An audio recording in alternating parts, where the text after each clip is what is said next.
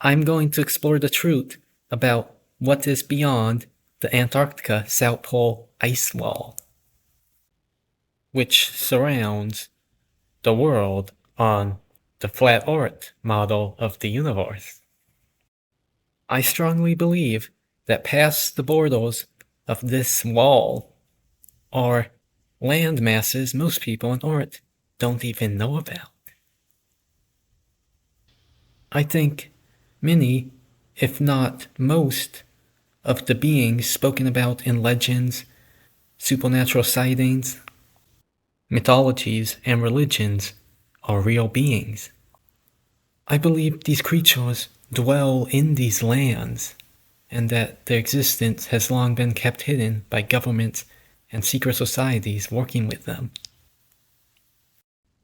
In accordance with research I will get into, there are still trees massive in size found at these hidden lands. Even though all that remain of them in our world are large petrified tree stumps mistaken for natural rock formations. Then I will connect this with ancient flat earth cosmologies, along with stories of people who say they've been to these places. Plus, I would like to go over how there are other civilizations on the other side of this wall, and a lot of other stuff. Many people know the Earth is actually flat, and that any images of it being round are faked by NASA or other organizations with the attempt of lying to people. On cosmologies of this model of the universe, the sun and moon are around the same size, while the stars are smaller lights in the sky, unlike what NASA and others will tell you about the sun being much bigger than the Earth, and what the Earth goes around, as well as the stars being other suns and the moon just orbiting around the Earth. And really, I think the stars, sun, and moon go around the Earth, and they're different sizes. According to the Bible and many mythologies from around the world, this cosmology is true. Some sources related to this even say there is a dome firmament above the Earth. Many already know this, but I'm not trying to go over the whole concept in this video. I mainly want to focus on the flat Earth and hidden lands in this video. So if you're new to the concept, you might want to find other videos that explain the whole model and the related information. But some might be wondering the purpose of hiding all this, like governments and those who work with them faking the moon landing, as so much evidence shows that it and other moon landings were faked, as well as NASA making fake CGI images of outer space and the round or model.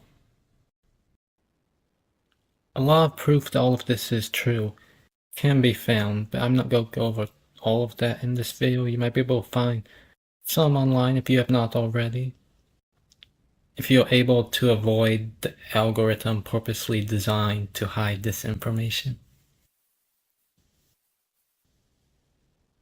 Many know that at the ends of the Earth, or what some people would call the edge of the Earth, which I don't really think is an edge, is actually Antarctica, which I think is the ends of the Earth. At least our Earth and our lands of this Earth. So here is our Earth, this realm of ours. Some think at the edge of the Earth or the ends of the Earth. I prefer the term ends because I don't really think it's an edge. There is just Antarctica, then past it is just like nothingness, some say, or it just ends there. However, I think past Antarctica is actually more lands and oceans most people don't even know exist. We see here is our Earth, then Antarctica surrounding it, then I think past it we would bump into more land masses and oceans inhabited by various beings. I think the world's governments, NASA, the Illuminati, and those working with them know about the existence of these lands and are purposely hiding them from the public. I think this is tied into why they lie about the Earth being round when it is actually flat, because on the round Earth model, you can't find these lands because you just go around the Earth instead of going to new places when you go south to Antarctica. So they can hide these lands by making this fake model of the Earth, just around Earth. When in reality, it's actually flat. Some people say there is no dome, then you just go past Antarctica, then find these lands. While others say there is a dome, then that's just the end of it, there's not really past it. However, I think both of these beliefs are true. So how can there be more lands, or how can these stories of people visiting these lands be true if there's a dome that would block people from going to it when, like, they go to Antarctica and then go forwards when they hit into the dome?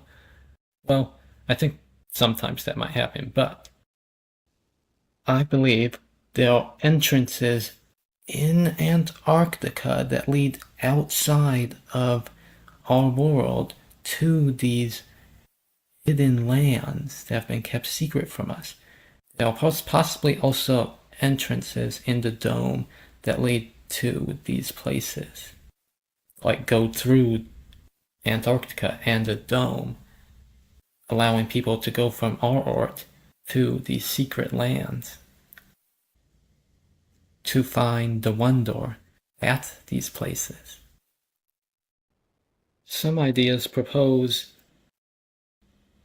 our Earth is right here, then it is surrounded by Antarctica. You can see these white parts attached to the green parts represent Antarctica surrounding the world, while the green parts represent forests or jungles or lands beyond Antarctica that you can get to if you keep going past Antarctica. Now on maps like this, you can also see there are entrances that lead out from Antarctica and past these lands into a huge ocean,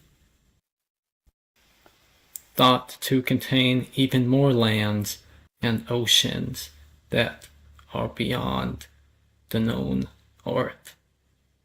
See here on maps like this, you can see there are entrances out of Antarctica to these oceans and lands. This map and some others are claimed to have been given to people by advanced civilizations from these lands that have knowledge of these lands. Plus, there are many more stories of people seeing these lands.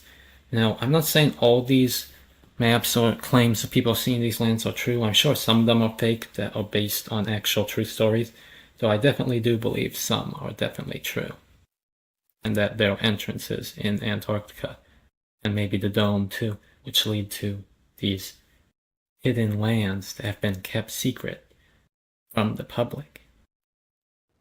Photos have revealed strange entrances in Antarctica, some appearing to be massive in size. I believe these entrances lead to whole other worlds where these lands located past Antarctica are at.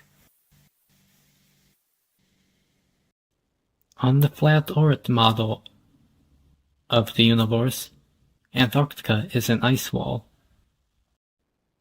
that surrounds the world.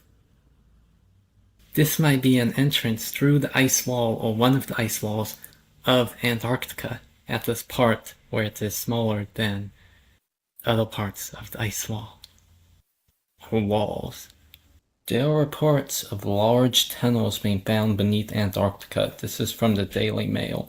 It says, tunnels as tall as the Eiffel Tower discovered under Antarctic ice sheets.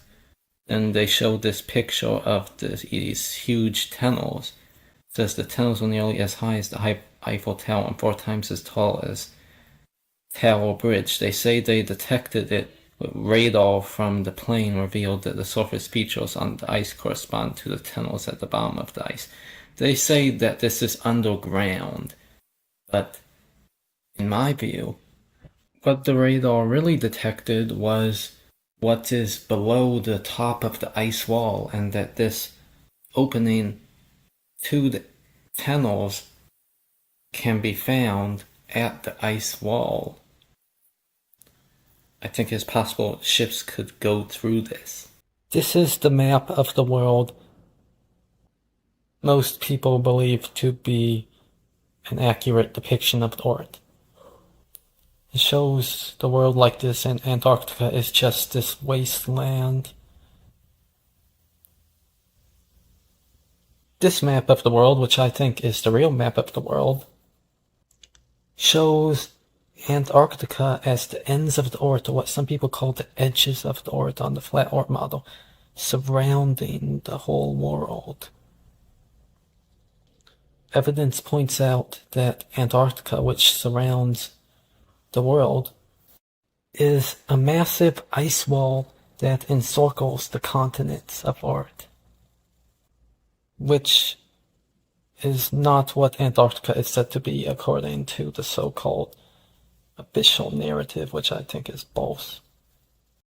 Well, I think most parts of Antarctica, which the general public aren't allowed to visit, is this ice wall.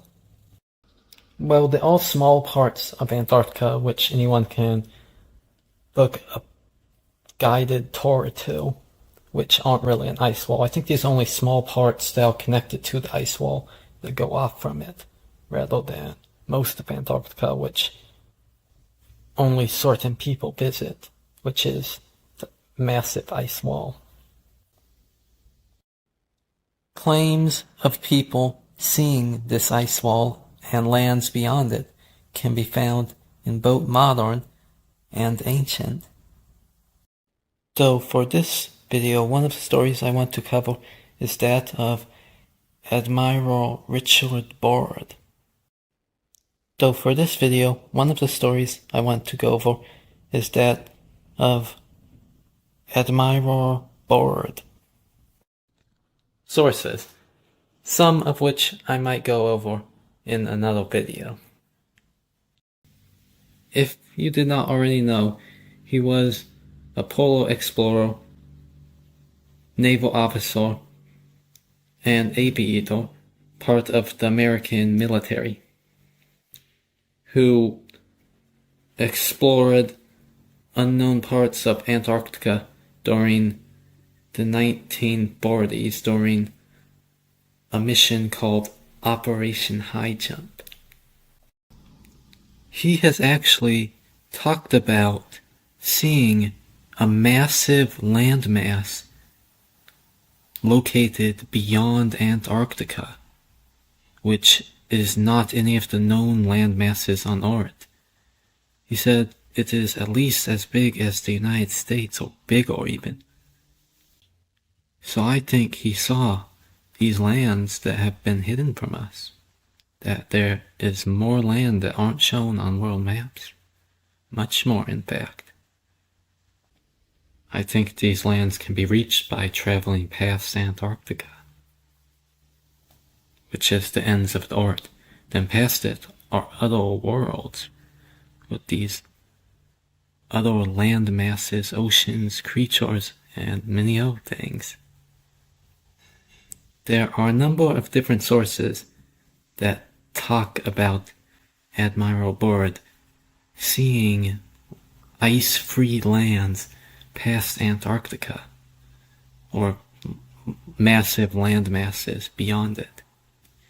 One such example is from an interview on the Longines Tronoscope television show from 1954. I will now play part of the interview. Our guest tonight found out whether there was any land north of the North American continent. He made that first discovery flight, and I must say that Admiral Byrd, our guest tonight, is not only our greatest living explorer, but he's been an inspiration to countless Americans. Admiral Byrd, you've been to both the North Pole and the South Pole. Is there any unexplored land left on this earth that might appeal to adventurous young Americans? Yes, there is. And not up around the North Pole, because it's getting crowded up there now, because they find out it's really usable, not only to live in, but militarily. But strangely enough, there's left in the world today an area as big as the United States that's never been seen by a human being. And that's beyond the pole, on the other side of the South Pole, from Middle America. And I think it's quite astonishing that there should be an area as big as that unexplored. This is a tremendous So challenge. there's a lot of adventure left down at the bottom of the world. Admiral, do you hope to see that? I do. An article from the Hawaiian Gazette newspaper published in 1907 shows this map of the world. It looks like the flat earth map I showed you right here of the earth, but it has this ring around it which I think represents Antarctica. Yet beyond it we see these other lands in an ocean. The newspaper says the map was found in a Buddhist temple in Japan and is around 1,000 years old.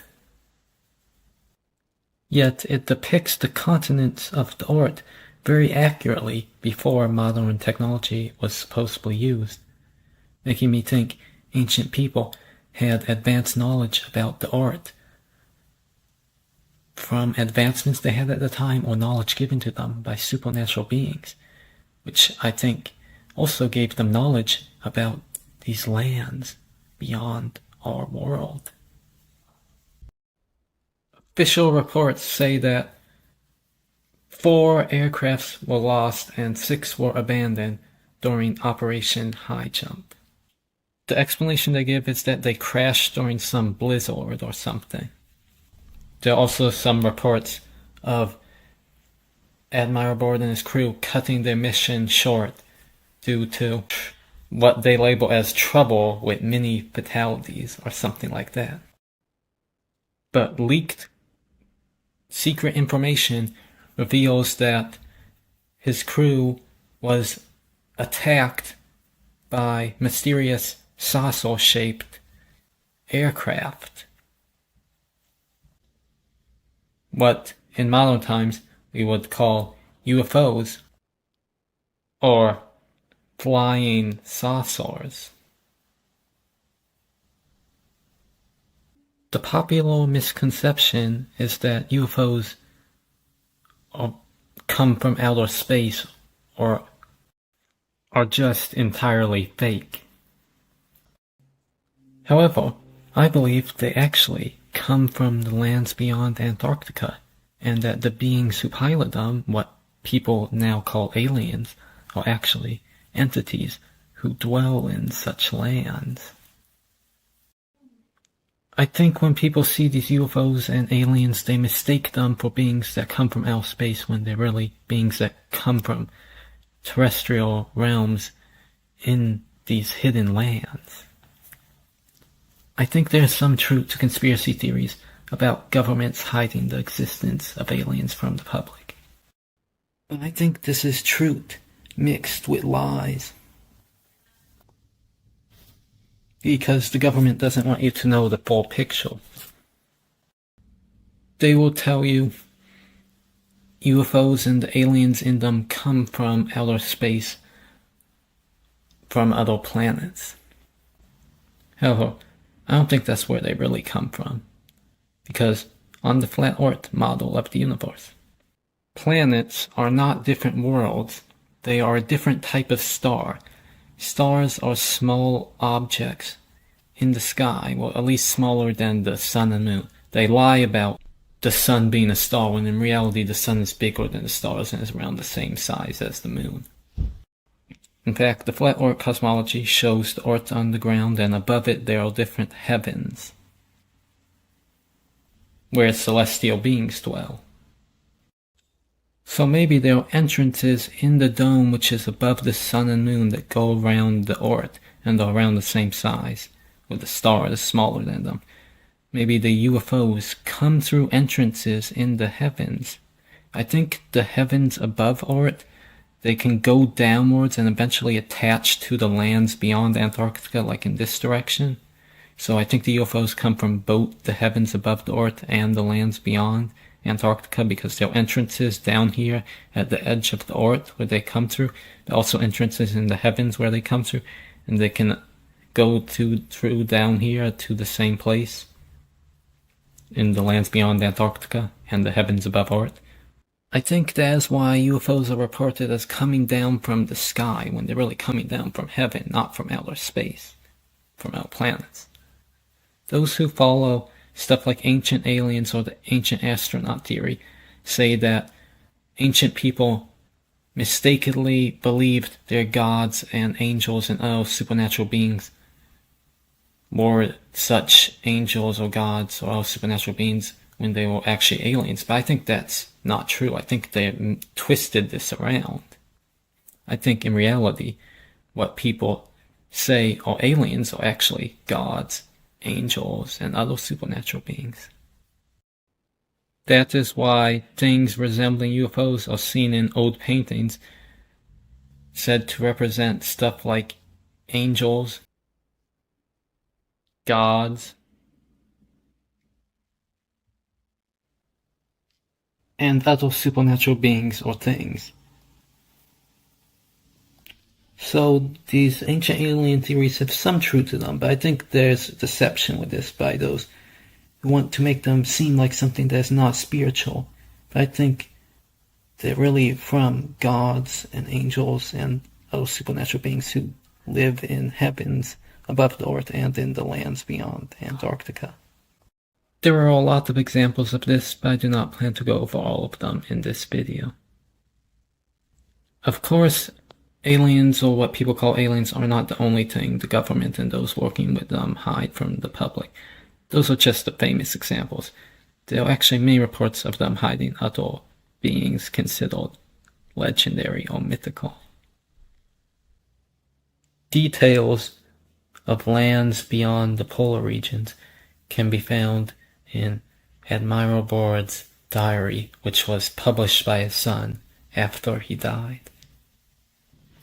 According to this book written by Admiral Byrd himself, when flying over the polar regions, he eventually passed the snowy area and came into an area with green vegetation, seeing strange stuff, including a living woolly mammoth, now believed to be extinct. Eventually, disc-shaped objects resembling what we now call flying saucers or UFOs started flying near his aircraft, then took control of it, bringing it to a crystal city. When he arrived at this city, it appeared to have advanced technology, including a light system. Admiral Byrd was taken to the leader of the beings who flew these UFOs, which they called flugel rods. So the leader told him he wanted Admiral Byrd to give a message to people, to warn people about the dangers of nuclear weapons after learning about the harm people caused with nuclear weapons when bombs were dropped on Hiroshima and Nagasaki a few years before Admiral Byrd's Operation High Jump trip. So keep in mind, the Operation High Jump mission Admiral Byrd went on when he saw the lands beyond Antarctica took place between 1946 and 1947. 1947 is also the same year the Roswell incident happened. If you did not already know, this is when reports of a UFO crash emerged in Roswell, New Mexico. According to what are labeled conspiracy theories, the military took this UFO and the beings who were operating it to a secret government facility. which many think is Area 51, a top secret military base where highly classified operations take place. It is believed what people call aliens are hidden by the government at this highly restricted area. I definitely believe there is some truth to these conspiracy theories about governments hiding what people call aliens. However, I think they also mix truth with lies to make people not know about what is really going on. They will try to tell you aliens come from outer space. Yet, these UFOs and these beings people see in them or come from them, we call aliens, have not confirmed they come from outer space. People just assume they come from other planets when they see them. But I think where they really come from is the lands beyond Antarctica. I don't think other planets really exist. That's just fakery and CGI images from NASA and others. I believe what people call planets are actually smaller than what is officially claimed, and that they are lights or stars in the sky rather than different worlds. However, I do believe there are different worlds that exist beyond Antarctica, which are these hidden lands beyond it, including worlds with enough infrastructure to make the technology UFOs are made from. These aliens, I think, really are beings from a civilization in the lands beyond Antarctica, not from outer space somewhere.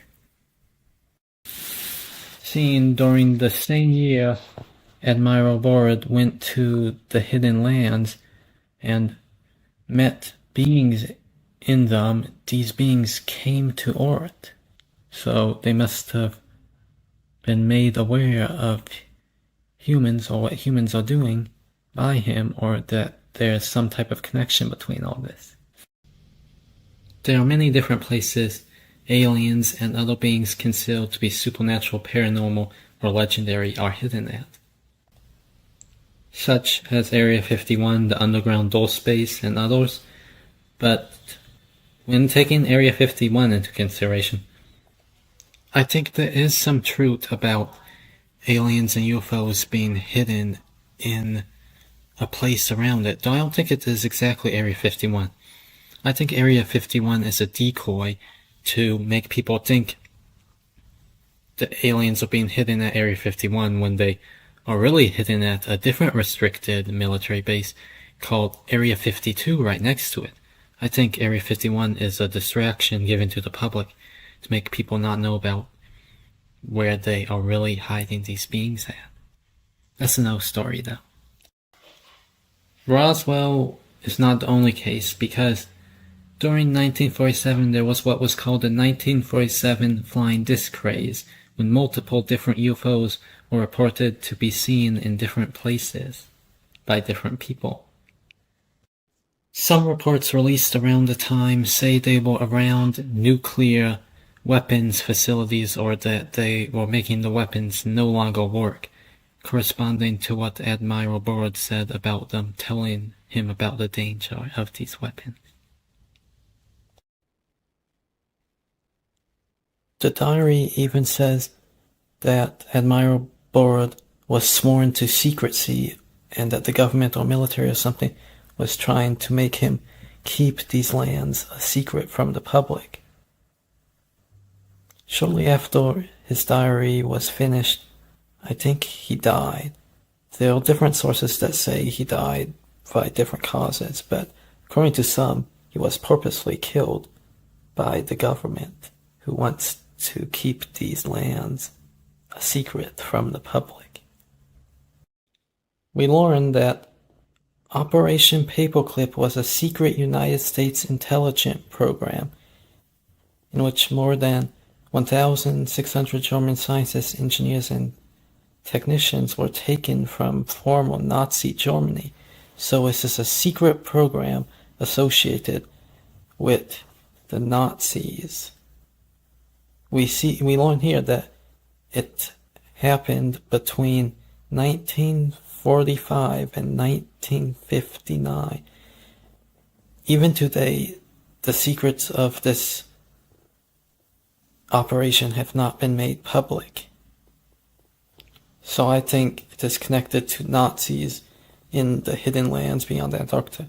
We can see this operation is greatly associated with the early so-called rocket industry, including the NASA director, as we see here, and Wernher von Braun, who was associated with rocket technology, as well as the U.S. space program.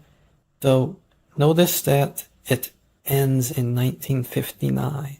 NASA, who is responsible for making all these fake images of outer space and Earth to hide the existence of these lands, was started in 1958, around this time. I don't think it's a coincidence that just so happens that this is the same year when the Antarctic Treaty was made. This treaty prevents people without permits from traveling to most areas in Antarctica. So I think it was made to prevent people from going to the lands beyond Antarctica. This was initiated by various governments from different countries. Operation High Jump also happened shortly after World War II ended in 1945, which is also when Hitler, who is connected to the war, is said to have died by suicide. However, according to conspiracy theories, Hitler did not really die, and that story was just made up by those who controlled fake history to hide the fact that he really escaped to the lands beyond Antarctica. Some sources say Admiral Byrd's true mission with Operation High Jump, which is said to not be related to World War II directly, was to find Hitler, who escaped to Antarctica with other Nazis. Some sources say he went to Antarctica to try to go to the lands beyond it. Not sure how many of you know this, but there are many reports of the Nazis reverse engineering UFOs, then using them as vehicles to fly to these lands. They used somebody named Maria Orsic, who was able to channel the aliens in the UFOs with psychic abilities to give them knowledge about how to make these UFOs. So keep in mind, all of this was happening around the time of Operation High Jump and Operation Paperclip. Along with being an author revealing truths about the world, Mae Brussel ran the radio program Dialogue Conspiracy in the 1970s and 80s, when she discussed stuff like John F. Kennedy assassination conspiracy theories, UFOs, and more. I would like to play one of her recordings where she talks about secrets connected to Nazis in Antarctica and their association with lands beyond it.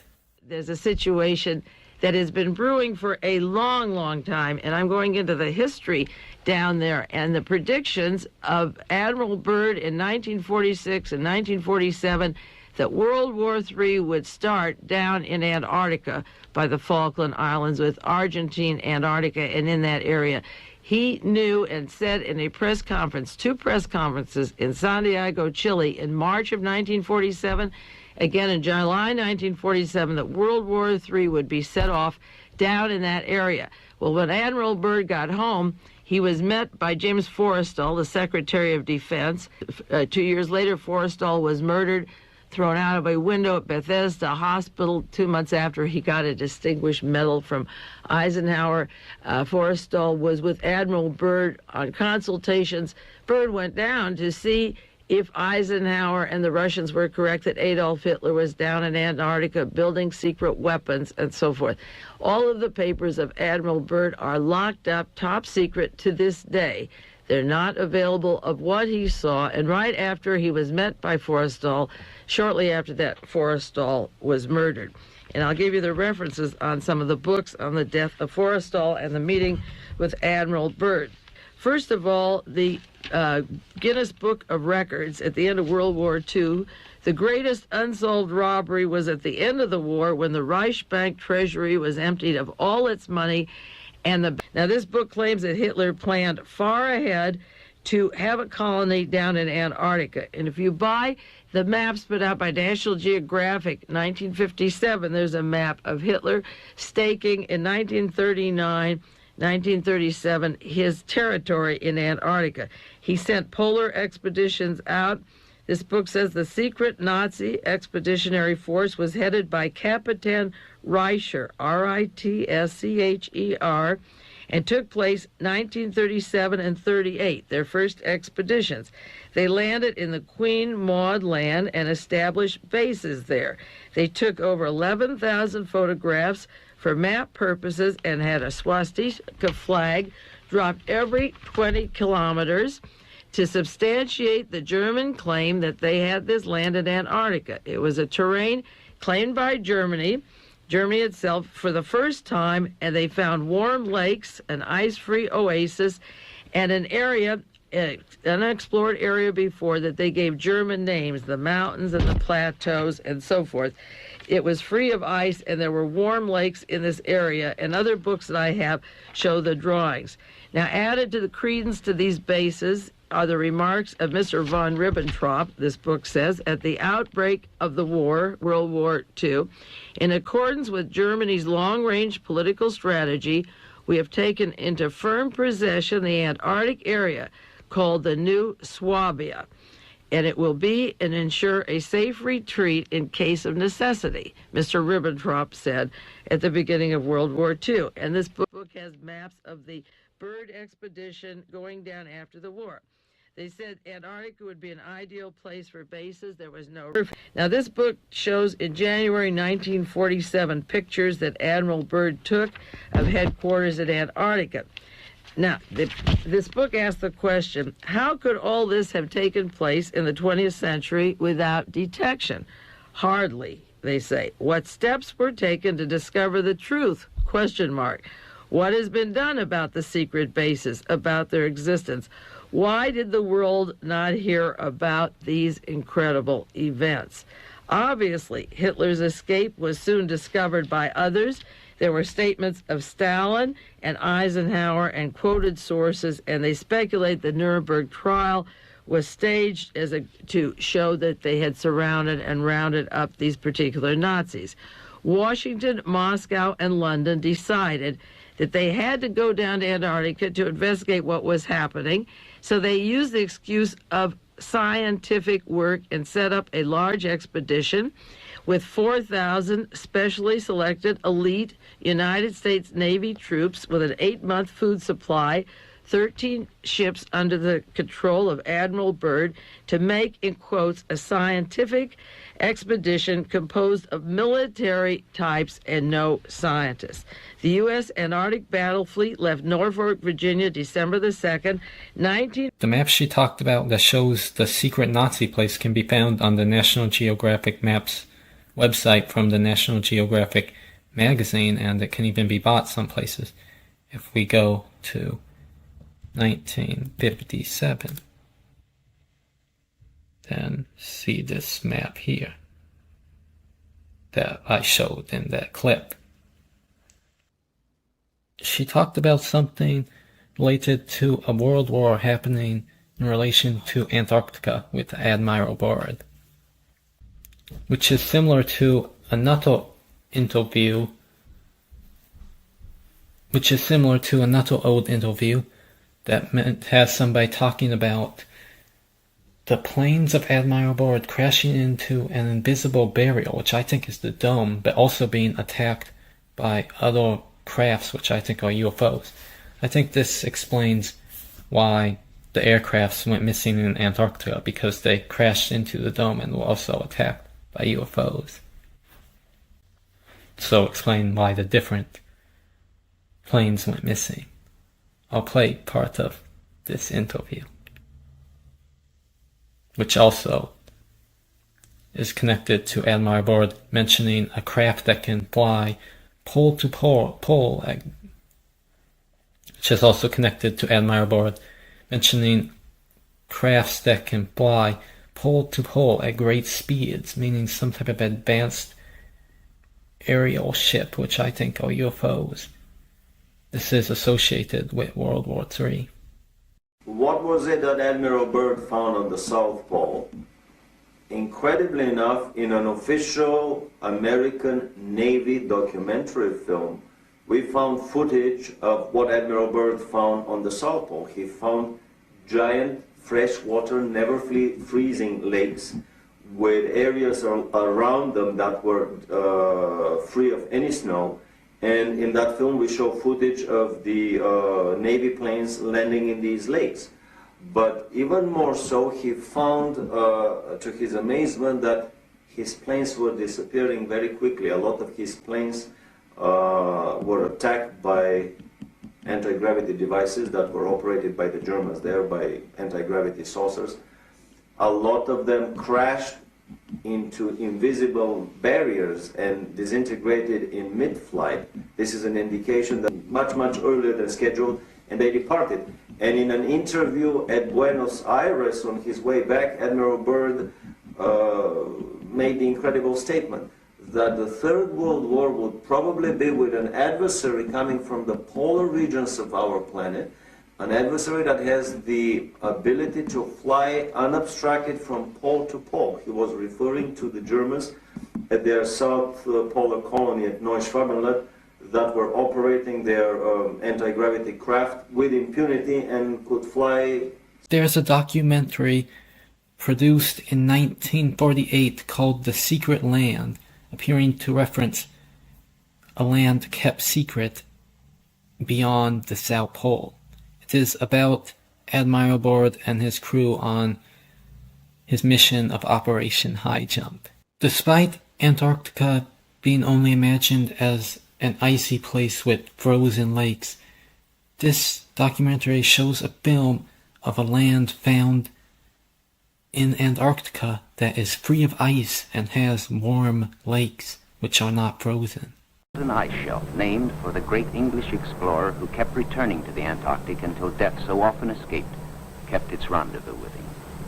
The smooth shelf roughens. Dark rocks, called nunataks, appear above the ice. Then rugged mountain ranges as far as the eye can see. Bunger leans forward in amazement. His eyes have caught a sudden and unbelievable change in scenery. The universal white is turned to chocolate brown, dotted with blue. A cameraman goes into action. 300 square miles of land without snow. Land that might be in New Mexico or Arizona. Pictures alone will prove Bunger has discovered a warm oasis in the shadow of the pole. It is for such supreme moments as this that men brave the hardships of exploration. The astounding, undreamed of fact is that they are over a chain of warm water lakes whose shores, except for small patches, are free of ice and snow. Commander Bunger circles the largest lake in sight, 5 miles long. He comes in to make a landing. Water temperatures must be recorded. Samples taken. He finds the water fresh, the temperature 38 degrees Fahrenheit. On the shores are vast deposits of coal and of minerals of the utmost importance to civilization. A publication of Florida Magazine in 1902 mentions a story called The Iron Republic, written by Richard Morgan, which is presented as a true story. It mentions someone taking a boat to Antarctica, then finding out that Antarctica is these ice walls. He finds an entrance in the ice walls, which he takes his boat through, leading him to another ocean where his compass mysteriously stops working. After traveling down this ocean, he eventually sees lights in the distance on some land. He then sees a fast-moving boat approach him. Keep in mind, this story was made before people are said to have invented very fast-moving boats. He meets someone else on this boat who is a human, then takes him to an advanced civilization and I think city called the Iron Republic, where other humans live.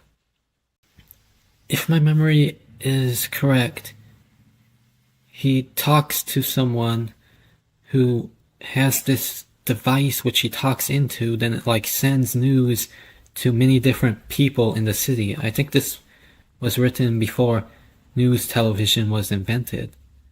I also might mention some type of flying craft if my memory is correct. Similar to an airplane, which supposedly wasn't invented, or at least wasn't common when this was written. Making me think there are human civilizations and civilizations with other beings who have technology, and some of which is more advanced than technology on Earth in these lands beyond Antarctica. He eventually returns to Earth through the entrance which he came through. I think it says that this entrance only opens up during the hot season or summer when the ice melts, but during the winter or cold season, this place freezes over and you can't enter it because it's frozen or something. I think it could be something like this. On here we see the Earth and the ice wall around it, but on this map we see openings that go through it. I think there are places like this, which lead to oceans and lands beyond Antarctica. Worlds Beyond the Poles, Physical Continuity of the Universe is a book written by F. Emilio Giannini in 1959. It talks about a paranormal researcher having extrasensory perception, which is the psychic ability of gaining information or knowing about stuff or seeing stuff without the 5 known senses. It's just like knowing stuff or gain information with your mind or your psychic abilities or your soul or consciousness, something like that.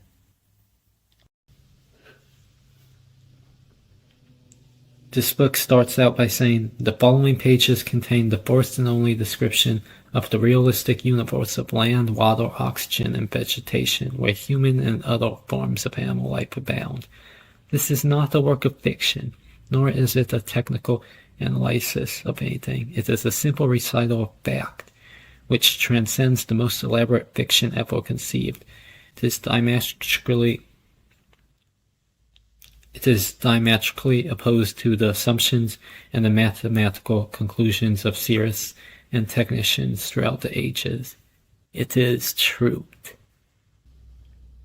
With this psychic paranormal ability, he was able to find out that beyond the South Pole, which is Antarctica, there is an infinite amount of land where human, animal, and plant life flourish. The book says that prior to a different expedition done in 1956 that penetrated a land extent of 2,300 miles beyond the South Pole, Admiral Byrd, in 1947, went at least 1,700 miles beyond Antarctica. It later goes on to say that during this trip to the lands beyond Antarctica, one of the members of Admiral Byrd's crew saw a greenish-hued animal or monster moving through the underbrush of these mysterious lands. We learned that different types of beings live in these lands. I think many of the animals people believe in that are known about on Earth live in these lands too. Yet I also think a lot of the creatures considered legendary or to be cryptids or to be paranormal or to be supernatural also live in these lands and are common in them.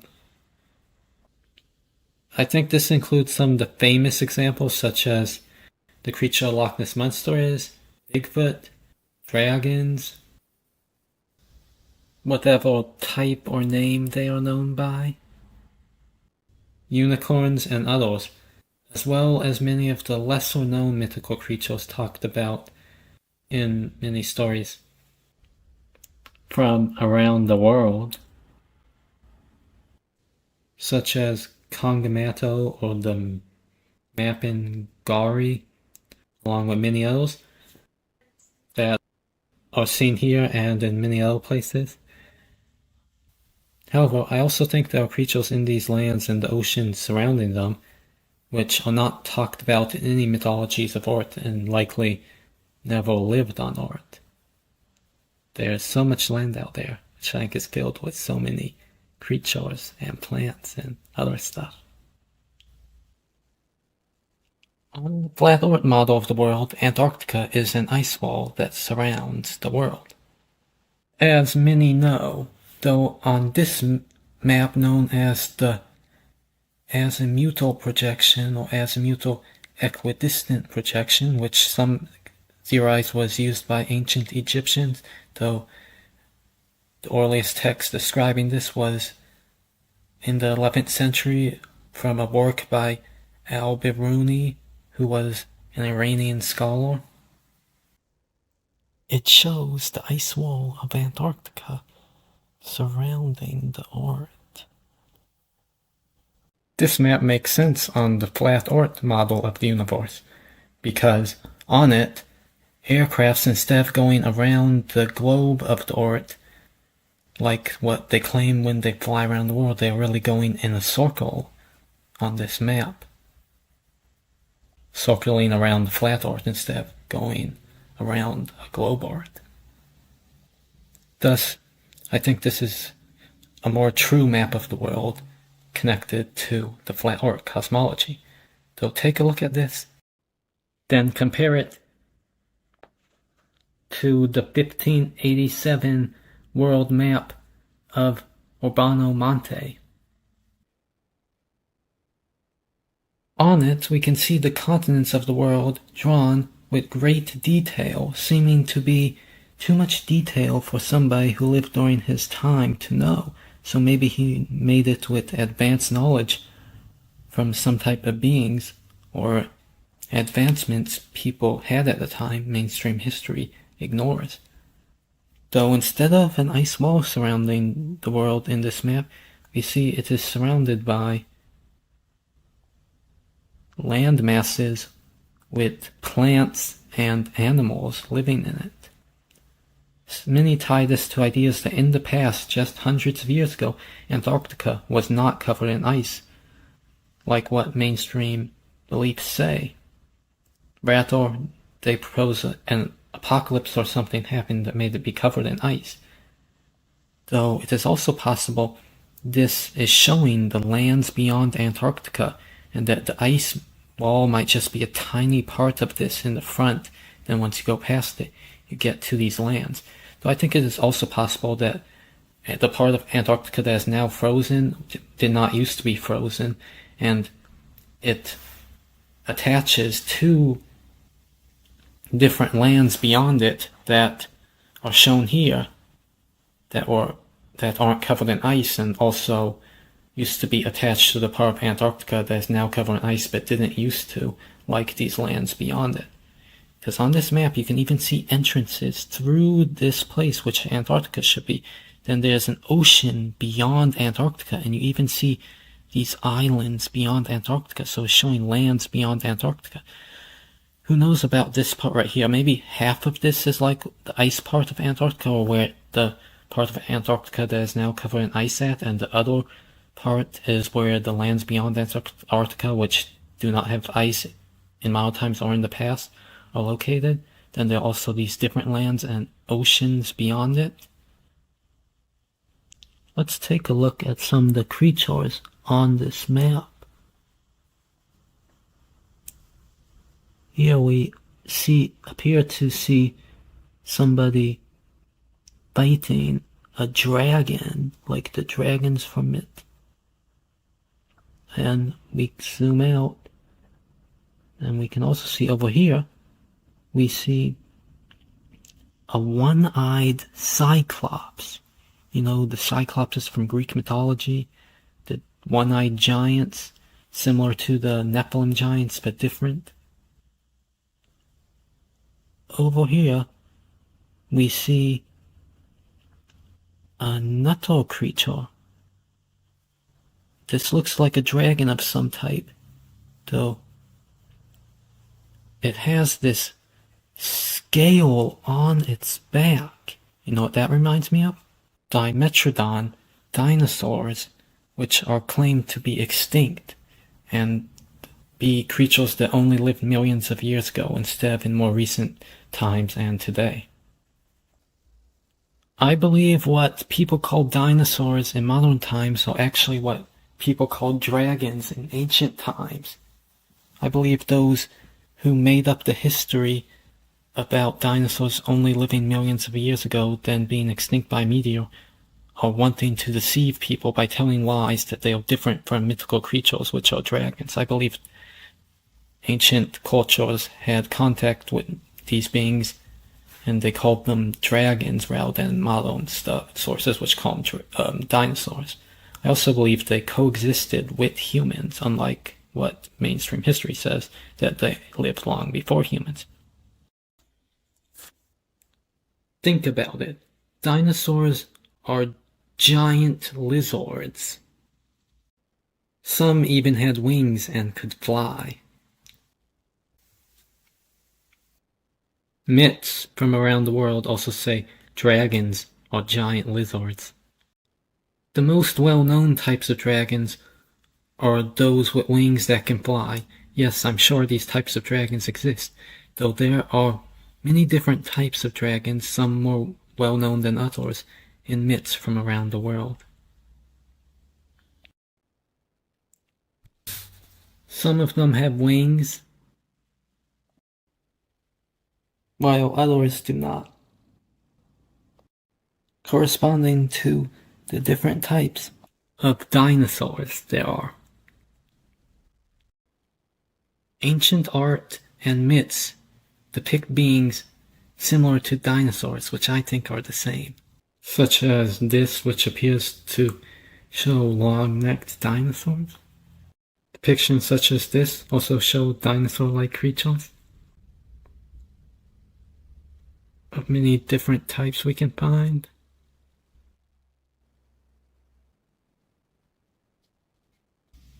The painting here depicts the battle between the Israelites and the Philistines mentioned in the Bible, which is related to when David fought the giant Goliath.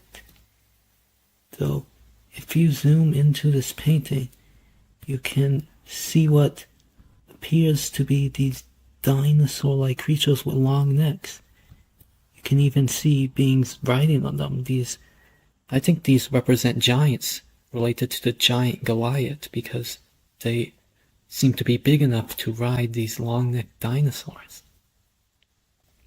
Reminds me of those old myths of giants and dragons. I think this is related to creationist and young Earth creationist beliefs, as well as other ideas about what happened in the past. Since these beliefs say dinosaurs were created by God or gods with humans and other animals, rather than something that lived millions of years ago then evolved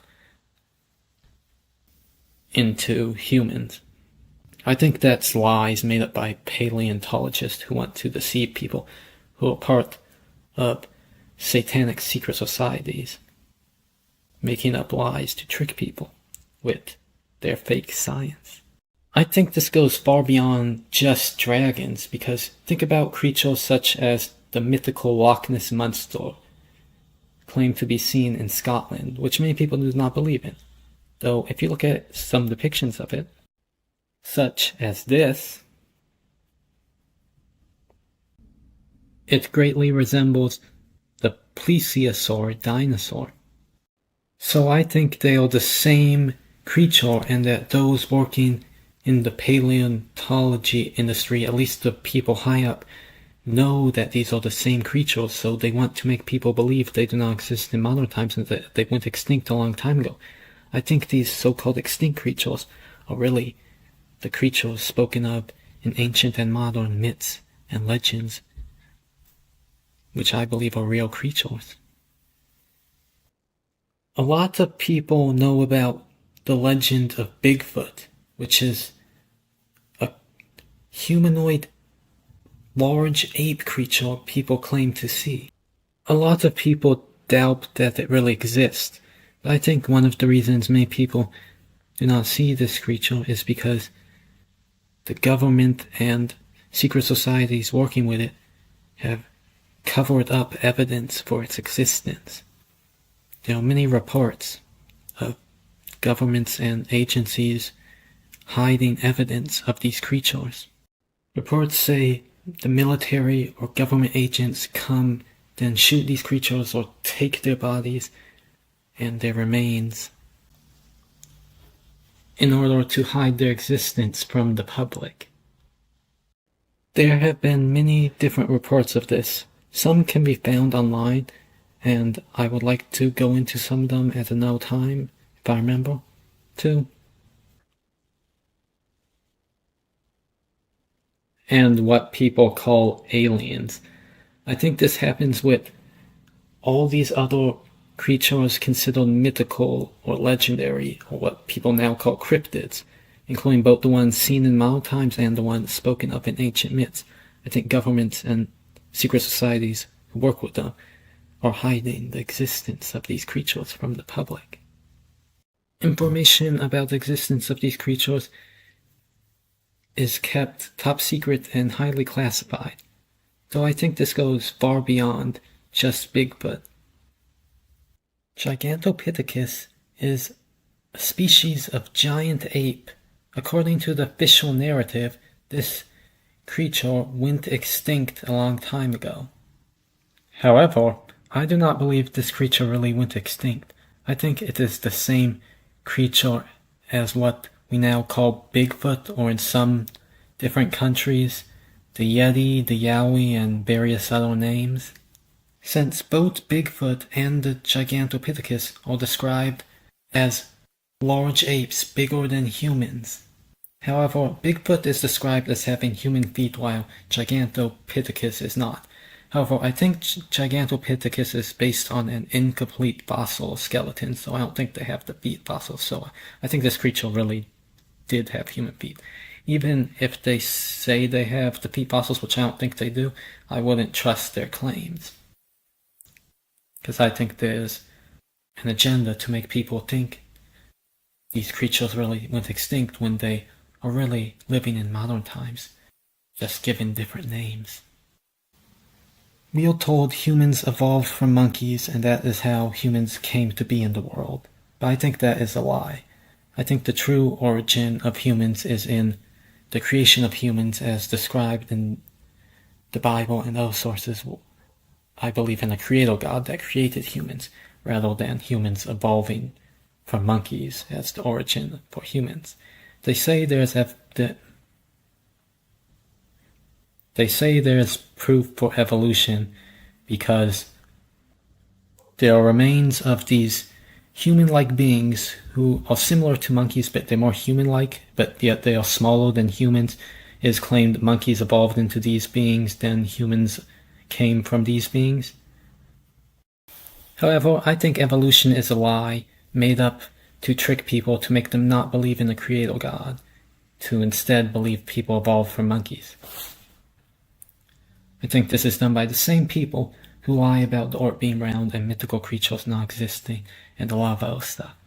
So what is the explanation for there being these remains of these small human-like beings? Homo floresiensis is an example of one of these beings, whose skull, which has been found, is smaller than the skull of a human.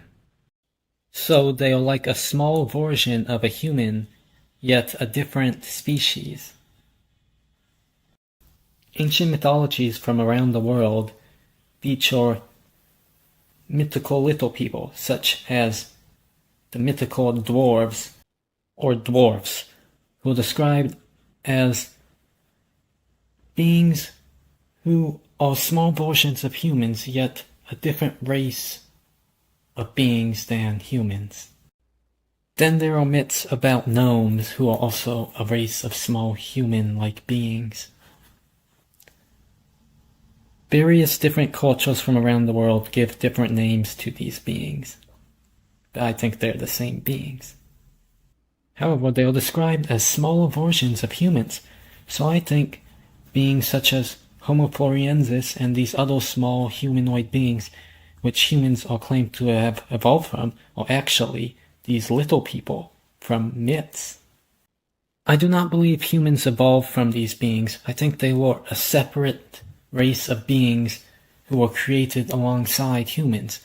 We can even see this in examples of ancient myths. One example being Norse mythology, that has a creation myth which mentions the creation of humans, dwarves, and other beings around the same time, rather than these beings happening to be the ones humans evolved from. The remains of Homo floresiensis were found in a cave on the island of Flores in Indonesia. There is actually a legend from the island of Flores, Indonesia, about a mythical being called the Ebu Gogo. It is described as being like a human, but a small version of a human. Some locals on the island even report seeing creatures like this in modern times, as did people who lived on the island in times that happened long ago. Therefore, these beings are not some type of extinct creature but are still living today. I think they are the same as Homo floresiensis, and that those controlling these scientific institutions that lie to people want people to falsely think it's some other creature that went extinct a long time ago when they're really still alive, and are not the same beings as what these so-called scientific organizations falsely claim. Mokili Mem, a legendary creature sighted in the Congo River in Central Africa, resembles long-necked dinosaurs existing alongside humans, unlike what historians who control a false narrative will tell you. Now, there are many other examples of mythical creatures resembling dinosaurs, some of which are listed here. I'm not going to get into all of them in this video. I might in other videos in the future. But one example I wanted to get into is the Rift Valley monster, spotted in the Rift Valley in Kenya. This creature resembles those dinosaurs that have these sails on their back, like Dimetrodons. Remember the creature we saw on the Urbano Monti map? I conclude that this is proof dinosaurs and these other so-called extinct creatures, which are really the mythical creatures mentioned in ancient sources and modern sightings, are common in the lands beyond Antarctica. I think there are many of these creatures in the lands beyond Antarctica and places that connect to it. I think they are also on Earth too, at least some of them, though I think they're not as common on Earth. I think they're rare species on Earth. However, in the lands beyond Antarctica, I think they are a common species. Other mythical creatures can be seen on Urbano Monti's map, such as centaurs, the half-human and half-horse creatures in Greek mythology.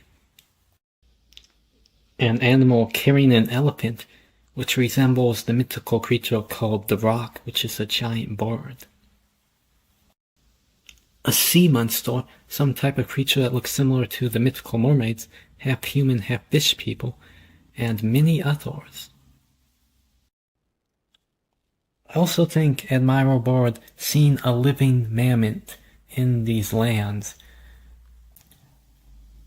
proves that these creatures did not go extinct like what many people think and are still alive in these lands.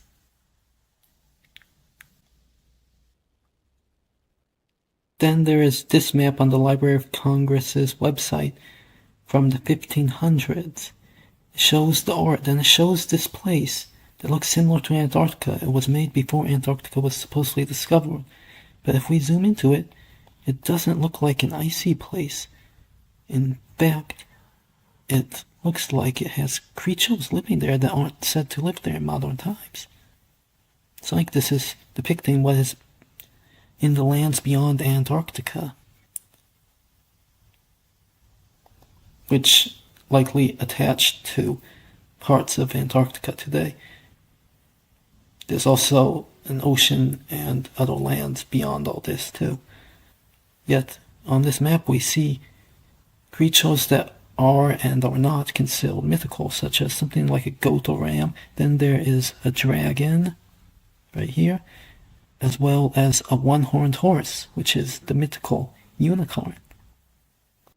I believe these creatures exist and are common in the lands beyond Antarctica. I think a lot of these myths are based on truth, and that some of them took place in the lands beyond Antarctica. Well, I think some also took place on Earth, but a lot of them probably took place in other realms too. Though on Earth, I think there is an agenda from those who are controlling governments to hide the existence of these creatures and make people think they are nonsense or fantasy, fables, myths, or imagination. I think that's just a trick to make people find the idea silly, when in truth, they are as real as any other creature. Even if there has been plots to cover up evidence for these creatures on Earth. Here is a structure found on Google Earth, which is claimed to be a mountain or some type of natural rock formation. It is located in Antarctica. But when measured, its sides line up in this perfect, like square shape from side to side, and when looked at upwards, it makes a pyramid shape, similar to those in Egypt and other places around the world, making me think there was a human civilization or other type of civilization in Antarctica before it was frozen over with ice, and that this civilization expanded into the lands beyond Antarctica that connect to or are near Antarctica. There is a creature considered to be legendary, spotted by Japanese sailors and maybe others in Antarctica, usually said to be swimming in the waters of Antarctica, but sometimes walking on the ice of Antarctica. It is described as some type of large sea monster or creature, So I think it is coming from the lands beyond Antarctica where the mythical creatures go. Sailors who encounter these creatures say that they were told to keep quiet about what they saw by men in black suits, identified as government agents, or what are called the Men in Black. When many people hear this term, they probably think of the fiction called The Men in Black, which portrays these people as good. But I think this fiction is just deception created by Hollywood, which is run by secret societies to make people incorrectly view them as good or not real, as something fictional. When in older sources, such as books dating back to at least I think the 1920s, maybe even before that, they were depicted as negative, or those who want to hide stuff from the public for malicious reasons. People have claimed to have had encounters with these people who they say try to hide the existence of the supernatural, like when UFOs come or when there's evidence of cryptids / mythical creatures, they try to take the evidence away. There's long been an association of them with UFOs and taking the remains of UFOs, like when they crash or something, to hide their existence. There are many reports of this, but there are also reports of them hiding the existence of other legendary beings, such as reports of them taking hair samples belonging to the mythical skunk ape, which is a being similar to Bigfoot, as a way to make people not be able to do experiments which prove these beings are real. Some reports have also said they showed up during times when there were sightings of the Dover demon legendary creature in Massachusetts in the United States. Then I think there were a lot of other cases too of them hiding evidence for mythical creatures or showing up when there are sightings of these creatures. So a lot pointing out that reality has been made to seem like it is different than what it actually is. This is the flat Earth map that is used on the flat Earth model of the universe, unfortunately not currently accepted by most people. Then there is this map which looks similar that was used for navigation in the past. Then there's the UN logo, which is a logo used by the United Nations government organization, making me think this organization knows about the true map of the world and these hidden lands. That's why they show stuff like this, even though they say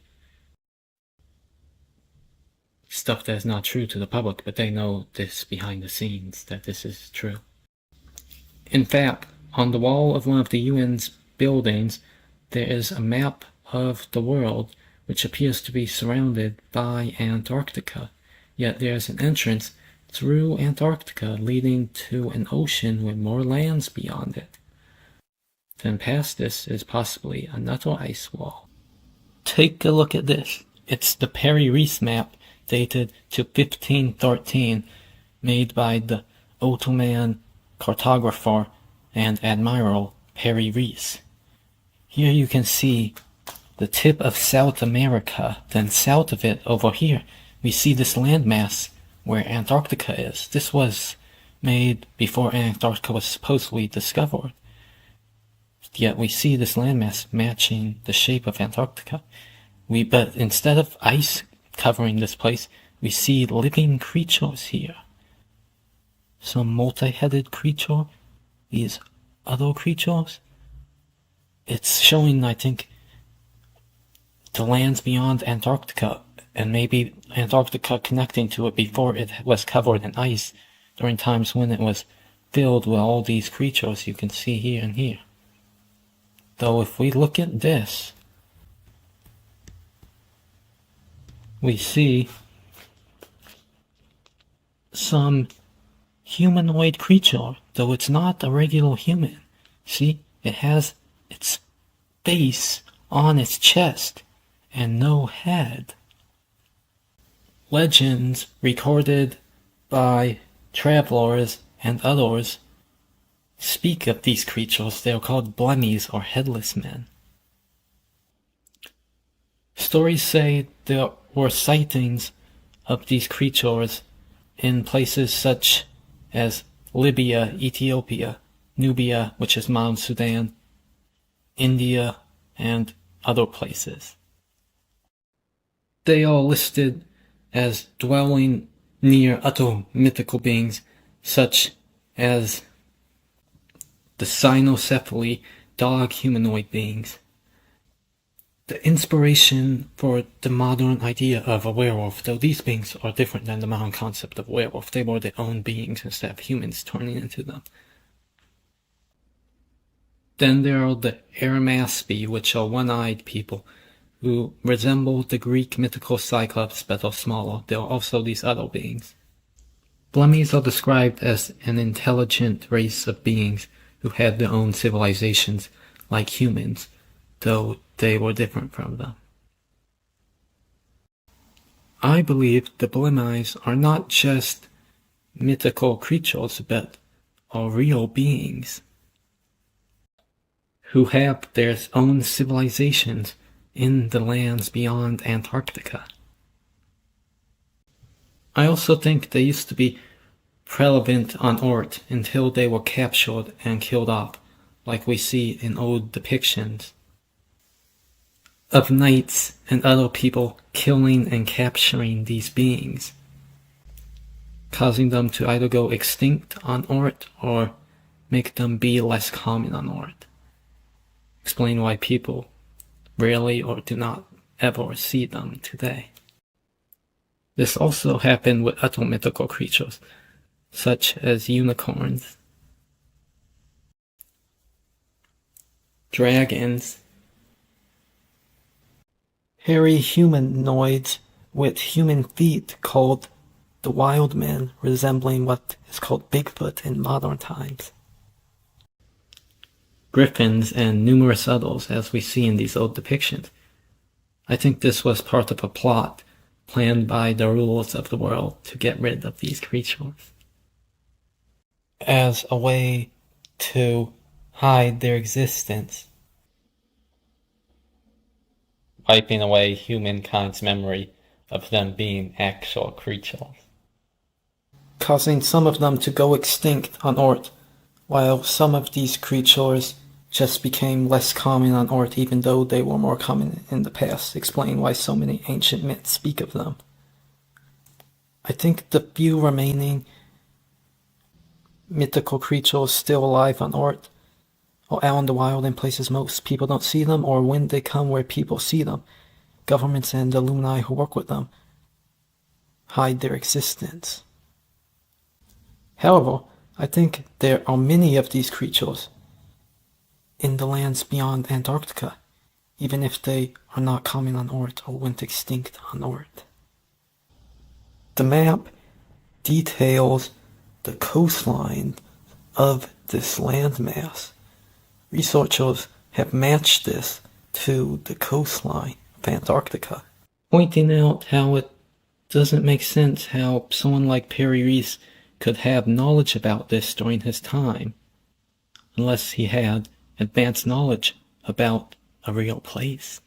On old maps, you can see these Patagonian giants depicted in Patagonia, yet in these old maps we see the tip of South America is very close to a place where Antarctica is located, much closer than how it is on modern maps, making me think there used to be some type of land bridge between Antarctica and the tip of South America that these giants came from. I think they came from the lands beyond Antarctica, then traveled up to Patagonia.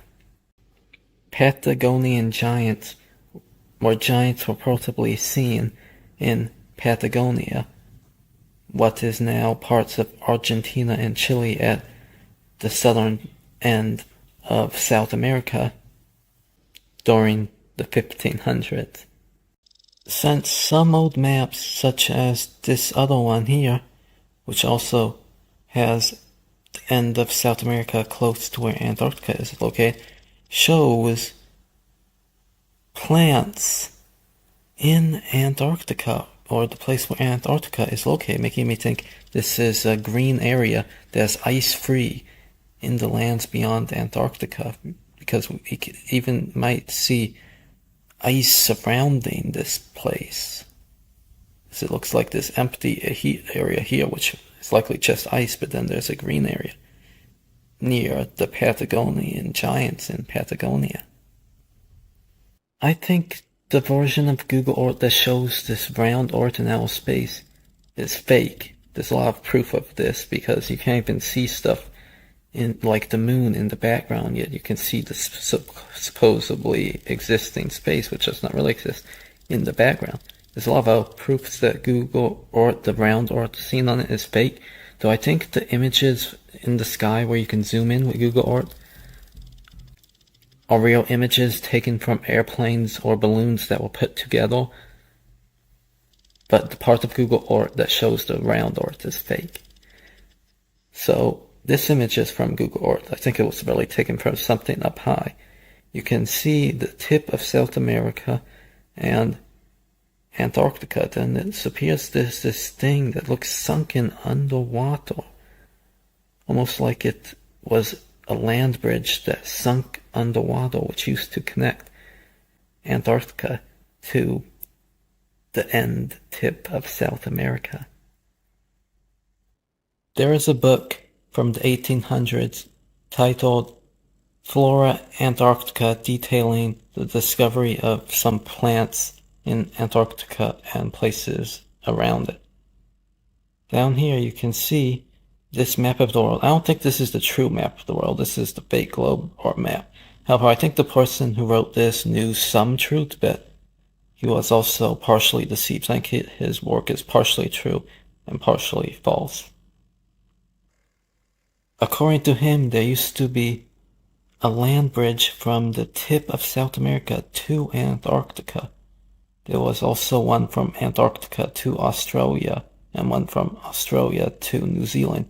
He said this because the same plants found in these different areas were also found across the ocean in these different lands. So he thought the only way the plants could get there is if the seeds went across and they grew all the way across here and spread to the other lands through land bridges. His theories are rejected by modern science in regards to this, even though some of his other stuff he says is accepted. I'm sure a lot of people have heard of the legendary city of Atlantis, which sunk beneath the ocean, according to Greek myth. But while this happened with Atlantis in the Atlantic Ocean, according to legend, there are also stories of a landmass called Lemuria in the Indian Ocean that sunk beneath the ocean. I think it was sunk by the same flood that sunk Atlantis. Research conducted by zoologists during the 1800s speculated that this continent existed because lemur fossils are found in Madagascar and can also be found up in India. So they say they had to travel across this massive continent to get there, even though mainstream science rejects its existence. Some sources say Lemuria connected Australia to New Zealand, like what we saw on that map earlier. Though there's different depictions of Lemuria. This depiction's a little different. But I think, even though it's not shown on this specific depiction, I think Lemuria connected Australia to Antarctica, like we saw on the map earlier, explaining how all this stuff is in different land masses, because there used to be another land here, I think, now sunken underwater. According to the mystic and founder of the Theosophy movement, Helena Blavatsky,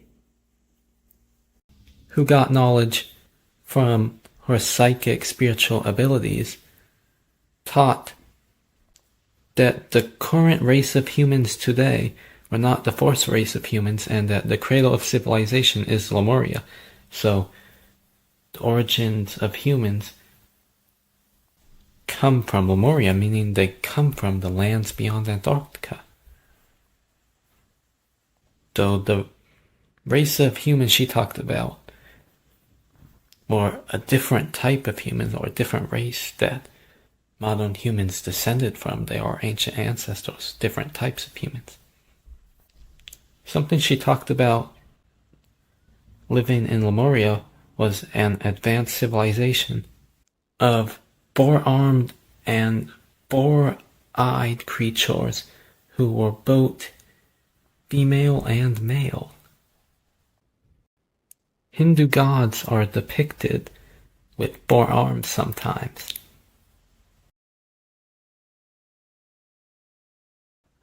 So seeing they are praised in India that Lemuria connects to, I can see a connection to these beings, even if they are not exactly the same. Hinduism has ancient Vedic cosmology associated with it that supports the idea the world is flat and has more lands as well as oceans beyond it. I want to show a cosmology from the ancient scripture called the Srimad Bhagavatam, if I'm pronouncing that correctly, which actually shows different worlds located beyond Earth, inhabited by celestial and mythical beings. Here, I'll show this clip explaining it. Soul Force Revolution. The Vedic universe is described in the 5th canto of Srimad Bhagavatam. The central island of Bhumandala is called Jambudweep and is 100,000 yojanas, or approximately 800,000 miles in diameter. The Golden Mountain Sumeru is 800,000 miles high, 128,000 miles wide at its base and 256,000 miles wide at its tip, tapered like the pericarp of a lotus flower. Jambudweep is surrounded by the saltwater ocean, which is also 800,000 miles wide. The next tract of land, known as Plakshadweep, is twice the width of Jambudweep, at 1,600,000 miles wide. All these lands of the greater earth are fully inhabited by humans, animals and plants, just as we experience here. The next surrounding ocean is of sugar cane juice and is also 1.6 million miles in width. Next is Samaladweep at twice the size again, 3.2 million miles. That land is bordered by an ocean of liquor at the same width, 3.2 million miles. Then Kushadweep is twice that width at 6.4 million miles. It's surrounded by an ocean of ghee or clarified butter at the same width, 6.4 million miles. Then Kronshadweep is 12.8 million miles in width, bordered by an ocean of milk at the same 12.8 million mile width. Then the land of Sakadweep is twice the width again, 25.6 million miles, bordered by an ocean of yogurt at the same width. The next tract of land is known as Pushkaradweep at a staggering 51.2 million miles wide, and divided all around the center by Manasotara mountain, which is the path the sun travels around. That land is surrounded by an ocean of sweet water of the same width, 51.2 million miles. Beyond the ocean of sweet water is a tract of land as broad as the area between the middle of Mount Sumeru and the boundary of Manasotara mountain. In that tract of land there are many living beings. Then there is another land, which is made of gold, which reflects light like the surface of a mirror, and all living entities have abandoned that golden land. The mountain known as Loka Loka has been installed as the outer border of the three worlds, Baloka, Bhuvaloka and Svaloka, to control the rays of the sun throughout the universe. All the luminaries, from the sun up to Dhruvaloka, distribute their rays throughout these three worlds, but only within the boundary formed by this mountain, because it extends even higher than Dhruvaloka. It blocks the rays of the luminaries, which can never extend beyond it. The distance between Sumeru and the mountain known as Loka Loka is 1/4 of the diameter of the universe at 125 million yojanas or 1 billion miles. Outside Loka Loka mountain is the tract of land known as Aloka Varsha, which extends for the same breadth as the area within the mountain, 1 billion miles. Beyond Aloka Varsha are the coverings of the universe. The first covering is 10 times thicker than the diameter of the universe, and each subsequent covering 10 times thicker than the previous covering. Covering of Earth, 40 billion miles. Water, 400 billion miles. Fire, 4 trillion miles. Air, 40 trillion miles. Ether, 400 trillion miles. Ego, 4 quadrillion miles. Mahat Tattva, 40 quadrillion miles. The total is a staggering 44 quadrillion. 444 trillion and 444 billion miles. Mahavishnu lies down within the causal ocean, and while he sleeps innumerable universes are generated along with his breathing. These universes are floating, and they are scattered all over the causal ocean. They stay only during the breathing period of Mahavishnu, which is 1 Mahakalpa or lifespan of Brahma. 313,528,320,000,000 human years. Stars and planets in the universal ebb or Jagad Anda. The Sun is described as 10,000 yojanas or 80,000 miles above the plane of Bhumandala. Dhruva Loka or the pole star is situated 30,400,000 miles above the Sun. All the stars, or nakshatras, tied to Dhruva Loka with robes of air or pravaha revolve around Bhumandala. The heavenly planet of Mahaloka is 80 million miles above Dhruva Loka. Janaloka is 160 million miles above Mahaloka. Tapaloka is 160 million miles above Janaloka. And Satyaloka or Brahmaloka is 960 million miles above Tapaloka, 1,870,400,000 miles above the Sun. The beginning of the universal coverings are 2,080,000,000 miles above Bhumandala. The subterranean planets underneath the earthly plane of Bhumandala. These 7 underground realms are named Atala, Vitala, Sutala, Talatala, Mahatala, Rasatala and Patala. Between Patala and the Garbha ocean are the subtle hellish realms. Barbadakashayi Vishnu lies down on that ocean on the serpent bed Anantadeva, who supports the planetary system on his hooves. Movements of the stars and planets around the pole star. The Sun, Moon and major planets are above one another in the same order as the days of the week. Sunday, Moon Day, Venus is Tuesday, Mercury Wednesday, Mars Thursday, Jupiter Friday and Saturn Saturday. Above that are planets of the 7 sages. All these planets, known as grahas, and stars named in Sanskrit as nakshatras, revolve around Dhruva Loka the pole star, as seen in time-lapse photography, only possible on a flat plane. Terrain on the island of Jambudweep. 4 mountains each side of Sumeru are Mandara, Marumandara, Supashva and Kumuda, each 80,000 miles high. Standing like flagstaffs on the summits of these 4 mountains are a mango tree, a rose apple tree, a kadamba tree and a banyan tree, each with a width of 800 miles and a height of 8,800 miles. Their branches also spread to a huge radius of 8,800 miles. Those mountains are flanked by twin sets of mountains in the cardinal directions, 144,000 miles long and 16,000 miles in height and width. Then 6 huge mountain ranges mark the borders north and south of Mount Meru and are 16,000 miles wide, 80,000 miles high and stretch across to the ocean east to west. 2 mountain ranges east and west named Gandamadana and Malayavan reach 16,000 miles high. Mountains around the foot of Mount Meru are like the filaments around the whorl of a lotus flower. They are described to extend almost to the height of Meru itself. There are 9 islands or dweepas off the coast of Bharatvarsha. What we understand as Earth is just one of these islands. Although it's not specified in the Vedic texts, it appears the Earth is surrounded by the Antarctic circle of ice that keeps the water inside the flat plain. Some Vedic texts do however state that the Earth receives its water from clouds, not the greater ocean, meaning it's isolated from the other islands and the rest of Jambudweep. The 9 divisions of Bharatvarsha are mutually inaccessible. They are Indradweep, Kasarumat, Tamravana, Gabhaskamat, Nagadweep, Soma, Gandhara, Varuna, and this is the 9th dweep among them, and it is surrounded by the sea. This dweepa is 1,000 yojanas or 8,000 miles from north to south.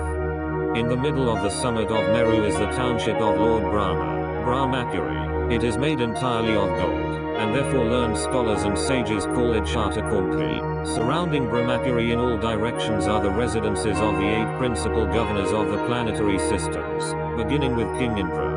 These abodes are similar to Brahmapuri but are 1/4 the size. Descent of the Ganges. After purifying the 7 planets near Dhruvaloka, the Ganges water is carried through the spaceways of the demigods in billions of celestial airplanes. Then it inundates the moon, Chandraloka, and finally reaches Lord Brahma's abode atop Mount Meru. On top of Mount Meru, the Ganges divides into 4 branches, each of which gushes in a different direction, east, west, north and south. These branches, known by the name Sita, Alakananda, Kakshu and Bhadra, flow down to the ocean. The branch of the Ganges Sita flows through Brahmapuri and runs down to the nearby peaks of the Kesarakala mountains, which are like a bunch of filaments around Mount Meru. Then it falls to the peak of Gandhamadana mountain and then into the land of Bhadrashva Varsha to the ocean of salt water in the west. The branch known as Bhadra flows from the northern side onto the peaks of Kumuda, Nila, Shweta and Shringavan mountains in succession, down into the province of Kuru and into the saltwater ocean in the north. The branch Kakshu falls onto the summit of Malayavan mountain and from there cascades onto the land of Ketamala Varsha and through to the ocean of salt water in the east. The branch known as Alakananda flows from the southern side of Brahmapuri. It falls down with fierce force upon the mountains Hemakuta and Himakuta and onto the tract of land Bharatvarsha, then into the ocean of salt water in the south. Moving in towards the area we know as Earth, a circular flat plain surrounded by the Antarctic Circle, the continents arranged around the North Pole similar to as seen in the azimuthal equidistant projection map, not as a sphere floating in space. As we zoom in on the continent of Australia, we'll break the word down in Sanskrit. Eris means the sun, Taral means liquid referring to the continent surrounded by water, and Alaya means home. Eris Tar. We learned that in these lands there are trees measuring up to 8,800 miles high.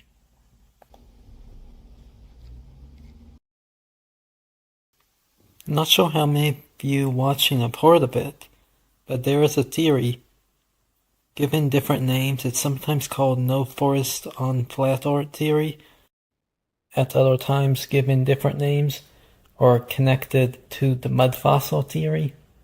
It's about how many of the rock formations and mountains on Earth are actually giant petrified tree stumps. Since we see many of these rock formations bear resemblance with giant tree stumps. This theory proposes that the trees today are only grass in comparison to the trees of ancient times which were cut down. These trees were the original forest, which, unlike the forest of our Earth, which is just like grass compared to these huge forests. Here is an example with Devil's Tower, which many believe to be a petrified tree stump of enormous size. There are many other videos you might be able to find which give evidence for this, but you can see these rock formations and mountains look like giant tree stumps. If you look closely at these rock formations, the parts that make these lines, they even look like how some trees look when they are zoomed in on. Different theories suggest different reasons why they became petrified. Some say it was somehow during the flood that's spoken about in the Bible with Noah that covered the world. It's also spoken about in many other myths from around the world. Some think this flood pushed rocks into the wood and maybe other stuff which caused it to be petrified. There are also different theories. Petrified wood of small trees has been found, so it is proven that this is possible to happen. Here are some other examples of mountains and other types of large rock formations that are found in different places around the world, which greatly resemble gigantic tree stumps. Many people wonder how these trees were cut down. Research points out that these trees used to soar high in the sky before the flood spoken about in the Bible with Noah, and also spoken about in other myths. Then were later cut down right before this flood happened, or maybe even while it was happening, leaving the world after it to forget about them or not see them anymore because they were cut down. These massive trees are mentioned in the Bible. Here, this is the book of Daniel, chapter 4. You see it says, "The tree grew and was strong, and the height thereof reached unto heaven," so it goes all the way up to the sky, "and the sight thereof to the end of all the earth." This also says the earth is flat because it has an end, as well as that the tree is very tall because it can be seen all the way from the end of the earth. Well, in ancient times, I think they did see these trees from very far away before they were cut down.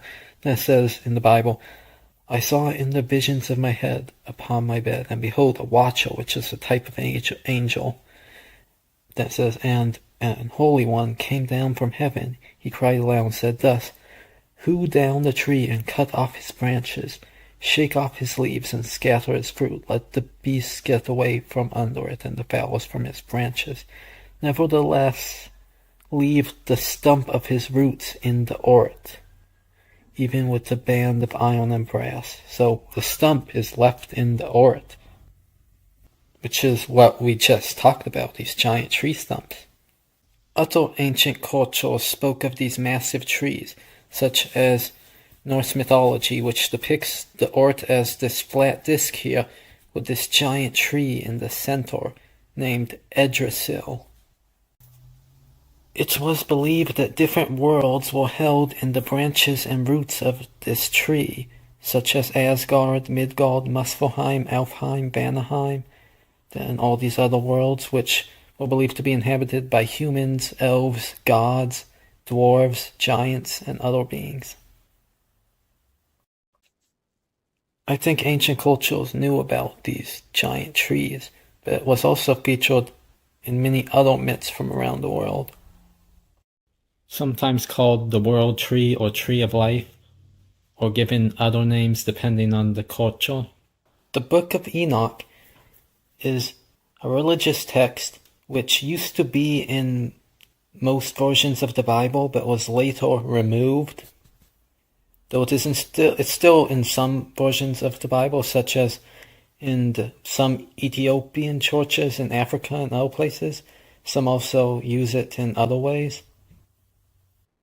I believe the Book of Enoch was purposely removed from the Bible by the church, who is run by secret societies and or false prophets who want to hide the truth from the public.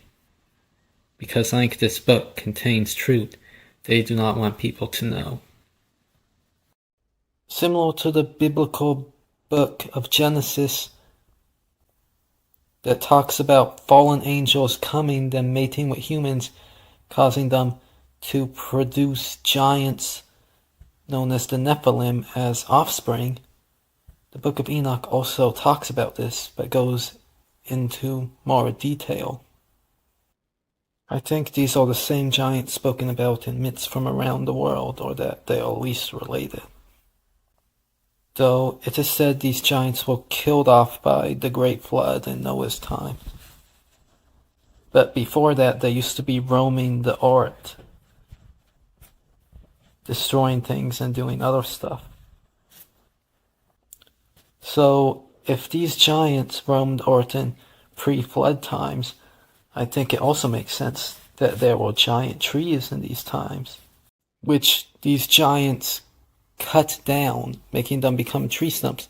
Well, they might have also been cut down with like powerful weapons or magic or supernatural abilities of angels and or other supernatural beings. Here is a part of the Book of Enoch where the biblical prophet Enoch talks to his son Methuselah about the world being destroyed during the flood of Noah. In a vision he saw something like that. It says, "And when it fell to the earth, I saw how the earth was swallowed up in a great abyss, and mountains were suspended on mountains, and hills sank down on hills, and high trees were rent from their stems, and hurled down and sunk in the abyss. So these trees fell or cut off from their stump or their stem. Then they fell down into the floodwaters of Noah." Or the waters from the flood that Noah was in while on the ark. I believe that before the flood, this flood which Noah was on the ark during, the world used to be an entirely different place, filled with many creatures considered mythical and lots of types of magic, as well as giant plants, including these giant trees. I think this world was lost after the flood and other stuff happened. But I think there's still a world like this in the lands beyond Antarctica. I think trees like this still exist in such lands, even though they were cut down in the past on Earth. I think they still exist today in the lands beyond Antarctica. I even think there are places that could have entire forests of these trees, even if smaller trees are there with them. The Book of Enoch saying the parts of these trees that fell into the abyss also explains why people don't find the remains of these huge parts of the trees that were cut off, because they fell beneath the earth into the abyss or into the floodwaters. Then these floodwaters, which I think left the earth and went to the lands beyond Antarctica when the flood ended, and also sunk into the earth, into underground places. Explain where these huge trees went. I also think some parts of the trees might have petrified and became rock formations on Earth, including both the stumps and the parts that fell off. So I think different stuff happened to different parts, and there's other reasons that explain why they went missing or aren't seen. Though I don't think I'll go over all of them in this video. In Islamic stories, there is a tree called Sidrat al-Muntaha, if I'm pronouncing that correctly. We see here that in Islamic tradition, this tree is a large cedrus or lote tree that marks the utmost boundary in the seventh heaven, which is the heavenly realm, where the knowledge of the angels ends. Then after this tree, it says when Muhammad entered heaven alive, Muhammad is said to have traveled with Archangel Gabriel to the tree where Gabriel stopped. Beyond the tree, God, who is also called Allah in Arabic, Islam and Christianity, they have the same God, just different names in different translations, though they're the same name, that just sometimes different languages used, such as Allah or God, but they're both the same name, just translate differently. Anyways, it says, beyond the tree is where God is. And it says, in this story, God instructed Muhammad about the Salah, daily prayers.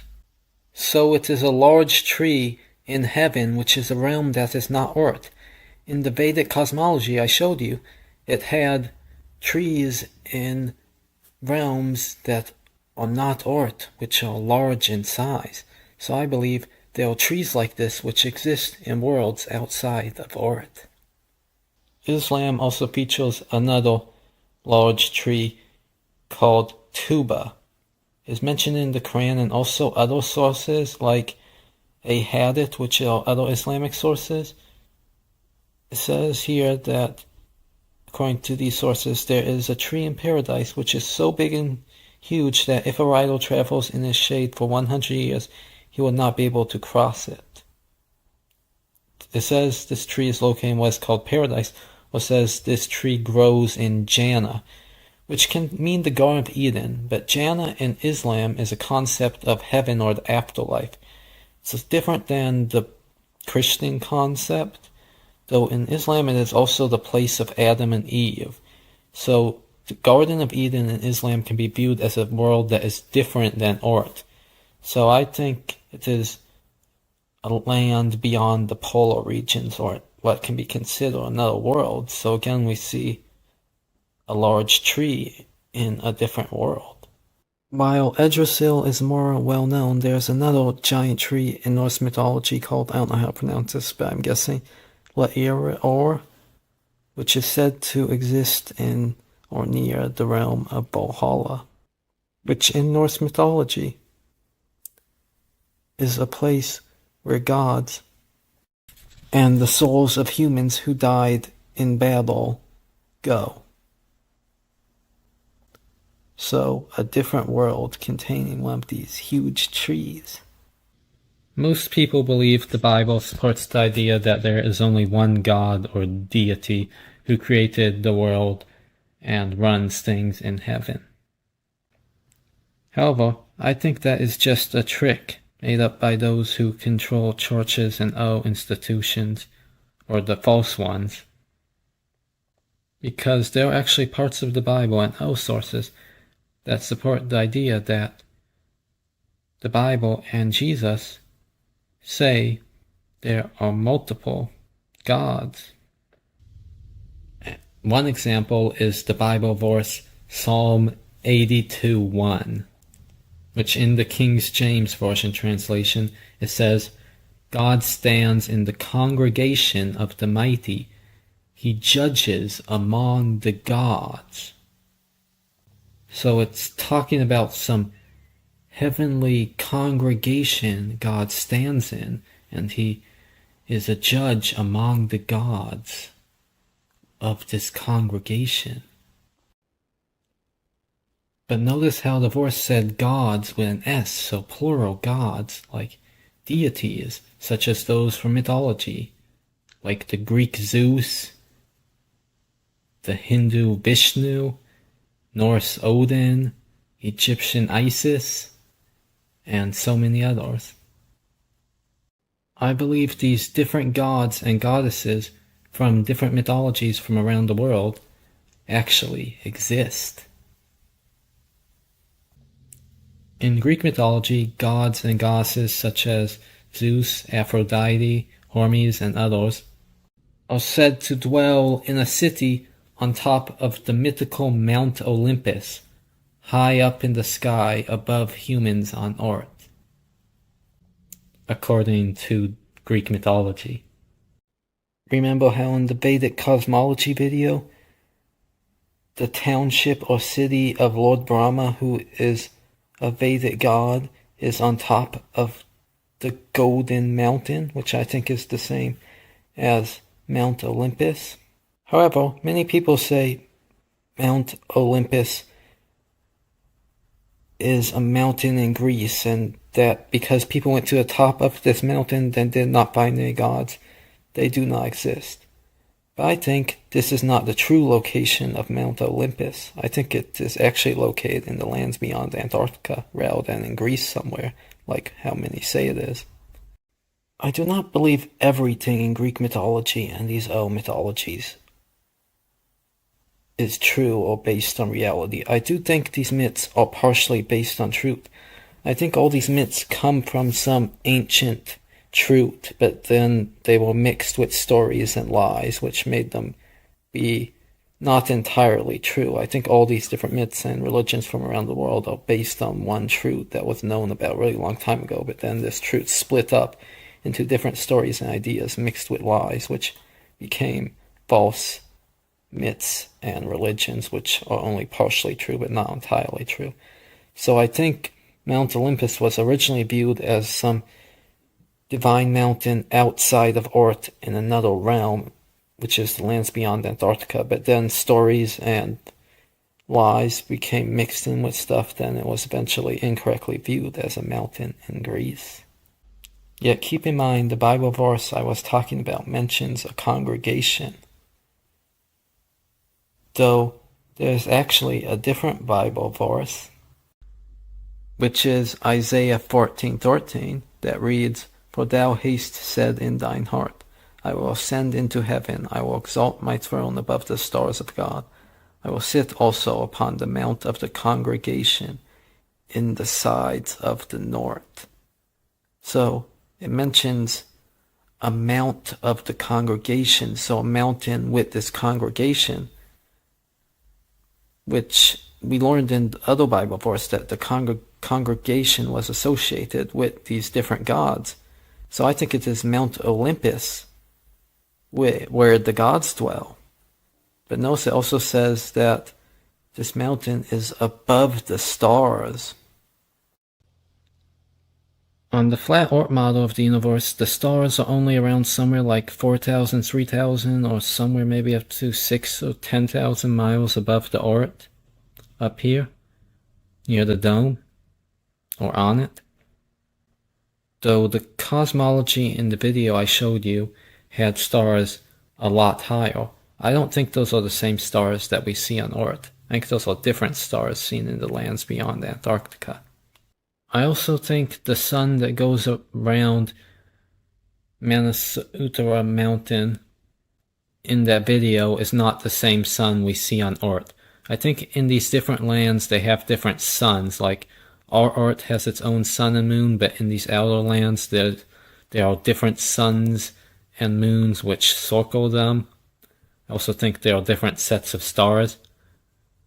But looking at that cosmology, it would make sense that how high that mountain was, that it would be above the stars of our Earth, even though it is lower than the stars of the lands beyond Antarctica. Meaning that I think this is the same mountain talked about in the Bible that is above the stars. Also keep in mind that during the creation story in the Bible it says, "And God said, let us make man in our image." So there is an us, it's a plural. So I think this means other gods helped create humans. So I think these different myths from different cultures from around the world that talk about creator gods and goddesses are actually based on truth. I think different gods helped create the world and humans. But then this truth was distorted, then split up into different beliefs, even though I think they were originally part of the same belief system. I think these creation myths from around the world have truth to them, and that these different deities help create the world and humans, as well as other stuff.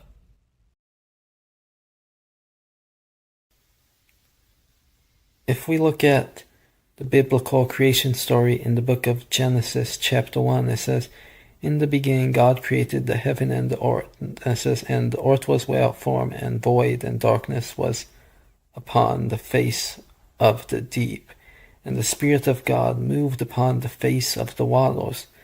Notice how it doesn't say God created the waters, but these waters were already formed, and the face of God was moving upon these waters. Though it says God created light,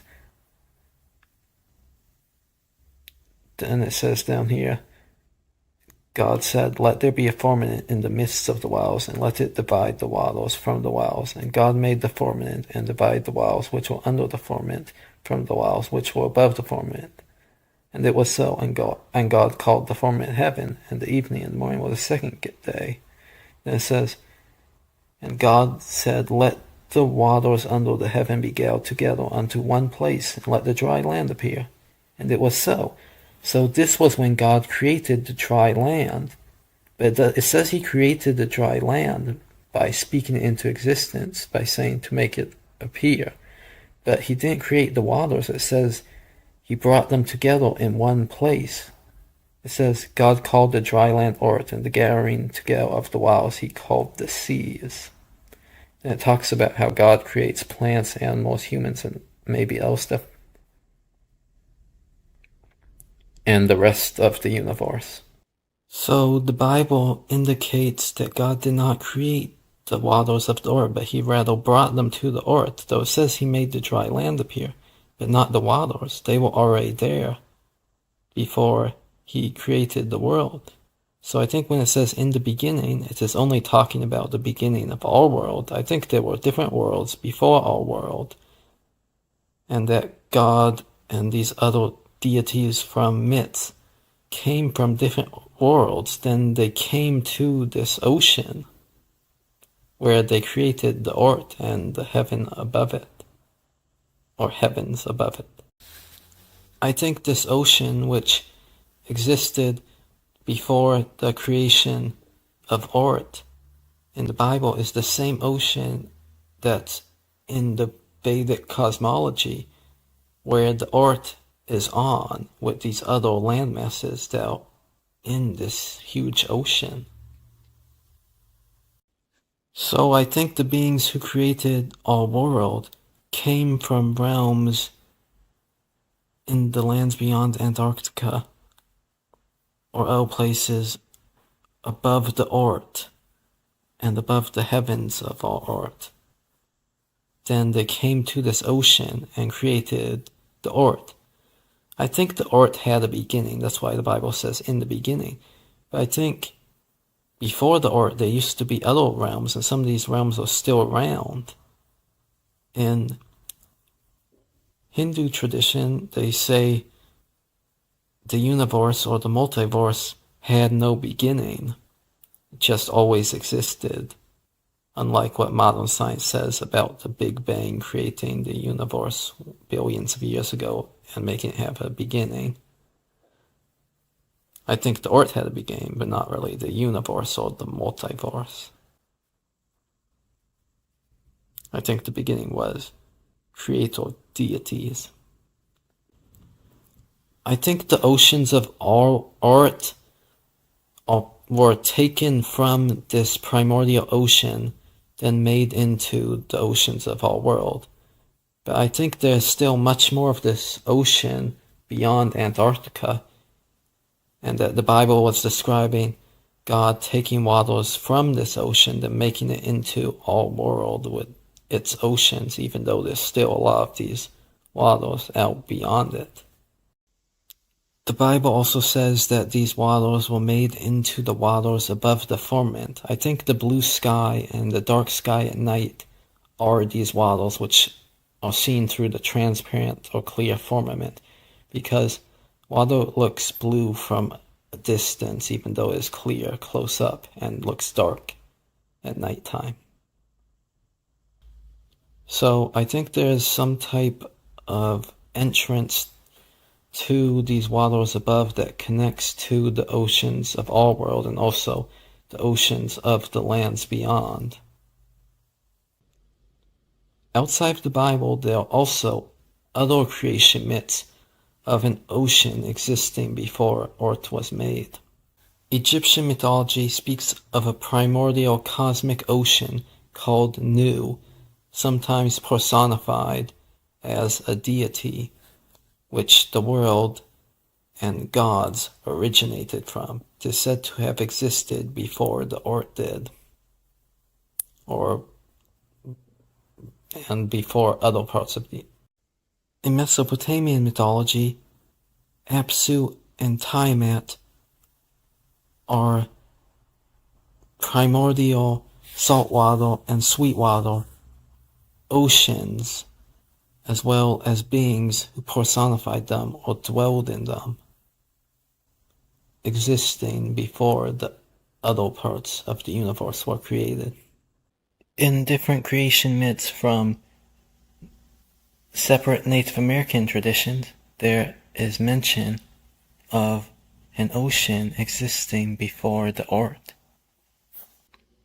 One Cherokee tradition says that all creatures used to live in a place above the sky called Galboai, if I'm pronouncing that correctly, while everything below was just water. There are also many different myths from around the world that speak of this primordial ocean existing in darkness before the world was made.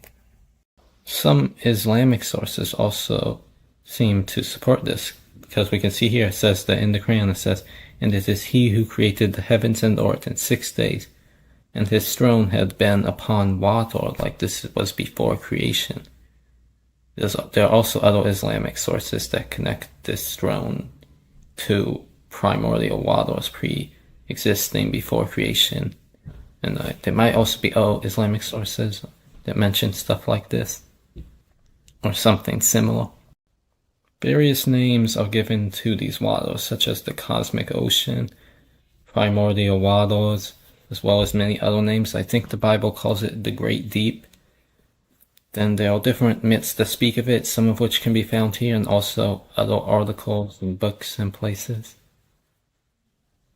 The one creation myth I want to talk about is that from Hindu sources, which say at first the god Vishnu and his consort, the goddess Lakshmi, were on a multi-headed serpent in this ocean. Then from Vishnu came this flower with the god Brahma, who created the entire universe, which we saw in that video of the cosmology of Bhumandala. So in this case, Brahma is a creator god.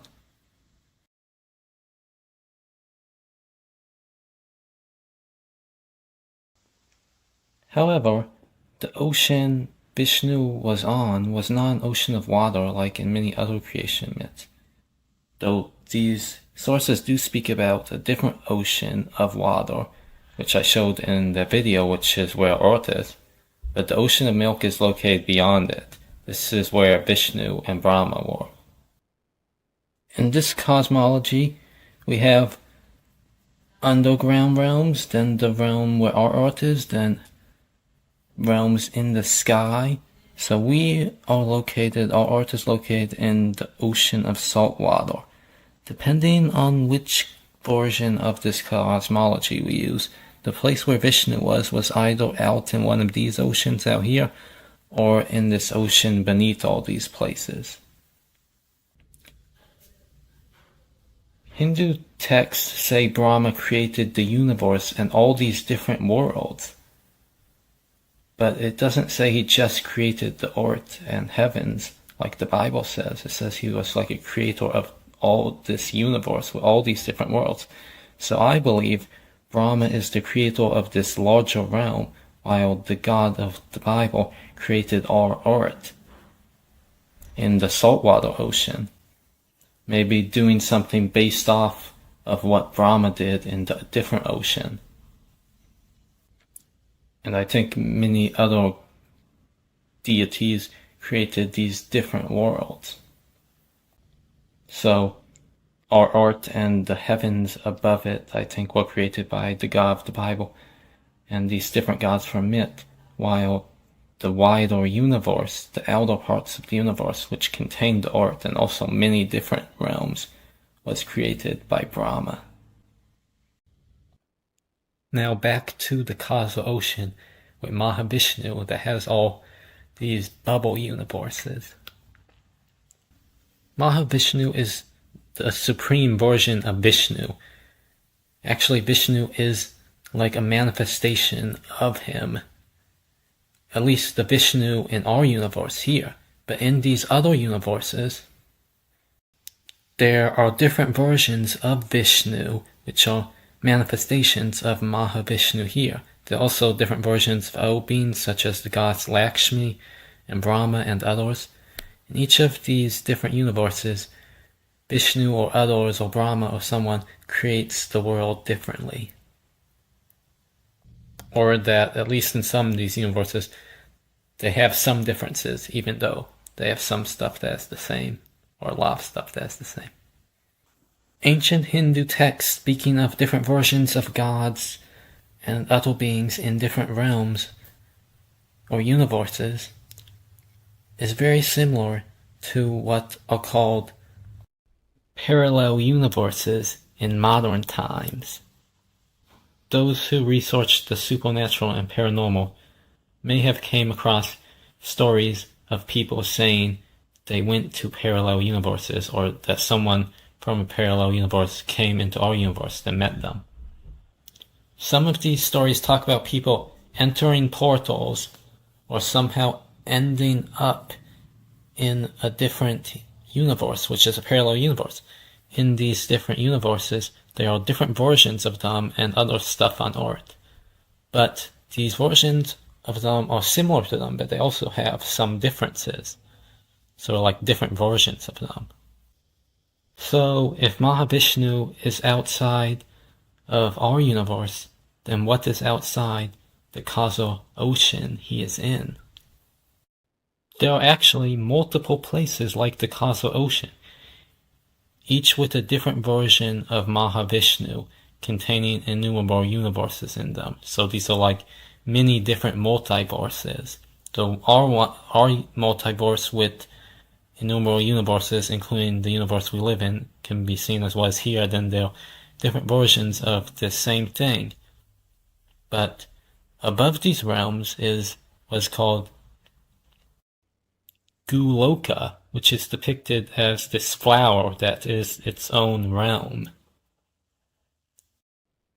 In some versions of this cosmology, there are two different sets of realms. You can see one here and one here. In one of these sets, there are different versions of Mahavishnu. These universes have flaws, while on the other set has many different versions of Mahalakshmi, who is the supreme version of the goddess Lakshmi. These realms, I think, both surround Guloka. The realms with different versions of Mahalakshmi have no flaws and are timeless. Realms of joy.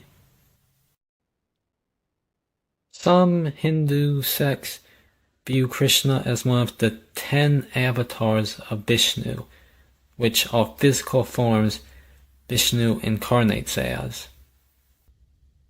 So in these sects, Vishnu is just a physical being, not really a supreme being who derives from Vishnu. However, in some other Hindu sects, Krishna is seen as the supreme being who dwells in Guloka or Goloka. One such example is ISKCON, or the International Society of Krishna Consciousness. This minor sect of Hinduism was founded by, I'm not quite sure how to pronounce this name, but A.C. Bhaktivedanta Swami Prabhupada, who spoke of a spiritual state of awareness and practice centered on devotion to Krishna, called Krishna consciousness. He doubted the moon landing would ever happen in 1960, before the official narrative says the moon landing happened, though at that time they say they were planning to do it in the future. Though even after this, A.C. Bhaktivedanta Swami Prabhupada said he thought the moon landing was fake. He criticized the American and Russian governments for perpetuating the moon landing hoax and related space race hoax, therefore pointing out Western centrism, because throughout most of history, in modern times at least, there is more attention given to Western countries, especially America or the United States, though it's also done with other Western countries such as European countries and some others, where the achievements or the supposed achievements of those countries are given more attention than others, such as the supposed American achievement of the moon landing, which really wasn't an achievement at all, but just fakery. History books, documentaries, common conversations, and other sources often give more attention to scientists or supposed scientists and supposed inventors and others from Western countries, especially America and Europe and maybe some others. I think this is a bad mindset because it overlooks the achievements of people from other countries. I also think a lot of these people who claim they made these achievements did not really, and they're just liars. or who stole their ideas from others, or made stuff up, or were only the ones who helped make something, but there's really a lot of other people that deserve to be recognized for their work, even though they took all the attention. I also think those making history books and this fake science purposely do this to give less attention to other countries, to encourage this controlling and bad mindset. I mean, out of all the people in the world, there's much more than just these countries, so it makes logical sense that there are more discoveries and inventions and scientific stuff and this other stuff in these different countries. Yet, certain countries and the people who claim to be these scientists and others are given more attention. I think there are others who made true scientific discoveries and inventions and stuff who are not given attention because they've been ignored by history. This is also tied into sexism and racism, where white people and men are given more attention in history and science and stuff. It might be changing a little bit in modern times, but it's still around to an extent. However, I do think there's deception in all countries because governments are secretly working together in all these different countries to control people, even if they give more attention to Western countries. I think they control both the Western and non-Western countries, though. Now I would like to play some old interviews from A.C. Bhakti Vedanta Swami Prabhupada. Srila Prabhupada and the space travel hoax. In every activity, we are conditioned. Just like people are not trying to go to the moon planet. So many conditions they could not fulfill. Therefore they are not successful. Why you should go to the moon planet? It is not meant for you. But they will go by force. They are thinking that we have become independent now by so-called scientific knowledge. So they have not been successful. Every planet is meant for every other different kinds of living entities. How you can go there by force? Just like any man outside America, he cannot come here by force. He must take the permission of the American government, visa. Then he can come. So how you can go to the moon planet without taking the visa? Simply by your bodily strength? That will not be allowed. That will not be allowed. That will not be allowed. So these people are going to the moon planet, and they are saying it is full of dust, it is full of clay or something like that. All these foolishness. That means they are not rich. Outside they take some photo and they come up. That means they are not rich.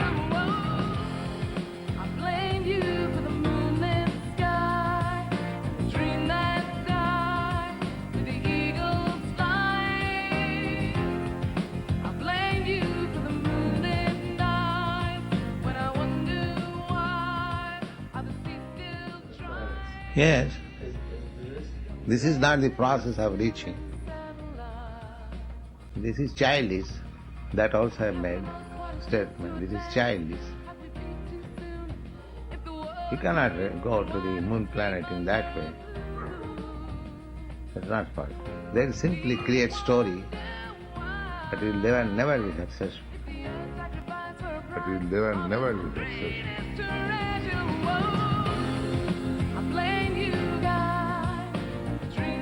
If it is suitable, first thing that if it is suitable you can land, but to my opinion it is not suitable. Therefore you cannot do. Therefore you cannot do.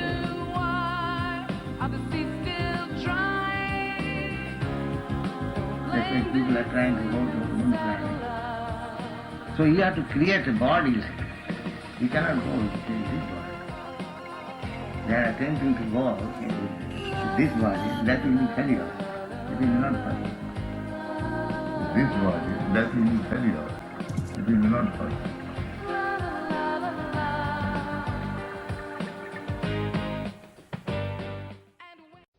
As early as 1960, Srila Prabhupada spoke about the futility of the Moon and Mars missions in his first book, Easy Journey to Other Planets. He states, "Man's attempts to reach the Moon, the Sun, or Mars will be completely futile because of the different atmospheres prevailing on those planets. It is not advancement of knowledge to go to the Moon after 10 years of effort and take a rock and come back." According to the official story, Luna 2, A.C. Bhaktivedanta Swami, also known as Prabhupada, was the elderly guru who traveled from India to New York in 1965 and started the International Society for Krishna Consciousness, or ISKCON. He is probably the first person to have challenged the authenticity of the moon missions, speaking as early as 1960 in his book, Easy Journey to Other Planets, in which he wrote, "Man's attempts to reach the Moon, the Sun, or Mars will be completely futile because of the different atmospheres prevailing on those planets. It is not advancement of knowledge to go to the Moon after 10 years of effort and take a rock and come back." In a lecture he gave in New York on March 9, 1966, he stated, "These people are going to the moon planet. They are saying it is full of dust, it is full of clay, or something like that. All these foolishness. You see, that means they have not reached."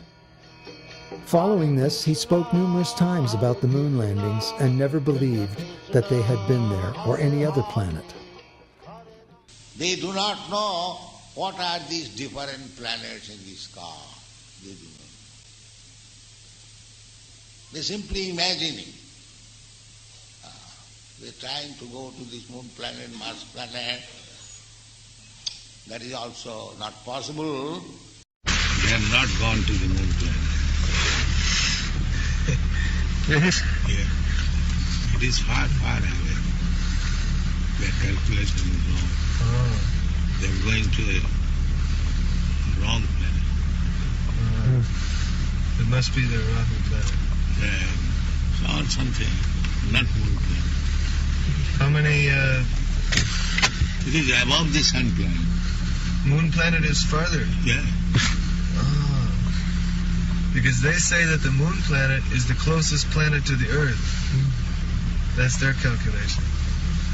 And they say that it orbits around the Earth, and then that the Earth orbits the sun. They're all wrong.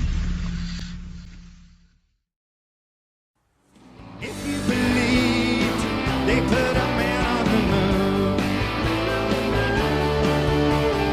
if you believed there's something up his sleeve. Yes. This is not the process of reaching. This is childish. That also I made statement. This is childish. You cannot go to the moon planet in that way. It's not possible. They simply create story, but it will never be successful. In a lecture in Boston, on the 7th of May 1968, Prabhupada said, "Several times I have explained that in the moon planet the temperature is, that is scientists' explanation, 200 degrees below zero. So with this body, if you go to the moon planet, you shall immediately die." Those who are engaged in vicious activities, they cannot go to that moon planet. And it is also stated that if somebody goes to the moon planet, he gets duration of life, very, very long period. To this book, when you meant that, when you said residents of the moon, you mean people that go there to live or that are... There are already, in every planet there are living entities, residents. And this is... Yes, it is very common sense. Suppose if somebody wants to land on your country, America, you do not allow. There are so many restrictions, visas, passport, and immigration. And how do you expect to land there, all of a sudden there? They are so intelligent, and though their duration life so long, they are far advanced in knowledge. Everything they are advanced. So you cannot expect in that way to land there. This is common sense. Besides that, the scientists also agree that the temperature there is 200 degrees below zero. So how you can expect to land there and live there? Or if you don't, how do you yourself feel? Do you feel that if the United States or the Soviet Union were to attempt a landing and their spacecraft went down, what do you yourself expect? So far our calculation goes from the book, nobody can do that. That is impossible. That if you can prepare a suitable body, you can go there. But this space suit is not the suitable body. Can I ask you some questions about your general attitude on things going on around us? For instance, what do you feel about man going to the moon? This is simply a waste of time. I already commented on this when I was in San Francisco. The reporters asked me this very question. I flatly replied that it is simply waste of time and waste of money, that's all. That it is simply waste of time and waste of money, that's all. Simply waste of time. But why, some say, the moon? Why choose this as our goal? And they may well ask, why climb the highest mountain? Why, 35 years ago, fly the Atlantic? Why does Rice play Texas? We choose to go to the moon. We choose to go to the moon in this decade and do the other things, not because they are easy, but because they are hard. Because that goal will serve to organize and measure the best of our energies and skills. Because that challenge is one that we're willing to accept, one we are unwilling to postpone, and one we intend to win, and the others too.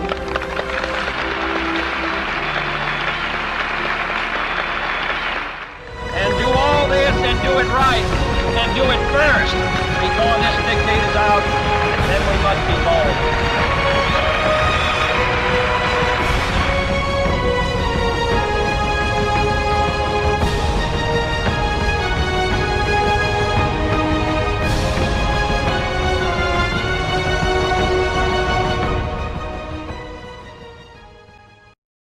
The following is a conversation between His Divine Grace, A.C. Bhaktivedanta Swami Prabhupada, and George Harrison, John Lennon, and Yoko Ono, recorded on September 11th, 1969, in London, England.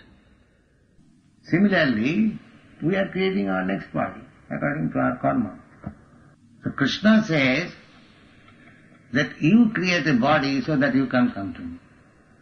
The whole Vedic philosophy is that if you want to go to some planet, just like people are trying to go to a moon planet, so you have to create a body like that. You cannot go with this body. They are attempting to go with this body, that will be failure. It is not possible. In every planet, the atmosphere, everything is different. So you have to create a different body to go to a particular type of planet. There are millions and thousands of planets.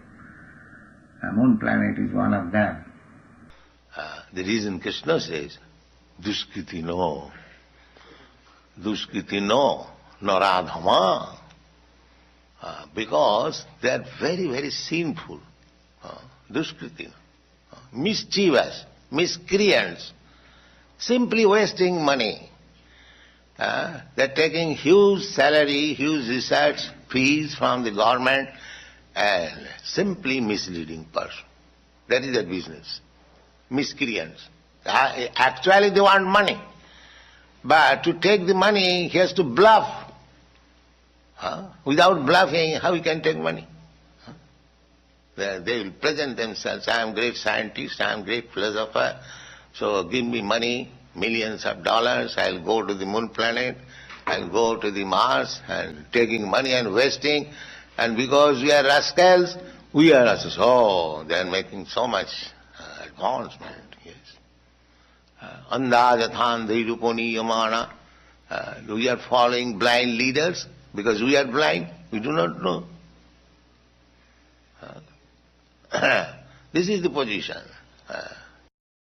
We are following blind leaders, because we are blind, we do not know. This is the position. So, we have to open our eyes. No, God cannot see. I can cheat God. Sometimes the godless materialist challenges the existence of God. Ravana was one of them, and he wanted to deport ordinary men to the planets of Indra, or heaven, by material means, without consideration of the necessary qualifications.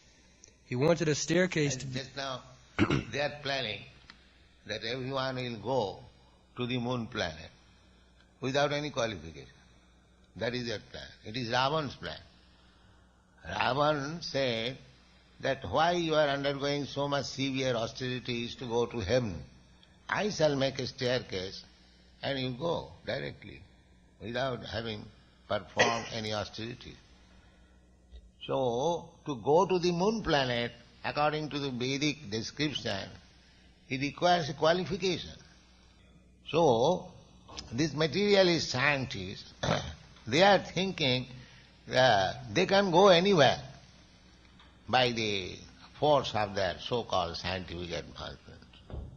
But it has not proved successful till now. But still they will say, yes, in future we shall go. All right, in future. Trust no future, however pleasant. That's all. One. Conditioned life means this material world. We are conditioned by the laws of material nature. Just like we are trying to go to the moon planet, but we are conditioned. We cannot go. There are so many impediments. This is the nearest planet. Still, because we are conditioned, we cannot go. No free access. Jyotirveda. Jyotir means the luminaries in the sky, the stars. You can get. We're trying to go to the moon planet and wasting our time and energy. But if you consult Vedas, you get full information of the moon planet, sun planet or any other planet. Kardamani created an airship just like a small city. In that airship there was nice lake and palaces and garden, and not only that, the airship traveled all over the universe. They could not make any airship to go to the moon planet, but Kardamani, by his yogic power, he created an airship which could go to all the planets. This is yogic power. We are tied up. We are not free. It's like we are trying to go to the moon planet so many years, but because we are not free, still we have not been successful to go there. So there are so many planets within this material world. We can go. We have got now machine, very speedy machine. But why cannot go? Because we are conditioned. You cannot go by your whims. You must be qualified to go to certain planets. When there is darkness, it is not possible to see. Similarly, in every activity, we are conditioned. Just like people are not trying to go to the moon planet. So many conditions they could not fulfill. Therefore they are not successful. Why you should go to the moon planet? It is not meant for you. But they will go by force. They are thinking that we have become more independent now by so-called scientific knowledge. So they have not been successful. Every planet is meant for every other different kinds of living entities. How you can go there by force? Just like any man outside America, he cannot come here by force. He must take the permission of the American government, visa. Then he can come. So how you can go to the moon planet without taking the visa? Simply by your bodily strength? That will not be allowed. When we are within this material world, it is very, very difficult to get out of it. You see, the sky is covering the whole material universe, and there are different layers. It is not so. You cannot go even to the nearest planet, Durga. Very difficult. You cannot, your condition so. You cannot go. You are thinking, I have got now discovered this. It is not discovered. The aeroplane was long, long ago. So, you cannot go. That is our conditional life. They are trying to go to the moon planet, unsuccessful. They cannot go. Therefore, you are conditioned. I am conditioned to live on this planet. I cannot go to other planet without permission. It is common sense. Just like in India, one cannot come to America without proper visa. So how you can go to the other planet without proper visa?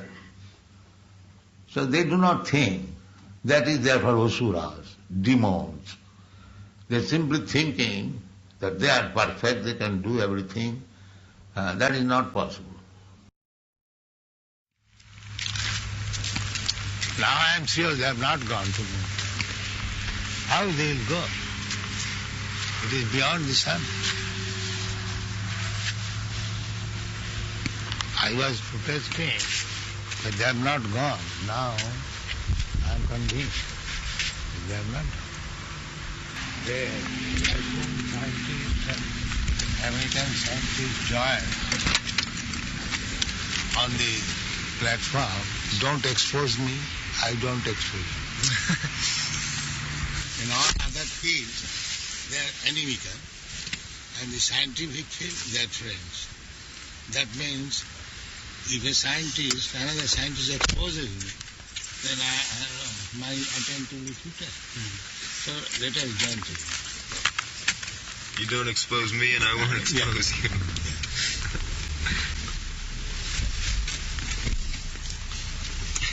Because we are doing business, we are getting money from this rascal government.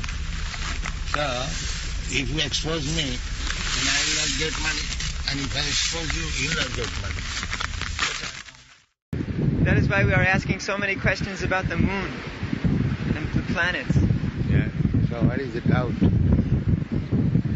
It is a fact that they did not go to the moon. That's a fact.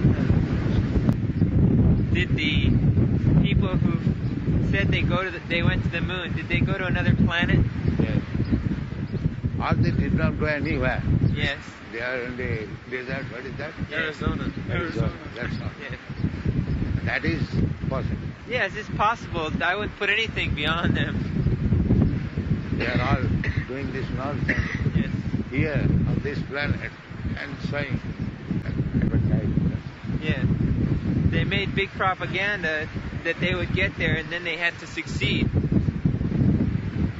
And then they showed that they succeeded, they stopped the program. That one film, King Kong. King Kong. It was made in laboratory. Yes. Yeah. Also, 2001 was very expertly made like that. There was one movie, 2001, which looked even better than the moonshots. Someone was arguing with me that if like Russia and America both are enemies, if Russia achieves something great like going to the moon, America will immediately try to expose it. Yeah. But on the contrary, America accepted all those things. And because then they started also... Both of them are thieves. They have made agreement, don't expose me, I will not expose you. So that is their agreement. But they are enemies. No, enemies, they are not enemies. They are simply rogues and thieves, that's all. They said they went to the moon and they showed films of them landing and walking on the moon. Was this all a bluff? Yes. Clearly. All laboratory work. That's all. They all made it up. Yeah. They are spending so much money uselessly going to the moon planet and this planet and stopping crime. The same amount may be spent on distribution of prasad and chanting in a mass scale. Everything. Is situated in the middle from the circumference.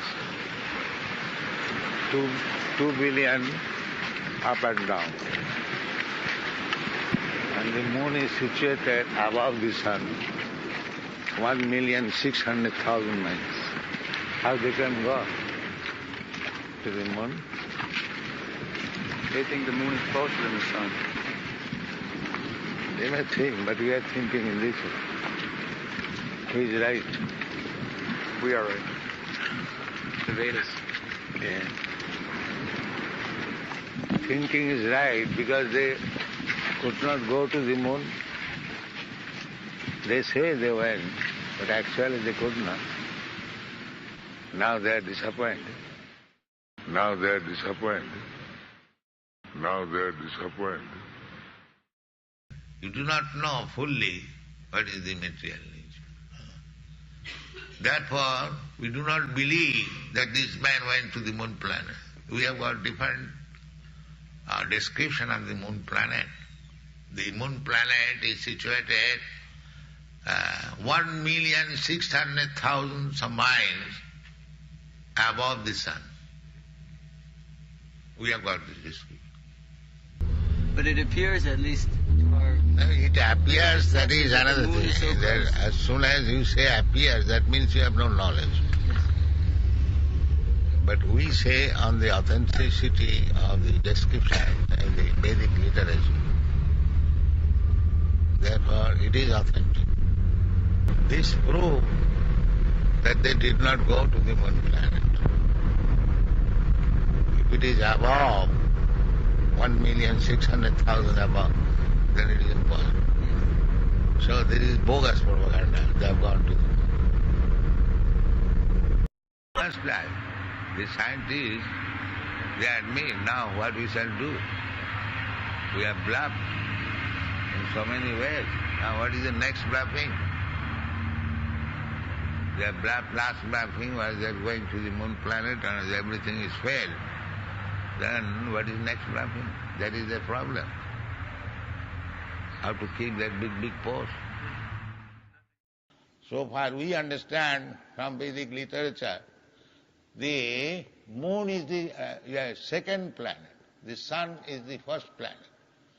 If we consider like that, then moon is beyond the sun planet. Their estimation is there in the Srimad Bhagavatam.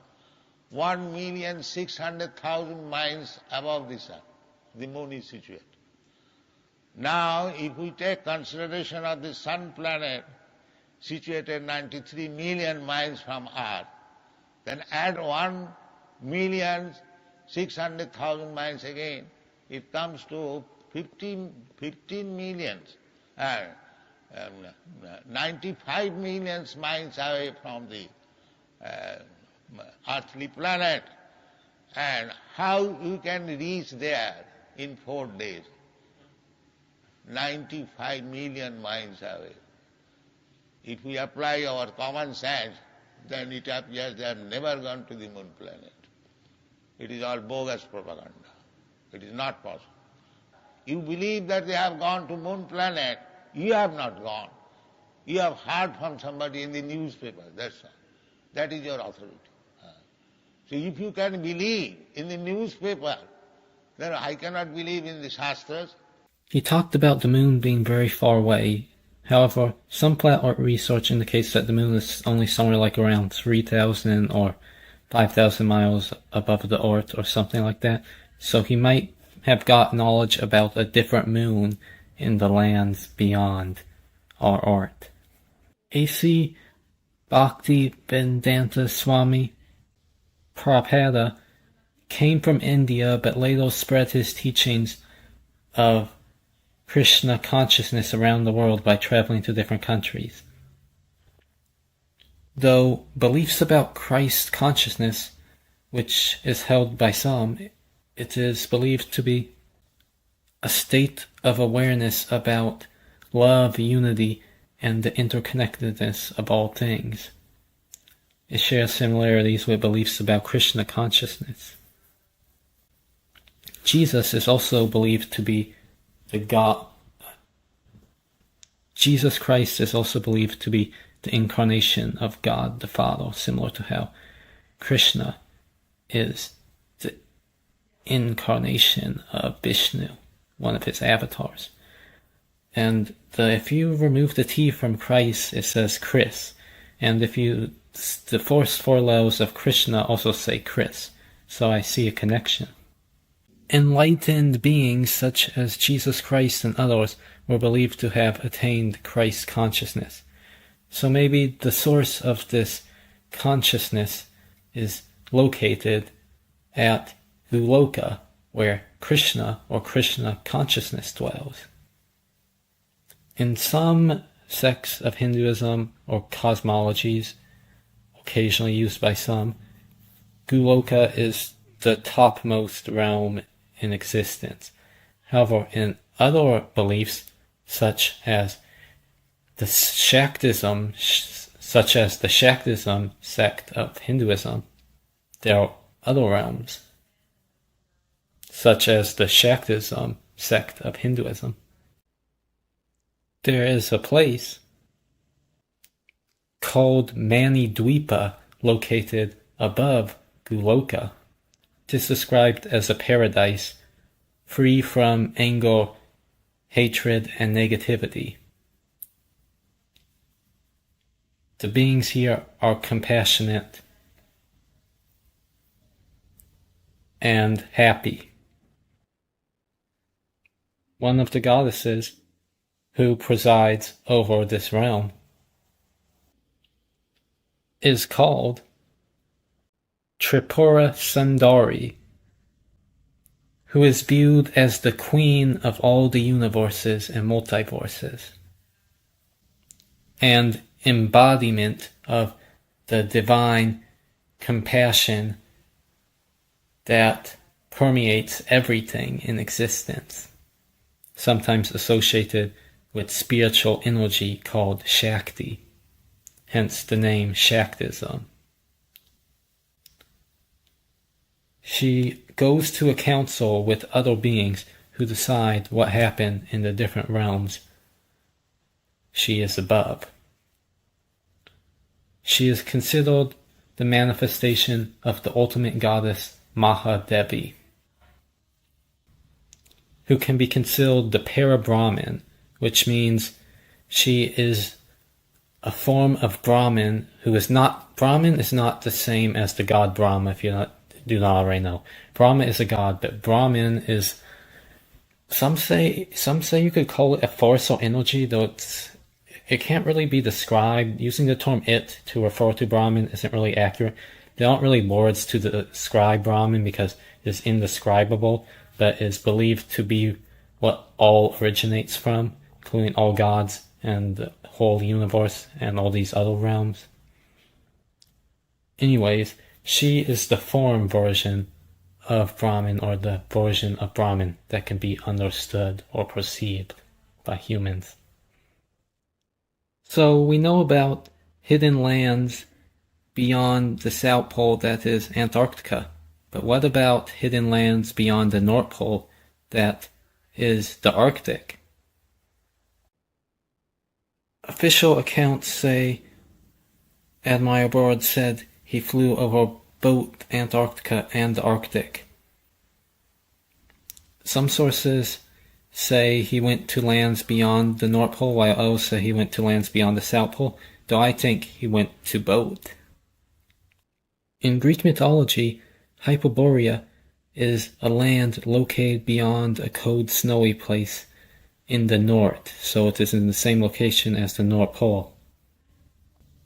It is said to be inhabited by giants and the mythical griffins who guard gold there. Yet it has a warm climate in these myths, so it is a warm land beyond the Arctic North, fitting with how it is described as a place filled with animal and plant life. This map was made by Geraldus Mercator in 1595. It says here, the roundels in the corners contain the title and maps of the Shetland Islands, the mythical island of Frisland, and the Faroe Islands. I'm not sure how to pronounce it, but then it says, but the interesting feature, of course, is Mercator's depiction of the North Pole as a large magnetic rock surrounded by 4 mountainous islands, which are separated by 4 major rivers converging upon it. So, this is the map. Let me zoom in. It has lands known to be on Earth, but in the location where the North Pole should be, we see these 4 land masses surrounding this rock, which I think is a huge mountain. These land masses have green on them, indicating plant life. It also has 4 rivers. In the Bible, it says the Garden of Eden has 4 rivers flowing through it, making some people believe the true Garden of Eden was located in lands beyond the North Pole. On the flat Earth model, the South Pole surrounds the Earth as an ice wall, while the North Pole is this landmass in the middle. So I think the lands beyond the North Pole are a much smaller area than the massive lands beyond the South Pole. Urbano Monti's map shows this land in the center of the world past the other continents where the North Pole is located, but if you look at it, it shows it like split apart, similar to how we saw the other map split the islands into 4 different islands with the rivers. You also can see that this has green on it, indicating plant life. The Smoky God, A Voyage to the Inner World, is a book published in 1908 by William George Emerson, who says it is based on a true story about people he met, or someone he met named Olaf Jensen and his father, who were believers in the Norse gods Odin and Thor, who at one time decided to take a fishing boat and go north, where they found an entrance in the Arctic ice, leading to an unusual land, dimly lit by a red sun that is not the known sun on Earth, corresponding to what I said about there being different suns and moons in these lands. A large boat approached them. Then they found this boat had giants on it. They were around maybe at least 12 feet tall or something like that. At first they did not know the language of the giants because they were speaking some unknown language, but they later learned how to speak it or understand it. These giants appeared to have an advanced civilization. In fact, they even seem to have advanced technology, because they describe these giants as having some type of lighting system, which seemed electrical, though the person who wrote this book says the story happened many years ago before they knew about electricity, even though they learned about it later on. There also seemed to be some quiet or noiseless vehicle, like moving along a rail, if I remember correctly, that seemed to be electrical too. Then there was the big boat which moved fast, as some type of motorboat almost. There might have also been some type of long-range communication device, I don't remember for sure, but anyways, this is a technologically advanced race of giants. They were friendly to the travelers in this story, and had a city made out of gold. There are actually at least two cities in these hidden lands. One was called Jehu, and another was called Eden, which I think is the Garden of Eden. Yet this corresponds to what I said about giants living in the lands beyond Antarctica. Because in this book, they travel from the North Pole all the way to the South Pole down like this underground tunnel or a river. Some people say the flat Earth and hollow Earth model don't mix. I think they can mix, because I think beneath the flat Earth there are like different realms underground, even having like their own suns, or maybe some of them don't have a sun or something, but there's still underground realms with plants and other life. I think could be considered the hollow Earth theory, but I think it's on the flat Earth model too. So I think there are entrances in the lands beyond the North Pole that lead all the way to the lands beyond the South Pole. They go like under the Earth, and they connect these two lands. I think that is what is referenced in this story. The giants are also said to have enjoyed playing music, as well as that the females and males both had the same occupations or did the same stuff, which is something that was not common at the time the book was written, showing that this was them encountering an advanced civilization. In this part of the book, it says, "In our travels we came to a forest of gigantic trees near the city of Delphi." I'm not sure if this is underground or not, but anyways, it's in these hidden lands, or what is attached to them. Then it says, had the Bible said there were trees towering over 300 feet in height and more than 30 feet in diameter, growing in the Garden of Eden, the Ingersolls, the Tom Paines, and Voltaires would doubtless have pronounced the statement a myth. Yet this is the description of the California Sequoia gigantea. But these California giants pale into insignificance when compared with the forest Goliaths found in the Within continent, where abound mighty trees from 800 to 1,000 feet in height and from 100 to 120 feet in diameter, countless in numbers, and forming forests extending hundreds of miles back from the sea. This corresponds to what I said about there being huge trees in the hidden polar lands. These trees are around 800 to 1,000 feet high, so they aren't quite as big as what a tree that has a stump the size of Devil's Tower or the other rock formations or mountains I showed you would be. So these trees are smaller than those trees, but still very big. I think these huge trees are still related to a giant plant ecosystem, though.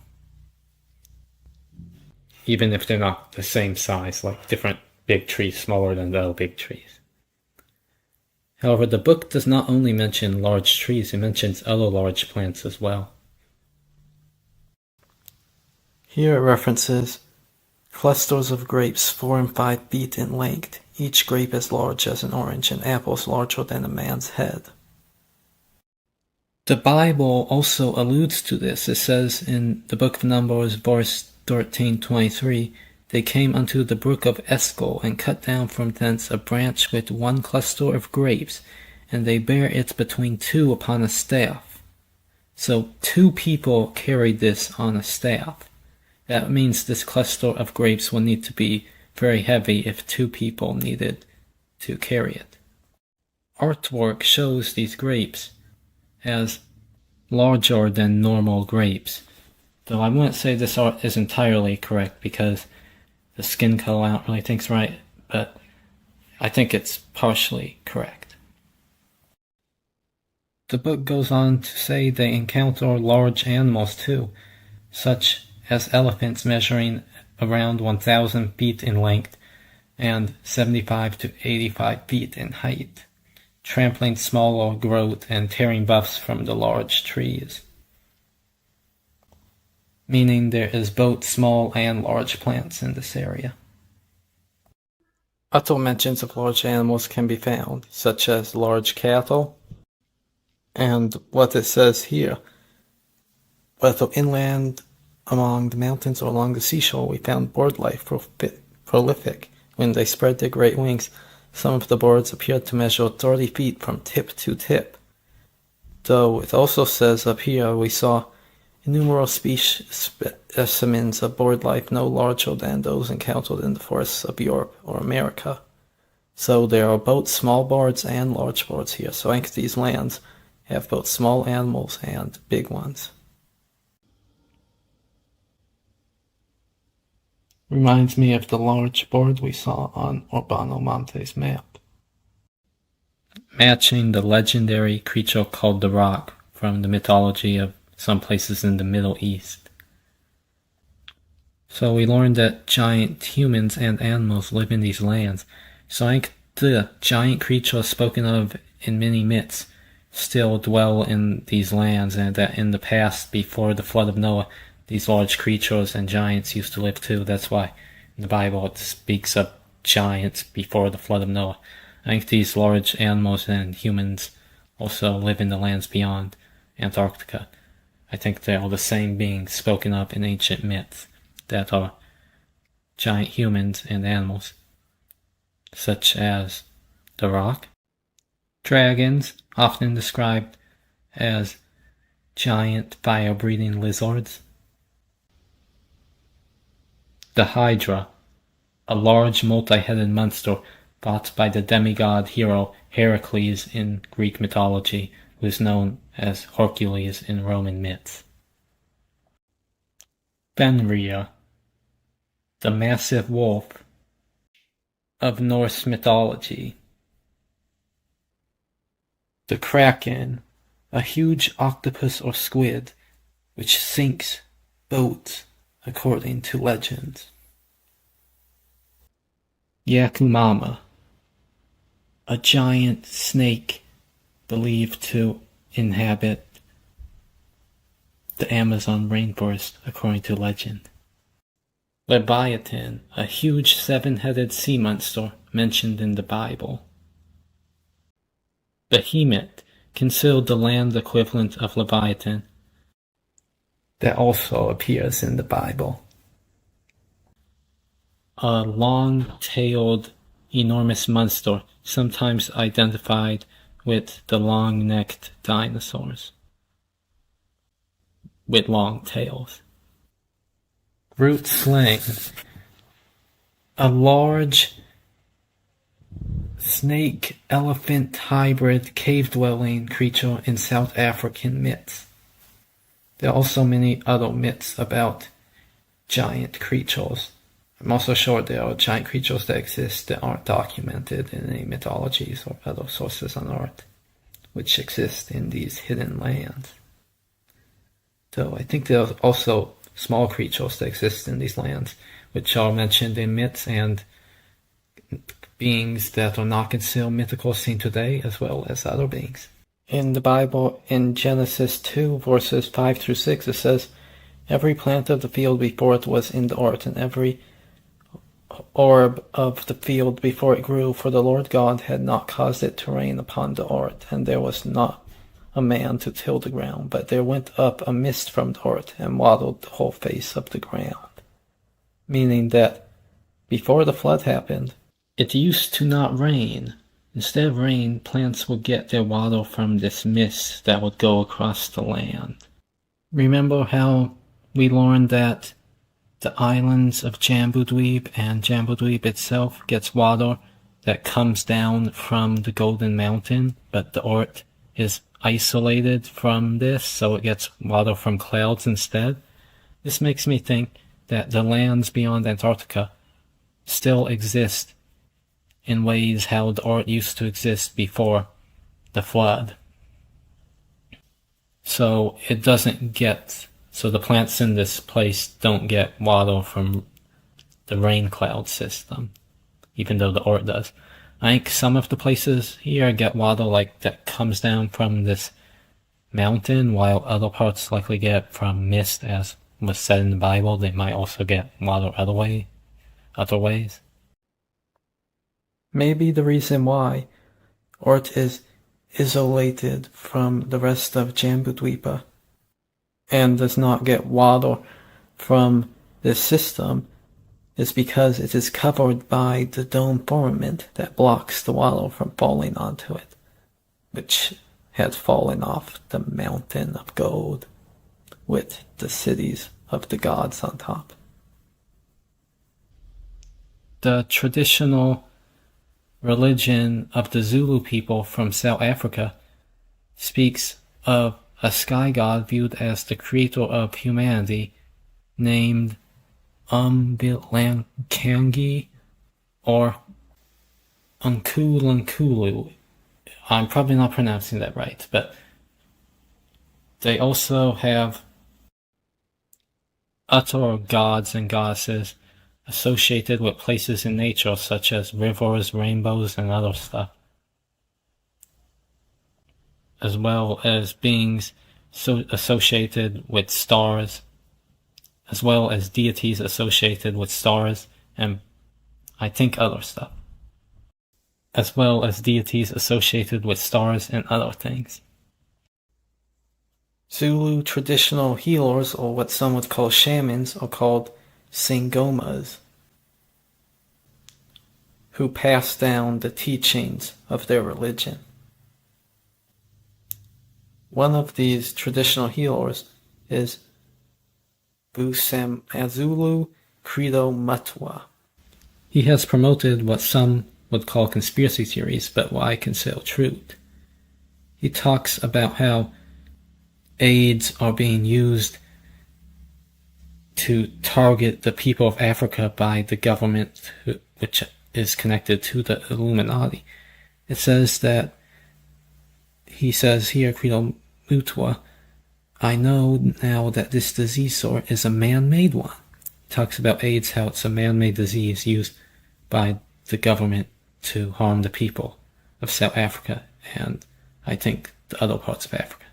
He has written many books about South African folklore, traditional medicine, and even the reptilian agenda with David Icke, who is the one who popularized the humanoid reptilian conspiracy theory, stating that members of the world's governments, business owners, celebrities, and others are secretly reptilian humanoids in disguise. Some people believe they are aliens from outer space, but I don't believe that. I think they are other types of beings that come from underground realms. These reptilians are part of the Illuminati and perpetuate the round earth lie, if you did not already know. South African folklore mentions a group of serpent reptilian beings called the Chitari. During an interview with David Icke, Credo Mutwa discusses these reptilian humanoid beings, comparing them to the beings David Icke talks about. He also talks about some type of mist in the ancient past, as well as large trees in the ancient past. I think he also goes into how there were giant beings in this time and that this mist might have been making them grow larger, corresponding to what I said about my theory about giant creatures living in the pre-flood times in the past. This is the story, a story you find throughout Africa. There was once a time when the blue sky was invisible, when the whole world was covered with mist, when you could not see the sun as it is now. You only saw it as a splash of white light moving slowly across the sky. At that time, there was an eternal drizzle every day of the year. At that time, people could not see the stars. People only saw the trees growing, trees which were very, very big. There was no desert at that time, only jungle everywhere where you went. At that time, sir, people were what we call in Zulu, ngubili.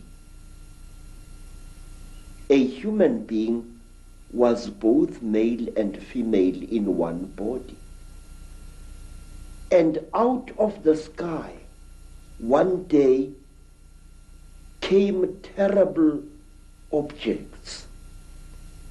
They were like gigantic bows made of huge gleaming gold.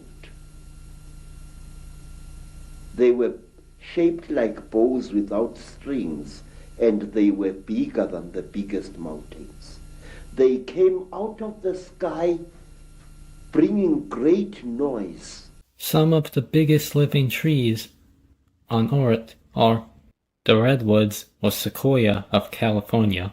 Studies show that the fog which reaches these trees in the areas they grow, which the trees suck in, helps the trees grow to a larger size,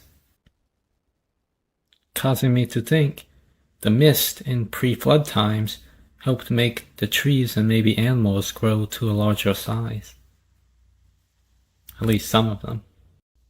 In addition to giant trees being in the hidden lands, I think there are also huge mushrooms. All over the earth, we can find these rock formations which resemble mushrooms, making me believe they are giant petrified mushrooms, like the enormous petrified tree stumps. I think there are some of these mushrooms which are not petrified in the worlds beyond Antarctica. I believe there are forests of these mushrooms. Some of them could have no other types of plants, while others could be a mix of these mushrooms with all types of plants. Members of the Nimrod expedition to Antarctica wrote a book called Aurora Australis, published in 1908. It is said to contain stories that are both not fictional and fictional, but it doesn't make too much sense why they would mix a fictional story, which is said to be something like a dream, with true accounts, unless this is not a fictional story they're mixing it with actual true accounts of what happened in Antarctica. There's part of the book called Bati Baya, detailing the story of the crew going past a wall in Antarctica, which I think is the ice wall, then finding a forest of giant mushrooms with unusual creatures not seen on Earth, resembling giant tardigrades or creatures that resemble them, along with a large spider-like creature. Something else I want to add about the Piri Reis map is its depiction of giant snakes, such as the giant snake depicted here on it. An inscription on this map reads what says here: "This land is uninhabited, everything is in ruin, barren, and it is said that large snakes are found here. For this reason, the Portuguese infidels did not land on these shores, and these are also said to be very hot." Titanoboa is a massive snake they say went extinct millions of years ago. Its remains have been found in the Colombian rainforests, which is part of the Amazon rainforest where the Amazon River is located. Locals in the region claim to see giant snakes named Boayuna and Yakumama, who are said to dwell in the Amazon rainforest and Amazon River, according to legend. So I do not think these big snakes really went extinct.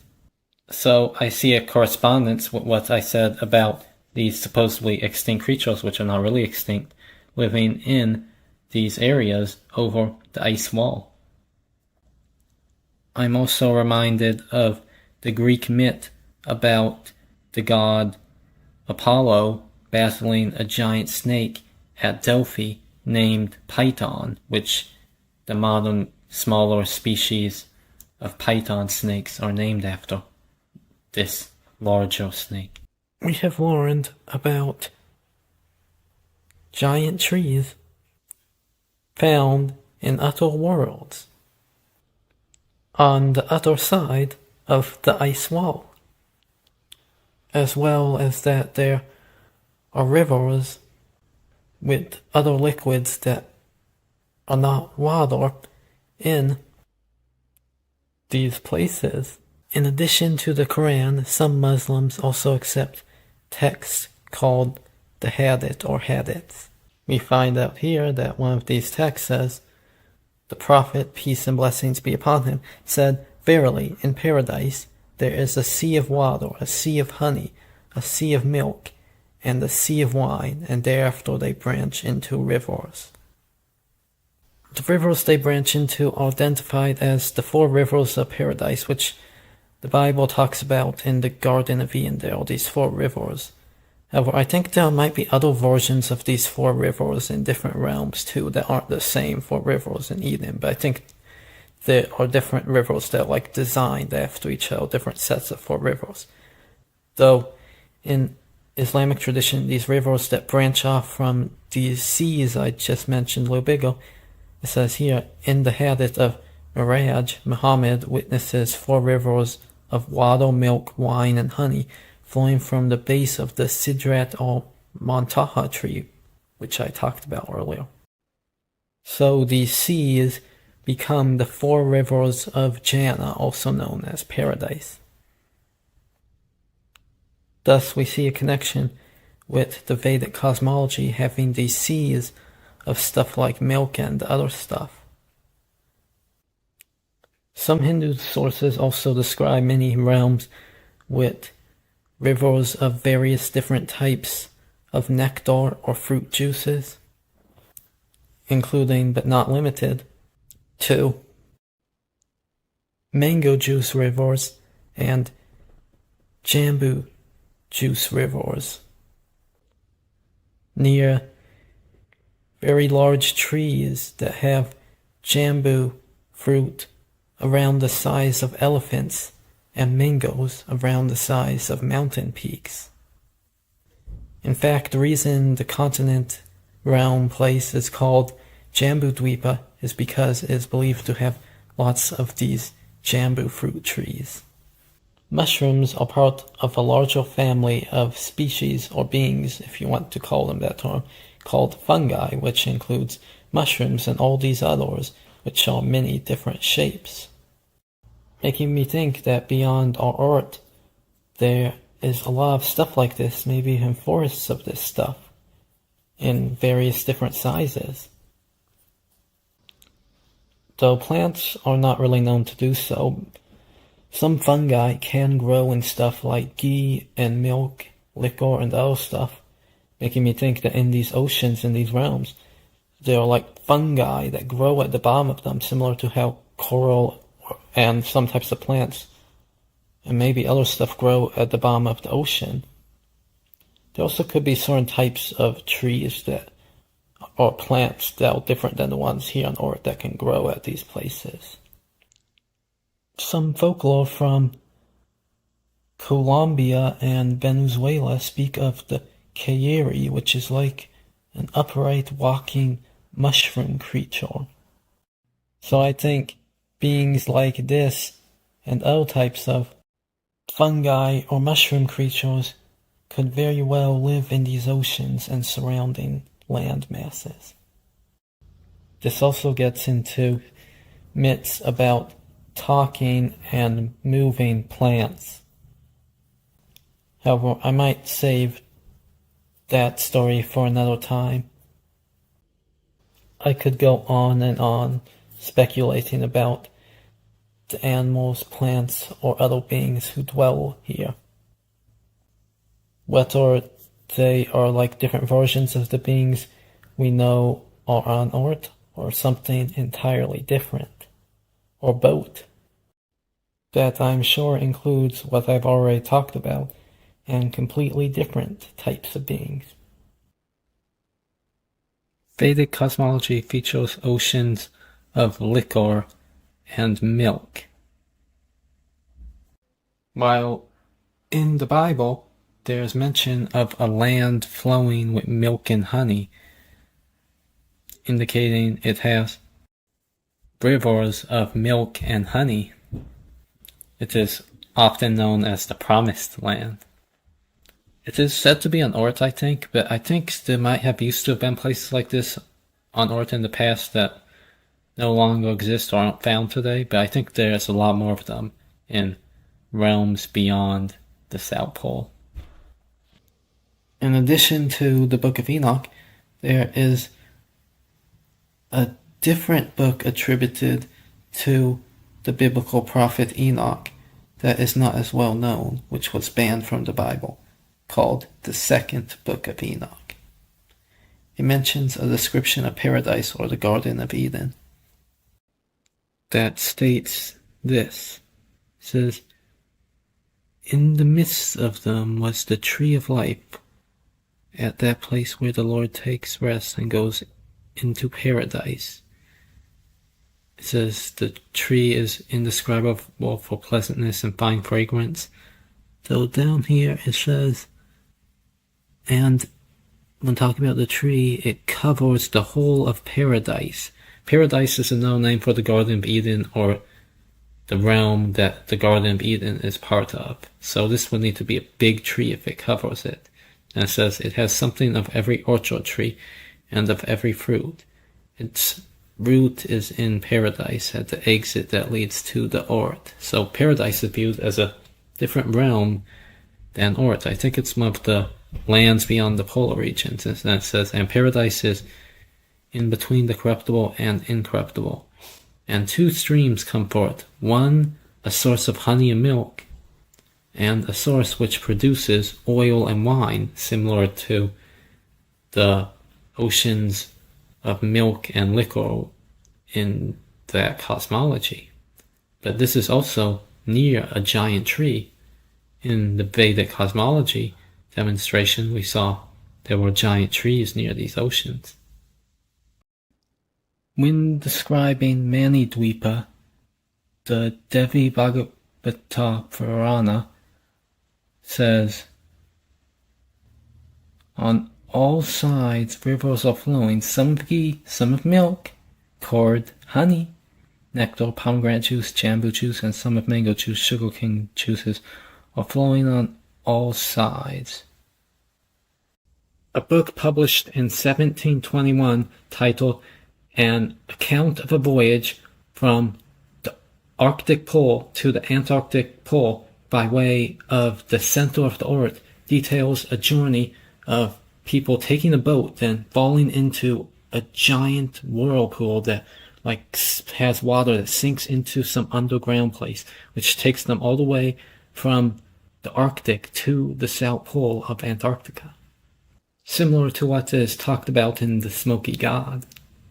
Here they find many abnormal creatures and strange phenomena, but past Antarctica they find a warm landmass. Some parts of the book say the sea looked like it was almost a mist. They saw mist here, similar to the mist I've been talking about. And even they said the sea they went over looked like mist for a little bit. They also eventually found land with freshwater stream with small birds around the size of quails. Drawings of plants not found on Earth that were seen in these lands they went to are depicted in the book.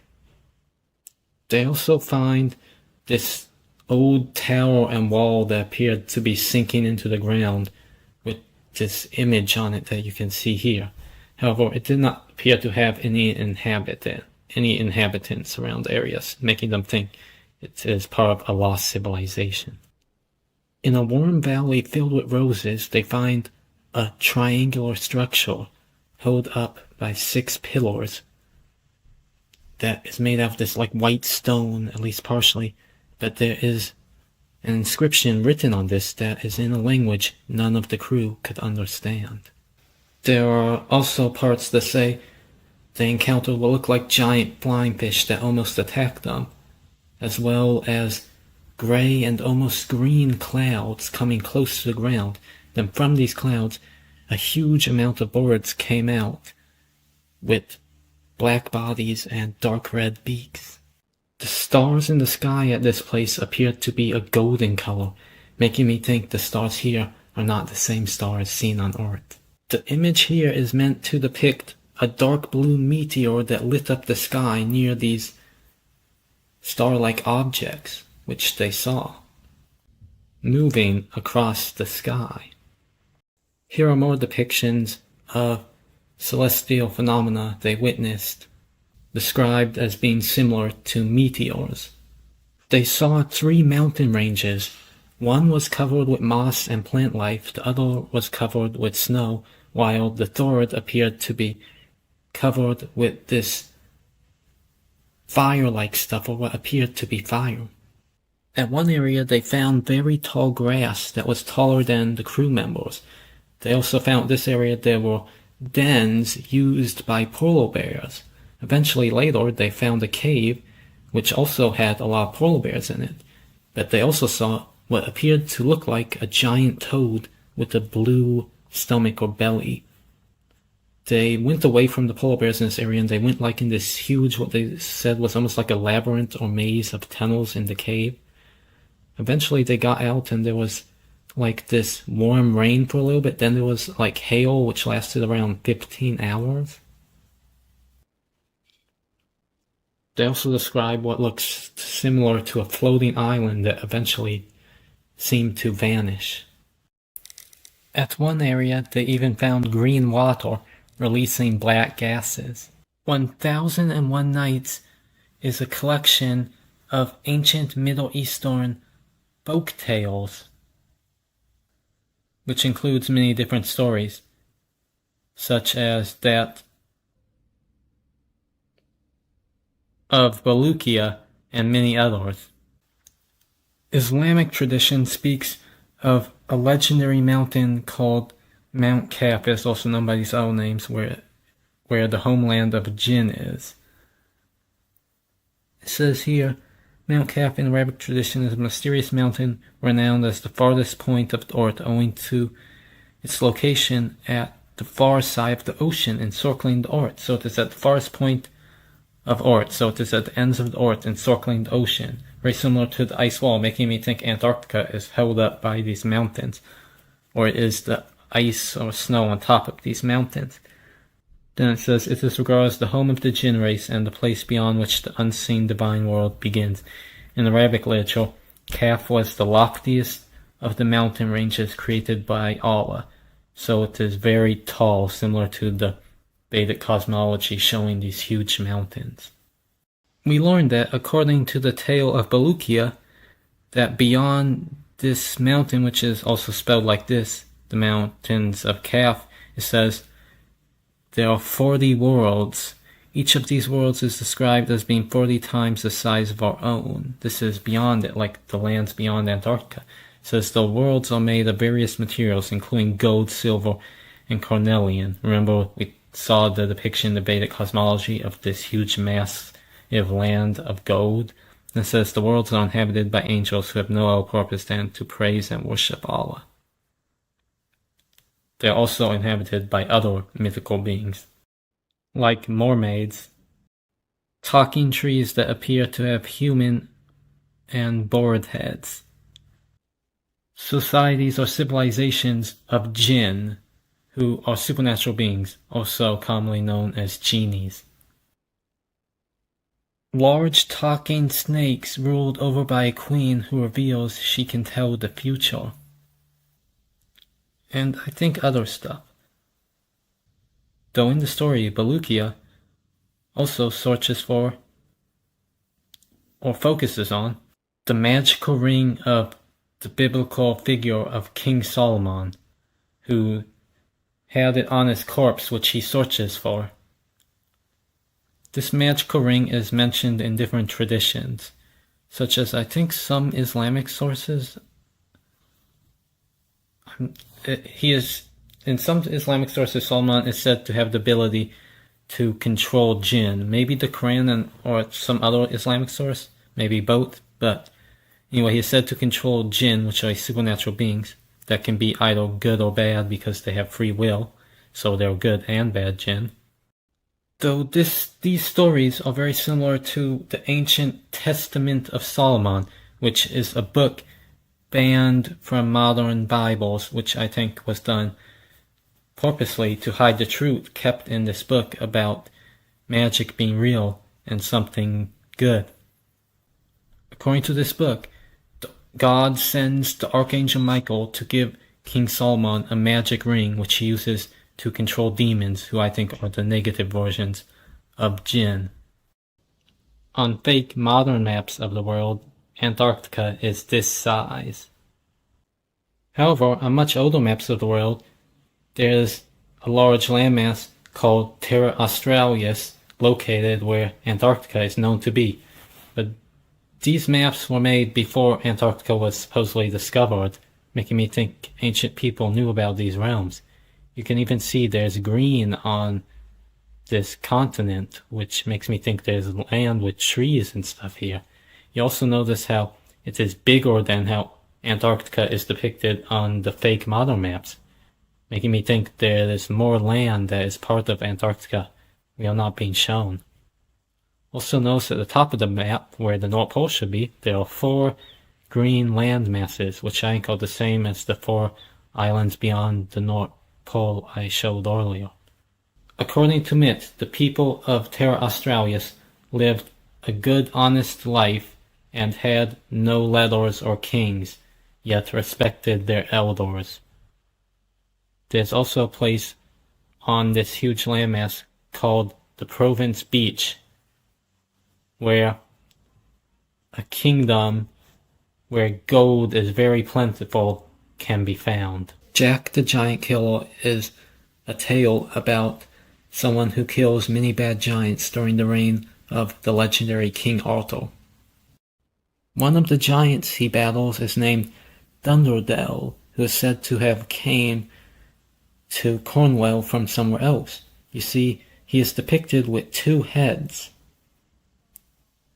Yet we see the place he came from was, according to one version of the story from 1800, Thunderdell, here identified as Thunderfall, hails from the North Pole, making me think he is connected to these giants who dwell in the lands beyond the Arctic North Pole.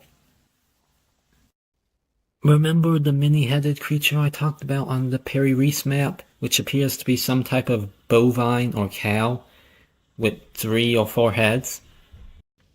Greek myth speaks of the Hesperides, who are considered to be part of the mythical race of nymphs, who are supernatural beings. They are said to dwell at a garden with golden apples.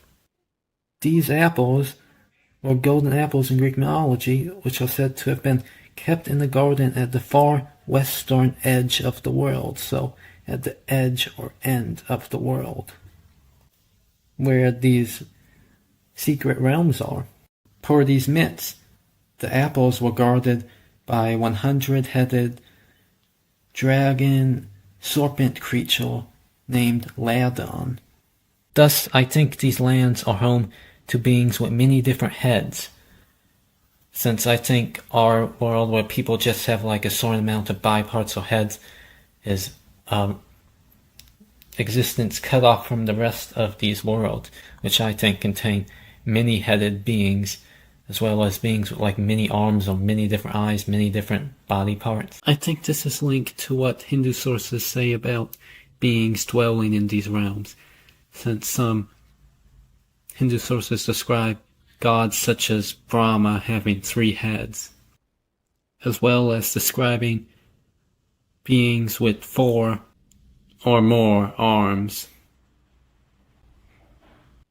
So keep in mind what I said about those from Lemuria earlier. Greek myths also speak of Elysium, or the Elysian fields, where good heroes were believed to go during their afterlife. Different Greek myths say different things. We learn here that this realm was initially separated from the Greek underworld, the realm of Hades, but later Greek myths made it part of the underworld. However, it wasn't originally viewed as part of the underworld. We learn here the Elysian fields were, according to Homer, located on the western edge of the earth by the stream of Oceanus, which is where we get the word, or at least it's related to the word ocean. This is a deity believed to personify the great river which encircled the entire world, which is actually the ocean. On the flat earth map, the ocean encircles the whole world, then beyond it is the ice wall and more lands past it. Then there are the fortunate isles, which were also thought to be at the edge of the earth or beyond it, according to some ancient Greek sources. They were viewed as islands that were an earthly winterless paradise. A similar concept is found in Celtic, Irish, Welsh, and maybe other mythologies that speak of the Otherworld, which is viewed as a different world than Earth, inhabited by various gods, fairies, and supernatural beings. The Otherworld was often envisioned as some type of island, or multiple different islands. There are actually many different other worlds. One account speaks of a human named Oisin who encounters a fairy being named Naima on a horse. Then she takes him on this horse, which flies or moves across the ocean from Ireland all the way to the Otherworld, meaning that the Otherworld, which is a different world than Earth, like the lands beyond Antarctica, can be reached by going across the sea. It's like you can get there if you get past Antarctica. In this myth, the Otherworld is called Tornunnog, and it is described as a happy paradise where the beings there are always youthful. Yet when Oisin returns back to Ireland, he finds out 300 years had passed, even though the time felt much shorter when he was in the Otherworld, also called Tornunnog. Some myths suggest the Otherworld is covered in fog or mist, corresponding to what I said about this mist or fog earlier. Norse mythology features a place called Jotunheim, which is described as a snow-covered land or world where types of giants, sometimes known as ice giants or frost giants, live or come to. There are different versions of Norse cosmology. Some versions of Norse cosmology feature Jotunheim as located underground beneath the earth on one of the roots of the giant tree Yggdrasil. However, in other sources, which are more older, we get stuff like this: Ingard and Utgard. We see this is a depiction of Norse cosmology. It depicts Jotunheim surrounding the sea right here. Then past the sea is Midgard, which is the world of humans, what we know as Earth. Then Asgard is the home of the Aesir gods. So Jotunheim is an icy place that surrounds the world. So it's the ice wall. Yeah, we can see it down here. But first I want to point out that Ingard means inside, or the inner yard it translates to, I think. So it's inside, but then there's the outside, or Utgard, which is realms beyond our earth.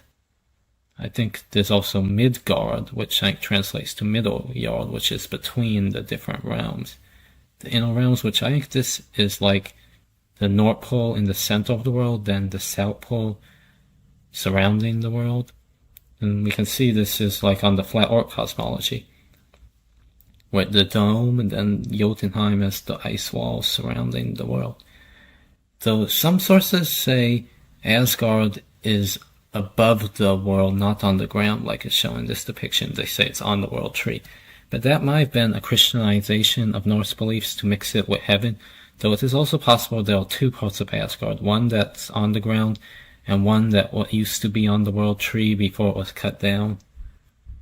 However, I do think there are different worlds that are on top of the world tree and beneath it, such as Alfheim, which is the realm of dwarfs on the top of the tree, and Vanaheim, the realm of the Vanir gods. Then there's like, I think it was called like Svartalheim or something, that is beneath the tree that's in its roots. It's the realm of dwarves. There's Niflheim, which is also beneath the tree that is held in by its roots. We can learn here that Midgard, which is sometimes used as a term for the world of humans or Earth, can also be used what it says here. In Norse mythology, Midgara, which means Midgard, became applied to the wall, like the ice wall that surrounds the Earth on the flat Earth map. This is the wall around the world that the gods constructed from the eyebrows of the Jotun, which is a giant Ymir, as a defense against the Jotunor, who are giants who lived in Jotunheim, east of Mannheimor, the home of men. Here is part of the Prose Edda, which documented Norse mythology during the time they say is the Middle Ages. This part's about a creation story featuring the gods Odin and his brothers Vi and Vili creating the world. It says when they create the earth, it says she is ring-shaped, so like a circular ring-shaped world, without and round about her, without, so lieth the deep sea, so the sea is going around or is circling around the world. That says, and along the strand of that sea they gave lands to the races of giants for habitation. But on the inner earth they made a citadel round about the world against the hostility of the giants. So this is where Jotunheim is. So they built the citadel, which a citadel can be a wall, or what a wall is a part of, that is used for protection. It says this citadel was created to encircle the world to protect from the giants on the other side. So it's like the ice wall that surrounds the world, but it said it was made to protect from attacks of the giants from Jotunheim. So that, or this wall is Jotunheim, the citadel is Jotunheim, but on the other side there are giants that sometimes come to Jotunheim. That means there's something on the other side of the wall, a different world where the giants dwell, and that this wall was made to protect from the attacks of these giants. Revelation 28 in the Bible says, and shall go out to deceive the nations which are in the four quarters of the earth, Gog and Magog, to gather them together to battle, the number of whom is as the sand of the sea. The four quarters of the earth are associated with what the Bible calls the four corners of the earth, which is where four angels hold winds, indicating the world is flat because a round earth world does not have corners. But a flat circular one can. If each corner is a quarter of the world, then each add four different parts of it. Gog Magog is the name of a giant in British legend who does many things, but his name is associated with what the Bible calls Gog and Magog. This is viewed as some type of civilization. Some see them as humans, but because there is an association with a giant, I think they are actually something like giants or the mythical ogres. In the Quran, there's another name for Gog and Magog, which are also mentioned in it. It's Judge and Majudge, if I'm pronouncing that correctly. The Quran and different Islamic sources mention someone named Du al-Qarnayn, if I know how to pronounce that correctly. It says this person sets up a barrier between a certain people and Gog and Magog. So we see here in this picture, it says Du al-Qarnayn building a wall with the help of the jinns, who are also known as genies. They are a type of supernatural beings.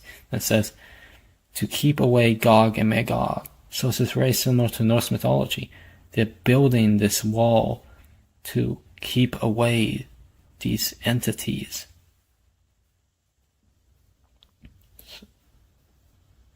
Which I think come from the lands beyond. Though notice when it's talking about Du al-Qarnayn, it says, till when he reached the setting place of the sun. Or down here, till when he reached the rising place of the sun. So the place where the sun rises and sets. On the flat Earth model, the sun goes away from the Earth. It goes all the way up here. So it's like a far distance away from any of the lands of the Earth. It's near Antarctica. So this would make sense for Antarctica to be where the sun rises and sets, because it sets far away and rises far away, meaning this wall was built at Antarctica, making me think it is the ice wall of Antarctica. So I think this Islamic story and Norse myth story are related about the giants and or ogres on the other side of the wall, and the wall being built to protect from attacks by them and maybe keep them out for other reasons. I also think the Bible mentioning Gog and Magog at the four corners of the earth is referencing them at Antarctica, so a link to their civilization being connected to the lands beyond Antarctica. Norse myths also feature four corners of the world. We see it's Vestri, if I'm pronouncing it correctly, Norori, Ostri, and Susrai, maybe? Here are the dwelling places of four dwarves with such names who are said to hold up the dome of the sky in the stories. So does this mean it is referencing dwarves coming from the lands beyond?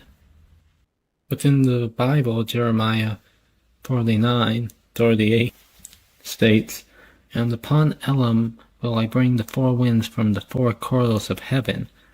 So there are four corners of heaven, which I think align with the four corners of earth, as well as the four islands of Hyperborea. Buddhist cosmology has a very similar model to Vedic cosmology. We see here in the middle is a massive mountain, which I think is the same as Mount Sumeru.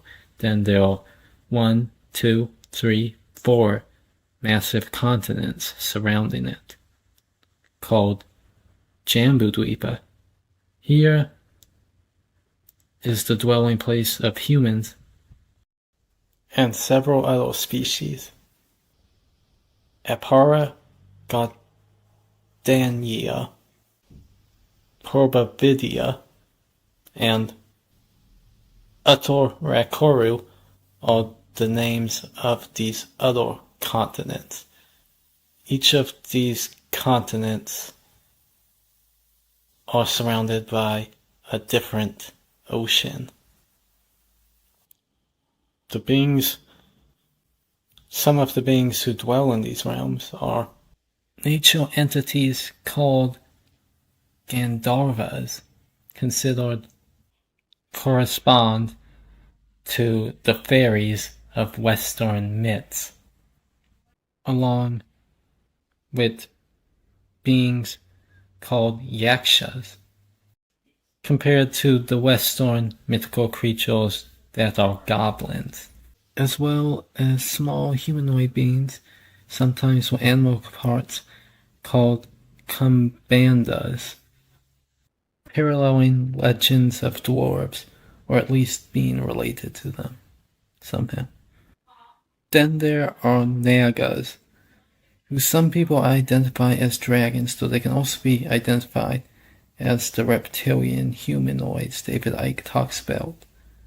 So I think these beings dwell in the lands beyond Antarctica and use the Earth as a farm to trap humans in and farm humans.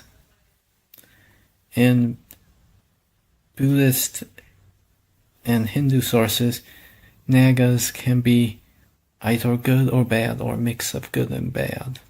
I think the ones controlling Earth are negative, even if there are others somewhere else that aren't. I think they both dwell in the lands beyond Antarctica and underground realms. Stories say they are humanoid reptilian beings that can transform into humans, sometimes even disguising as humans. Very similar to what David Icke and others talk about, where these humanoid reptilians disguise as humans. One of the underground realms they come from is called Petala, which has underground cities where these beings dwell, but also has many other beings.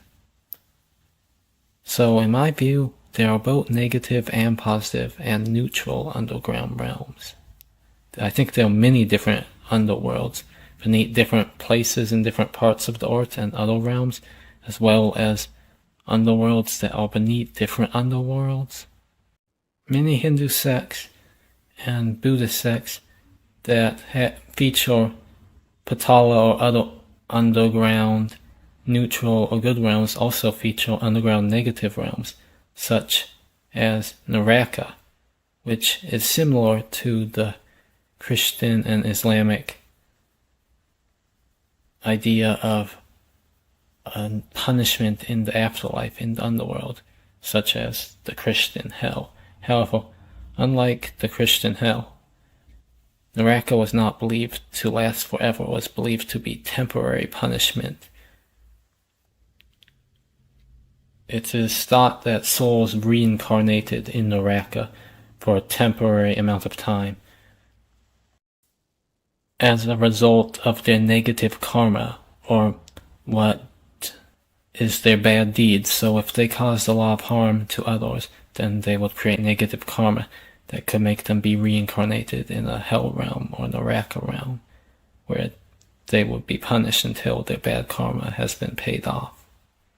So with more good or mixed karma, they could also be reincarnated in a heavenly or paradise realm located above or beneath the earth or anywhere else, as well as be reincarnated as a human or animal.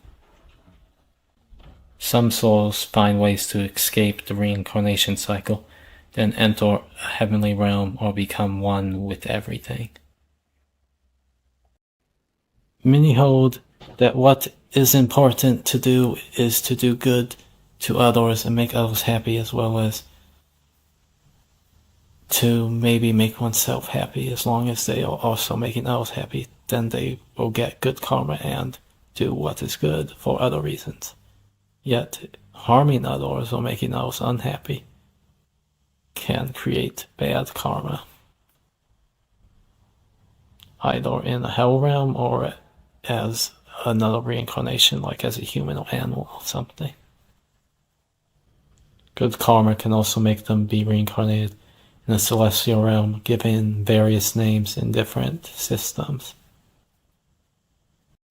Jainism is a religion that originated in India, which is much less common than Hinduism, which also originated in India.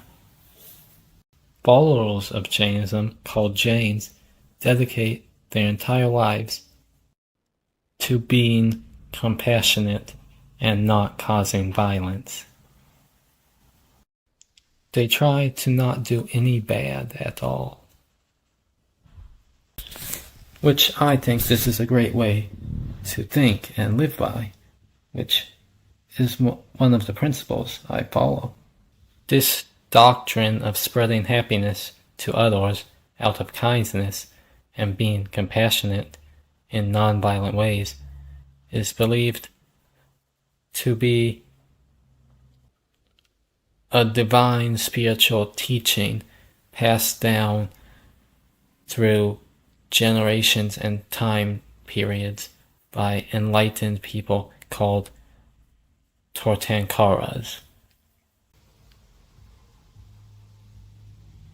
Jains live by what are called the 5 vows of Jainism they commit to. There is one that is called ahimsa, which means non-violence. So they avoid causing violence to anyone, including humans and animals, because they want everyone to be happy, including humans and animals and all these different beings, so they don't harm other beings. Instead, they do good, which is something I support. Then there is the vow of Abrigrara. I'm not sure how to pronounce that. It's non-Aquitian. Not sure how to pronounce it either. But it's to not be too attached to things, because there can be unhealthy attachments when people are too attached to physical things or concepts or other stuff. Then they're stuck in it, and them being stuck in it can result in them doing bad because of it or feeling bad because of their attachments to things. It's better to care for others rather than things that aren't really important. Only if it causes happiness to someone should someone stay attached to something. Detaching from all this stuff helps people's spirits be more free or in tune with divine teaching. Then there are the more basic ones like asteya, no stealing out of for selfish reasons. Then there's satya, truthfulness. It's to be honest, don't lie, to deceive, to cause harm. Then there's brahmacharya, chaste living. Jainism is one of the dharmic religions, which includes Jainism, Hinduism, Buddhism, and Sikhism. These religions live by dharma, which is considered to be sacred teachings, often including the teaching of ahimsa and other teachings, which is part of these different religions. Though there are different ideas in some of these different religions about if violence is necessary in certain situations. Like, some try to avoid all violence, then there are those who say it is okay to use violence in self-defense or when you're defending someone else from someone who is bad. For example, Krishna is known to be someone who wants there to not be violence and wants to cause good. But there is a situation where he uses violence to stop the multi-headed snake, to stop the multi-headed giant snake, Kalia, from harming others. So I think violence should not be used unless necessary for the greater good or better good. In fact, the teachings of Jainism even line up with the teachings of Jesus, who says in the Bible to love your neighbor and do unto others as what you would want them to do unto you, meaning that you should want good to happen to others and do good to others and not harm others. The cosmology of Jainism resembles the Vedic cosmology because we see there's this mountain in the center, then there's this land, and there's these oceans that go in like circles around it. On this Buddhist cosmological model, the four continents, or these massive continents, are in different quadrants of the universe, or different corridors of the universe. It's like four quadrants or corridors of the universe, each containing a different continent and ocean.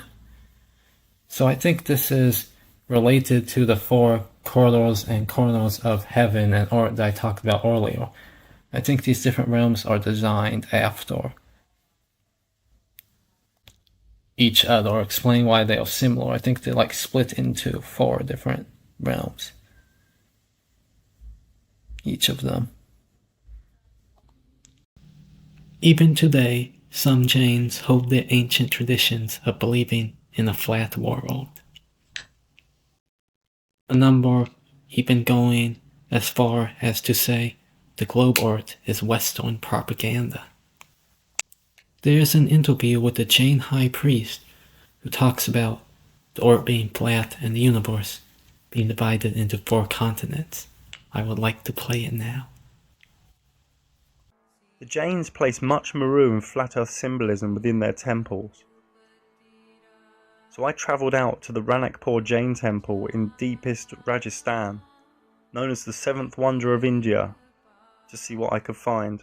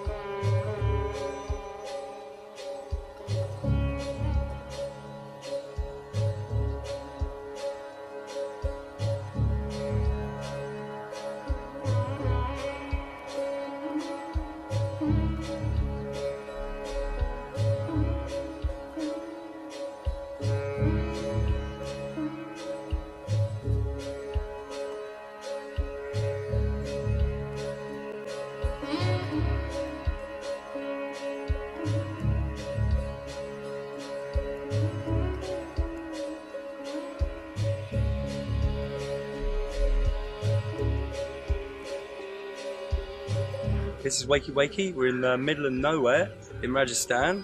Behind me is the Ranakpur temple, one of the seven wonders of India, they call it. It's a very famous Jain temple, and as we know, the Jains believe in the flat earth very openly and always have done. And luckily the master priest here has met me and has agreed to an interview. So let's go inside.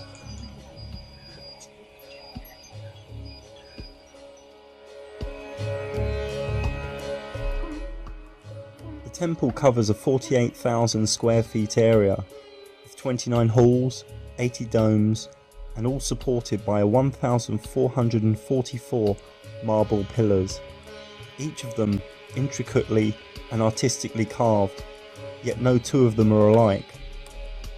According to local legend, Dharma Sa had a celestial vision that left in his heart a burning determination to build a temple in honour of Adinath, the founder of the Jain religion. It took more than 50 years to build, and the entire building is covered with delicate lace-like carvings and geometric patterns. In spite of the complexity, the vast expanse, the loftiness of the temple, the architecture is completely balanced by using accurate symmetry. The artiste's sculptures, which lie scattered like precious jewels, the myriad ornate toranas, or festoons, with minute and delicate carvings, the innumerable elegant and lofty pillars, and a large number of shikaras, which make a unique pattern on the face of the sky. All these works of spiritual art, as one approaches them, becomes alive, and makes the beholder oblivious of all else but a feeling of ecstasy, as if touched by the sublimity of divine bliss. Yet people in modern day call the builders of this temple ancient fools, and that their theories and philosophy were archaic nonsense. My name is Sandeep Sharma, and I'm the high priest of the temple, look after from 18th generation since 1496, beginning with the royal family, father to son, father to son. Right now I'm 18th generation of the high priest of the temple. Okay. Bharat Kshetra, Bharat Kshetra. This is Bharat Kshetra. Bharat, he is the son of Adina. Yeah. Who is in our Centum Centurion. Okay. And Bharat, to we go different Eravat Kshetra. So I will show you. Come. In the Bhagavatam, it says like in the middle is like Mount Meru. You know of this? But in our language, it's different words. Different words. Yeah. I can understand. And there's like 4 continents. This is like 4 billion miles. 4 different continents, and this Earth is flat, and we are just one down here. Yeah. And this is the same within the Jain religion. Yes, we have. I will show you. Please come. Only 1 minute. Walk with me.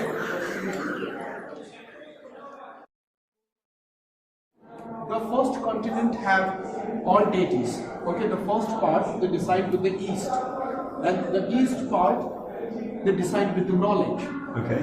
The west part they decide with the desire. Okay. The north part they decide with the health and wealth. Yeah. And the south Where part. we are, this is us, isn't it? Exactly. And the south part they decide for protection from something. Okay. So this is the fourth part. Yeah. Okay. But in this, they connect with attachments life. But other 4 continents.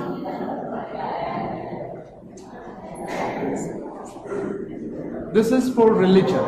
Yes. It's very religious. This is special Natishpati for the 4 different sections. And this is for the moksha. Okay. It means if you renounce all attachment of worldly life. Yeah, all the perils of the flesh. Exactly. This is the part of this. Okay. But if you want to do something with attachments life. You have to be here. Yeah. So this is the two real means of Nandeshwar and Java. In some of the Hindu philosophy, they say a soul can reincarnate in any of these places. Does Jainism say the same thing? Yes, exactly. Jainism believe in the reincarnation. Yeah. Exactly. And you can go to a different part of this universe. Exactly. Ayodhya, Adinath. Yeah. He is our first prophet of Jain. He was born in Ayodhya family. He belonged to the same family of Raja Ramchandra. He was deity. He was born in royal family. He was the ruler of Ayodhya. He had 102 children. One is the Bharat. And before the name of the Kshetra, Arya. Yeah. But you know, after Adinath, he called Bharat Kshetra. Kshetra means place, and Bharat is the name of his son. These are different words than in the Hindu, which is like Vashas, I think. Yes, exactly. So only the words are different, but of course the meanings are very same. Why do you think that Hinduism has sort of forgotten these roots from the Vedas and they've gone towards what I think are military organizations that lie, like NASA and the American government and the Western science funding, which are ruled by corporations? Why do you think Hinduism's fallen away from its tradition, but Jainism has still stayed true to the Vedas? Because Jain believe in the real life, actually. Jainism strictly believe in non-violent life. Okay, people in the new generations, the many people, they study in university, they study in somewhere, so of course they forget some roots. But the most of people, and still people who live in the countryside where I live, believe the world's flat. People, they believe we are equal, everything is so flat, we don't want to punish anyone. We don't spin. Yeah, because it's the Jivan Chakra. This is the chakra of the life, like a Kundalini. The first oldest man, according to Kundalini, and then you can see Kundalini, like here. It seems now that in the Western world, a lot of people are worshipping science as God. Yeah. And even from a very young age at school, they're grabbing 5- and 7-year-old children whose minds are very open, and they're really pushing in, you're a random space monkey, you're like a part of chaos randomness, and they're taking away divinity. And me and some others believe this is something they're doing deliberately to take away divinity from people. What would you say about that? We believe in totally divine energy, and we have a lot of, many people they think this is mythological story, but we believe very deeply in divine energy. Of course, we are all part of the one thing. We are not different, and everything is decided by the God. He will send us. Okay, and where is the sign is finished, then divine is. Where signs say is not possible for us, there is divine power there. Yeah. We more believe in it. What I've seen in America and in Europe is people waking up to this flat earth truth by easily dissecting the lies of NASA with these fake spaceships. And people are finding divinity, not specifically a god, but they're finding, wow, this is an intelligent design. Because if it's flat, then it has to be a divine reality. Yes, exactly. Now people only make copies, not real. But we have a lot of evidence, and we have still many temples or still very old buildings. In that buildings you can see something old. Like this is the model of celestial plane. Boeing, big machine. There's a copy from the celestial plane. All the spaceship and everything, they are copied from the celestial plane. So I think divine is the first, energy is the first, and this is really wonderful thing. First time I met someone, he have knowledge about this Jambu Deep and Nandeshwar Deep, but in my life, I never meet somebody in Venice. This is forgotten. This is forgotten knowledge, but it's coming back. Yes, exactly. Because a lot of people know that these lies traditions come back again. They go in cycles. Of course. Now the time has changed. The times are changing. Like in few years ago, people they stopped meditation and people they converted in the artificial life. It means they choose technology. They choose very fast. And they want the supermarket. They want entertainment. But very soon, time is turned again. Very soon.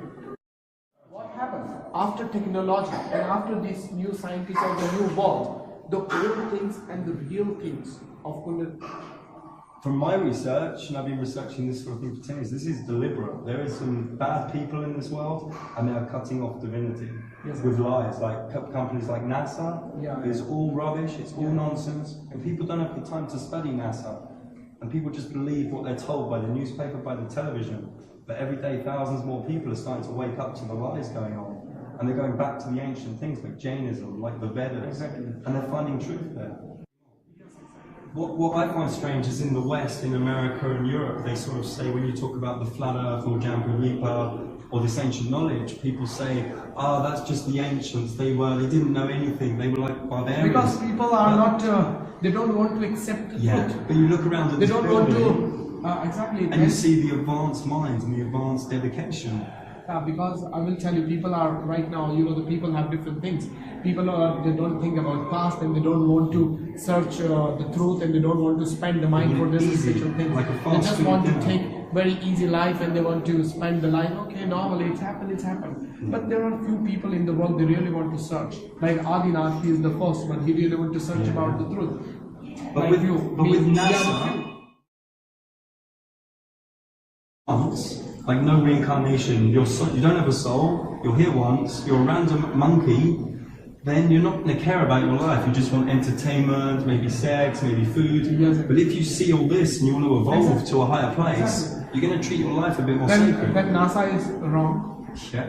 You have reincarnations. Hindu Sanatan Dharma have reincarnations. Jain Dharma have reincarnations. Without reincarnations, life is not possible. We have 84 chambers. In this temple, we have 84 chambers. And if you walk clockwise and if you worship of this 84 chambers, you can stop the chain of 84 times. 84,000 times of the chain of the reincarnation. 84,000, they say. Yes, exactly. It's big chain. So it's nice to become again the human life. You have to do lot. Everything is so equal. Then you became a human life. I want this to be my last one here. I want to get out of here. Yeah. So then you have to follow the major principle. Then you reach the moksha. And if you reach the moksha, you can stop the chain of rebirth. But maybe I just have another 2,000 lives left. Yes, exactly. We don't know how much life is left. But of course, we have good karma that we became a human life. Because when you have the best karma, then God will give you the life of the human. And when you became a human, you are the part of God. And you can change your karma. This is the only place to really change it. This is the place to change your karma. If you do wonderful karma, then you can work again in human life. But if you do something very bad, then you reach the hell. Down below this. Exactly. Yeah. No chance to see again the Nandeshwara Deep and Jambu Deep. And you can stay in the hell worlds for thousands of lives, I think. Exactly. Then you have to. Then he will decide when you have something again, the one point of spark. Yeah. And then they will give you a chance. So better to do the good karma.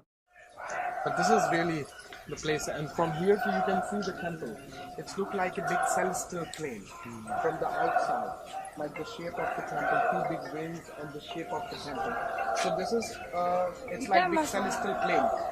So it's a wonderful plane and everything.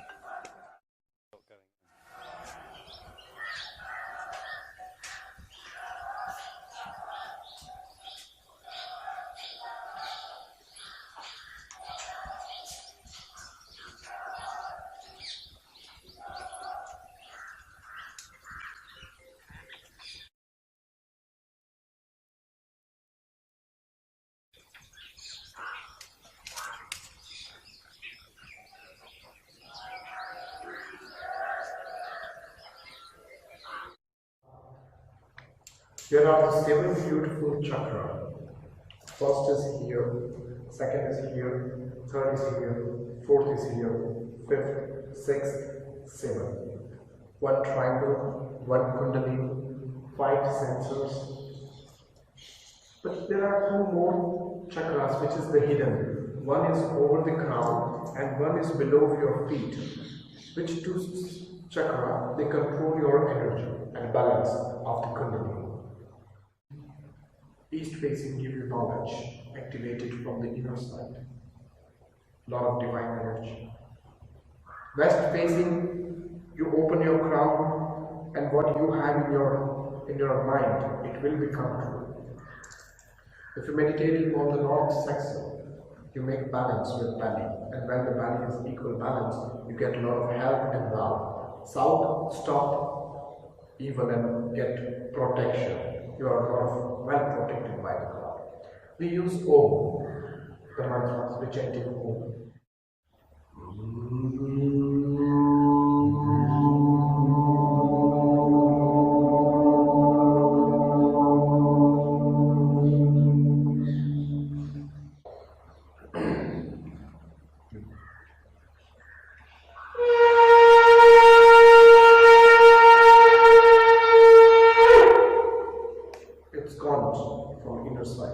And then we go into this Padmashanas, then we chanting mantras.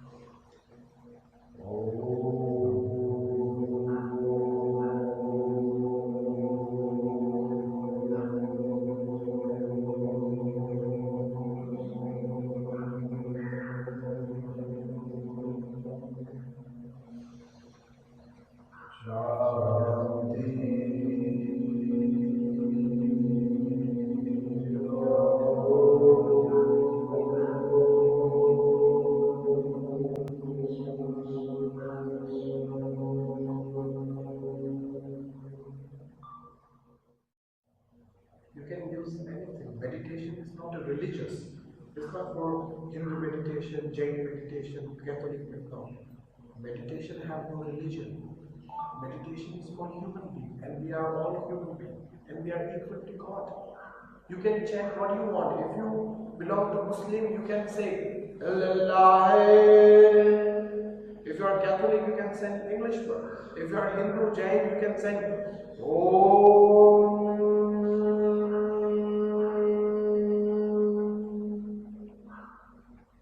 But finally the meaning is very simple. And conch, this is the beginning of moksha. This is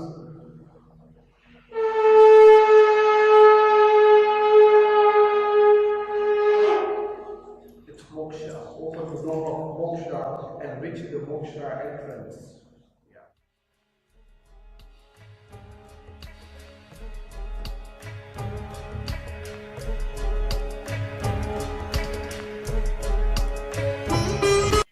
Here is an example of Jain cosmology showing these massive oceans with these ringed land masses. At the center is the Great Mountain.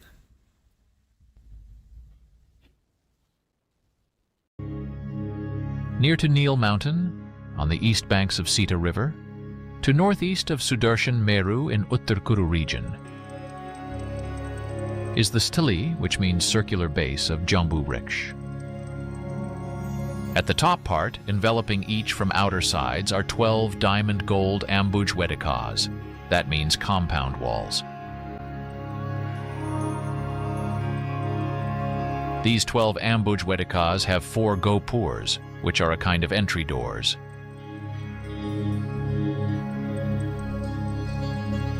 In the intervals between are trees of many family celestial beings.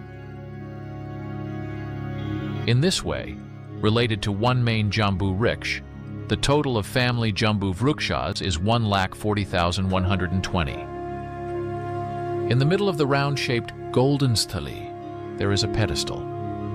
At the center of this pedestal, situated on a sub-pedestal, is the main Jambu Wriksh.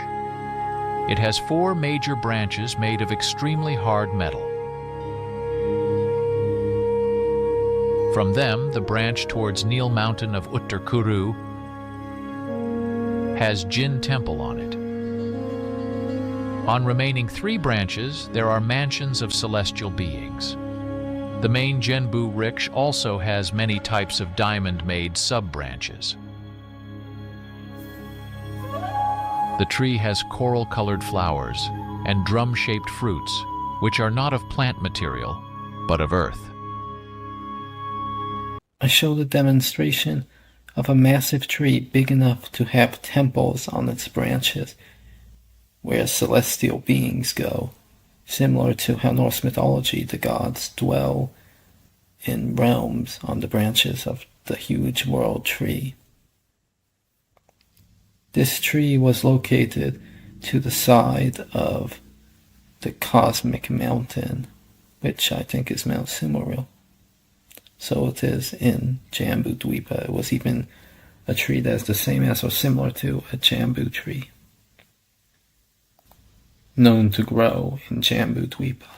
After the fall of the Soviet Union, some maps leaked into the public domain. I think they were German or Russian or something, which detailed how to get to and navigate habitable places found at Antarctica. If you look to the right on this document, one of these places is called Asgard, which I think is connected to the Norse myth about Asgard, another world where gods and other beings dwell.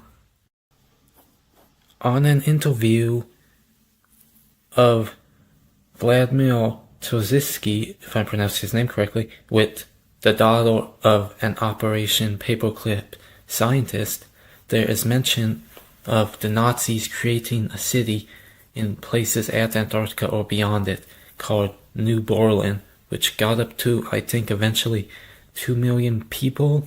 Similar to stories told by Curry Good, who claims he was taken with governments and others part of this cabal on a secret mission to land beyond Antarctica. He says various governments were stationed at South America for a little bit, then they took submarines through these huge underwater tunnels that were also underground, which were filled with water. Then these tunnels led to places past Antarctica.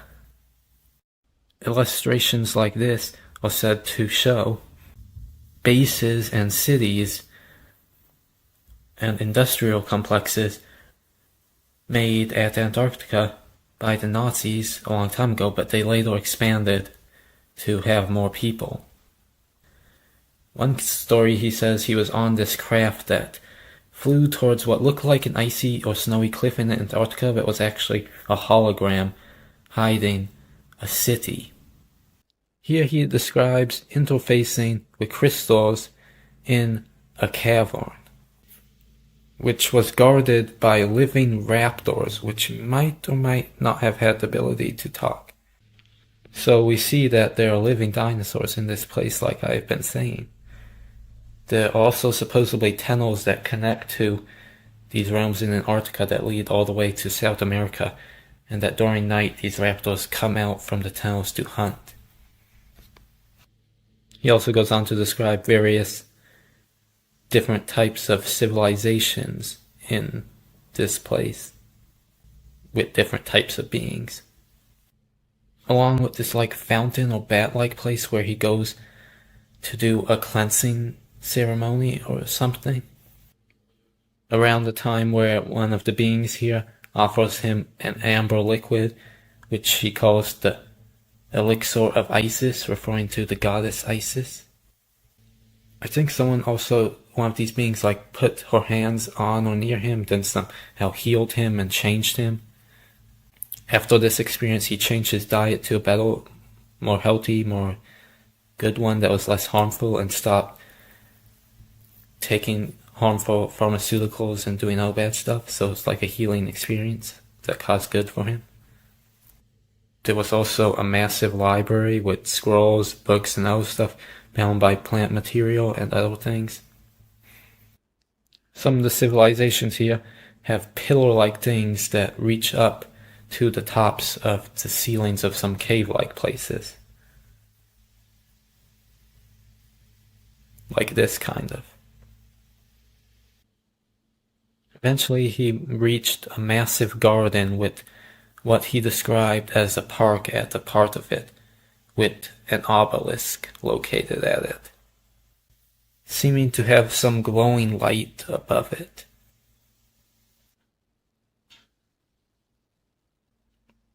He saw human-like beings get in these egg-shaped seats, which they would use to interact with people, like communicate with them psychically and also interact with them always or know stuff about them in order to send them messages and cause good for them, since they had a desire to help people and other beings.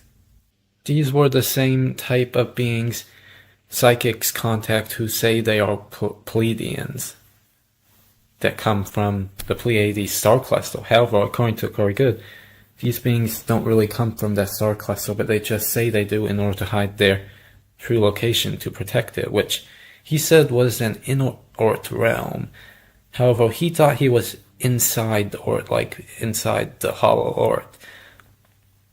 However, I think he might not have understood where he was at and that he was actually in lands beyond Antarctica, even though there are parts of it he might have went underground, like tunnels that connect to parts of underground realms. But a lot of it, I think, took place in places beyond Antarctica, above the surface of the Earth, even if he thought otherwise, because he didn't understand where he was. Then there is the story of who is called Santa Claus in some countries. There are stories about him bringing presents to children on the night before Christmas. I do not really think those stories are entirely true. However, I do think the myth of Santa Claus is partially based on truth, but not entirely. Rumor has it that Santa Claus lives in the North Pole, where he has a workshop where small beings called elves make toys for children. So I think this is a reference to the lands beyond the North Pole and buildings or infrastructure with like workshops or houses in these lands. I believe the version of Santa Claus many people are familiar with in the United States and other countries is not the real Santa Claus. I think there is a different being Santa Claus, or this version of Santa Claus is based on, who is a real being. I don't think he delivers presents to every child in the world. Maybe he did it to some, like in the past, but stopped doing so in modern times. But I don't think he ever did it to all the children in the world. If we look up the history of Santa Claus, we'll find that there are many different beings the modern idea of Santa Claus is based on. One of them is Saint Nicholas, who was accompanied by a demon or demonic being called Krampus. Saint Nicholas brought gifts to children concealed good, while Krampus was said to punish children considered naughty. According to Eastern and Central Alpine legends, different than the idea of Santa Claus many people have today. However, St. Nicholas is not the only story associated with Santa Claus. There are actually many different beings from different countries that the modern idea of Santa Claus derived from. There are different stories about these different beings, some of which are listed here, though this is only a small example. There are many other examples of beings related to Santa Claus. So I think these different myths used to be based on older myths, but they were split apart and they became different myths, and the truth was lost. But I think these different versions of Santa Claus, which come from different countries, are more accurate than the modern idea of Santa Claus. Though I do think there's some truth to the story, even though I don't think there's someone who brings presents to everyone in the world on Christmas Eve. However, I do believe the story of Santa Claus is based on older myths, which have some truth to them. In fact, the modern holiday of Christmas is actually based on older holidays, such as the Yule celebration of the Norse Vikings, as well as I think other celebrations too. There are also some parallels to Norse myths about the god Odin, who looks similar to Santa Claus in some depictions, and I think he brought gifts to some people, did something like that. I forget why it's the connections, but there are some with him, as well as maybe other beings from Norse myths. I don't plan to give information about all these myths in this video, so you can probably look them up elsewhere if you want to learn about them. However, Santa Claus does share parallels to who is called the Holly King in some neo-pagan traditions. He has similarities to Santa Claus because he is associated with holly, like the holly on Christmas associated with Santa Claus, as well as having a beard looking like his, and being associated with reindeer like Santa Claus is. According to these traditions, the Holly King rules over the winter and battles the Oak King, who rules over the summer. Some traditions depict them as good, while others depict them in a more negative or partially negative light, or maybe partially negative and partially good. However, I think there are also some traditions that consider the Oak King good, while the Holly King is bad. There might also be other parallels with Santa Claus. Some sources go over. They are considered to be deities, or some type of supernatural beings. Let's translate this article about King Holly and King Oak. It says, once upon a time there were two kings here, somewhere far, far away. So it's an area far away. These lands are far away. They lived in the same kingdom, or what can be considered part of the same domain, or under the same type of rule, under something that is the same, even though I don't think they're at the exact same location. Then it says, and were brothers. King Holly was the older and wiser of the two, and lived in the north. It says here it was always cold and dark. This is where the Arctic is. Then it says King Oak lived in the south. Then it goes on to mention how they travel to each other's kingdom during the summer and winter solstices. It says the journey takes up to a month, so this isn't really just a short travel. So they're in different places, but under the same rulership or under something. Yet both of them are described as ruling over separate groups of people, not part of the civilizations known about on Earth.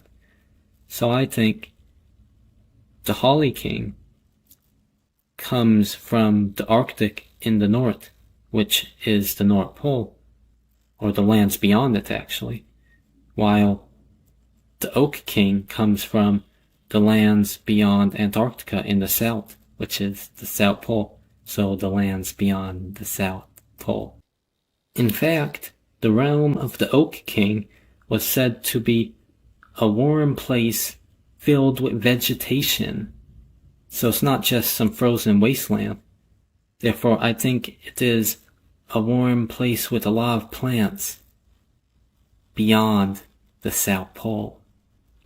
Santa Claus is depicted with flying reindeer, reminiscent of myths about Odin and other gods coming on flying animals during what is called the Wild Hunt, which sometimes happened around the winter solstice, close to when Christmas takes place on. Santa Claus is shown as being assisted by little people at his workshop in the North Pole who make toys. In modern times they are called elves. However, in ancient myths, elves were not really little people, they were beings who were taller than the average person.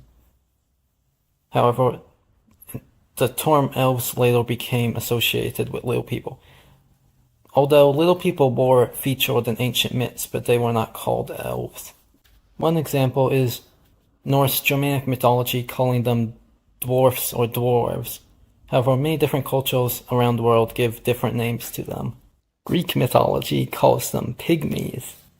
On the map I showed you, there is an island which has a word on it that translates to pygmy or pygmies, which are the Greek mythological little people.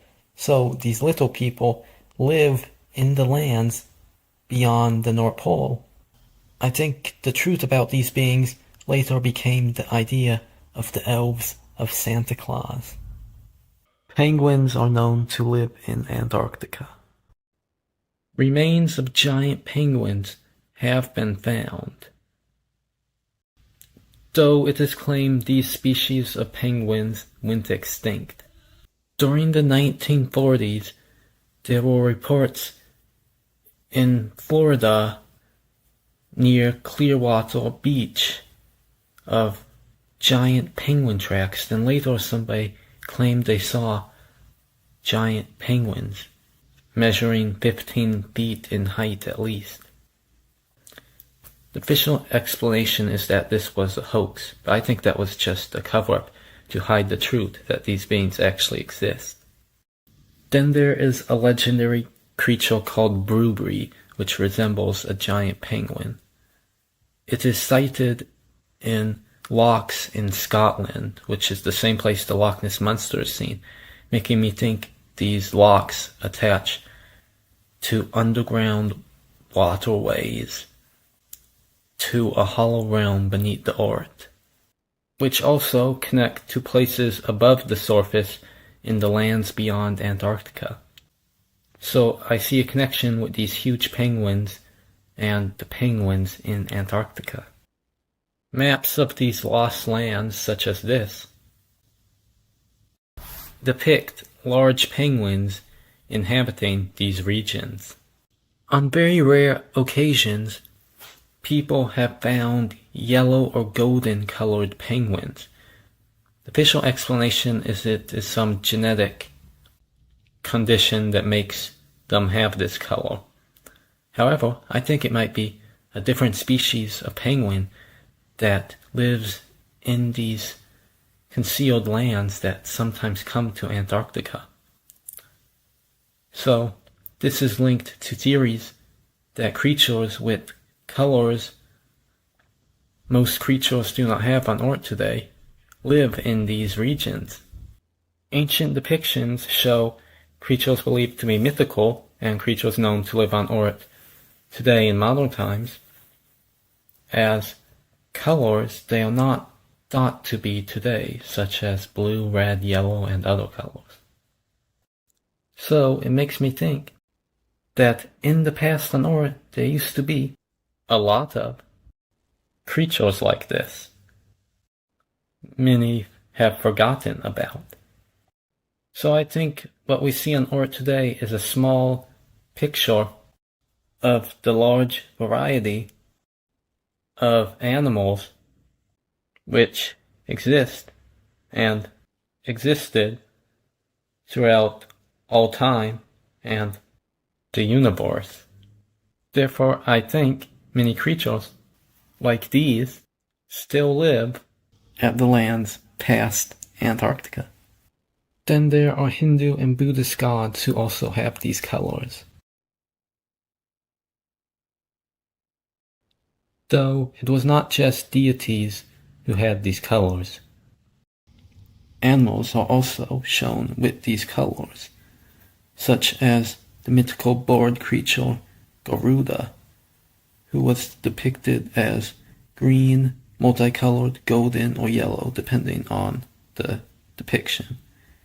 He was the Vahana of Vishnu, which is a celestial animal used as a vehicle by deities. Next, there is the red ram rode by Agni, the red fire god. The Vahana of Ganesha is sometimes shown as a large blue mouse. I think this depiction is more accurate, while different depictions that show it as a different color are not accurate. It makes sense they have these colors because we learned earlier that they live in these lands. So do you know who else has these colors I've been talking about? Many clowns do.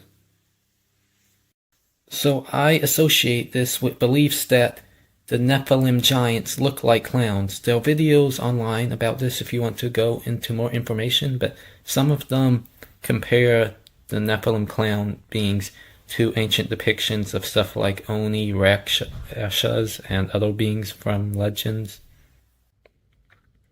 So this is an example of beings like giants in the past having these colors. I think a lot of beings in the past had these colors, including giants and other beings. So it ties into what I said about the beings in pre-flood times looking like the beings in the lands beyond Antarctica. In Greek mythology, the mythical one-eyed giants called Cyclopses are depicted with more lighter skin. However, the Urbano Monti map shows a Cyclops with orange or red skin in these lands around Antarctica I've been talking about. So I think beings with colors like these dwell in such lands.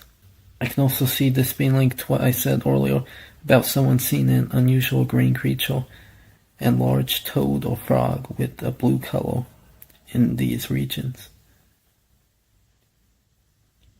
Then notice the area the Cyclops is at is around here. And if you look at the map of the world where it is located, it is south of the island of Java, or Java, however you pronounce it. During what is said to be the 14th century, a knight named Sir John Mandeville wrote a book called The Travels of Sir John Mandeville, documenting his exploration to many different places around the world, including strange lands south of Java, which is where Antarctica is located. He just said he saw many different islands in this place, making me think he went to lands beyond Antarctica. On one of these islands, he noticed one-eyed giants who didn't eat anything but fish, making me think the Cyclops on Urbano Monti's map is showing this place. At another location, he saw a society of cannibals who worshipped idols and made sacrifices to them.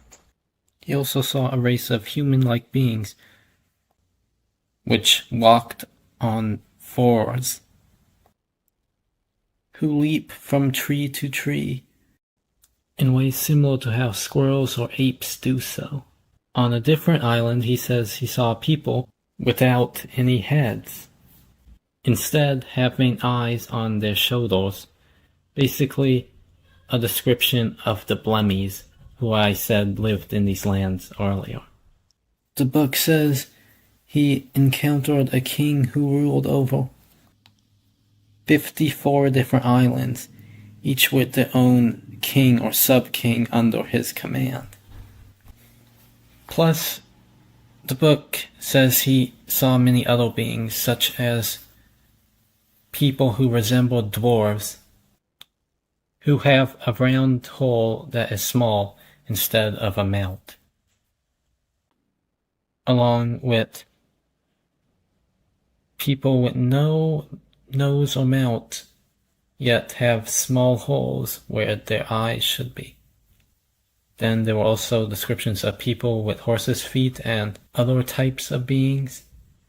However, he says there was even a lot of beings in his book that he didn't have time to go over all of them even. There was a lot of other ones that I'll describe, but I don't think I'll go over them. So keep in mind, the names of the locations given in this book do not correspond to any locations known to exist, making me think they are worlds not documented to exist by mainstream history, such as an island called Dondon, along with a kingdom called Mansi, having over 2,000 great cities which are rich, some of which have Christian and Saracen people. Eventually he reaches a massive city called Kasey, also nicknamed the City of Heaven, which is situated on top of water, similar to how places like Venice are. Here there are more than 12,000 bridges. Therefore, the fact these places are described as being so big and great with numerous different beings makes me think there are advanced civilizations found here. He also mentioned seeing large rats, as large as hounds here, resembling giant rats said to be extinct, as well as huge snails, whose shells people make dwelling places in. There were also delicious giant apples from a plant having leaves measuring 2 feet or longer, as well as great grapes that are hard for even a strong man to lift, corresponding to what I said about large grapes and plants earlier. The Travels of Sir John Mandeville is said to be based on real travel accounts. It mentions him going to places on Earth and also these other places I talked about. Even at the end of the book, he says he got it certified as true, basically, that's what he's saying, by the king and pope even.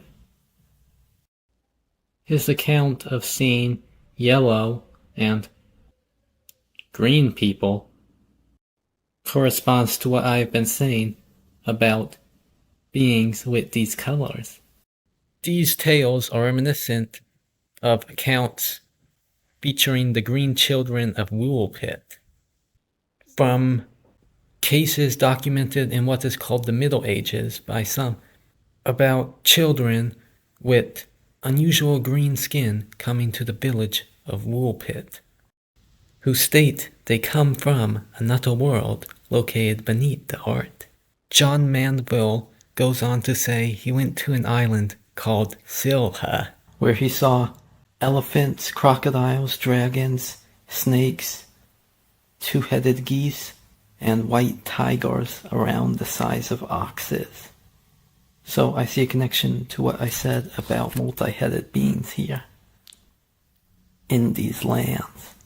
At this area and the surrounding islands, it seemed that the sea was so high it reached to where the clouds are, making me think when he was going to these lands he might have went around the part of the firmament with waters above it, or the lower part of the firmament that is more closer to the ground that has the waters of it, which are the same waters above the firmament spoken of in the Bible. Or this could be something else he saw. Check this out from Finnish mythology. It says,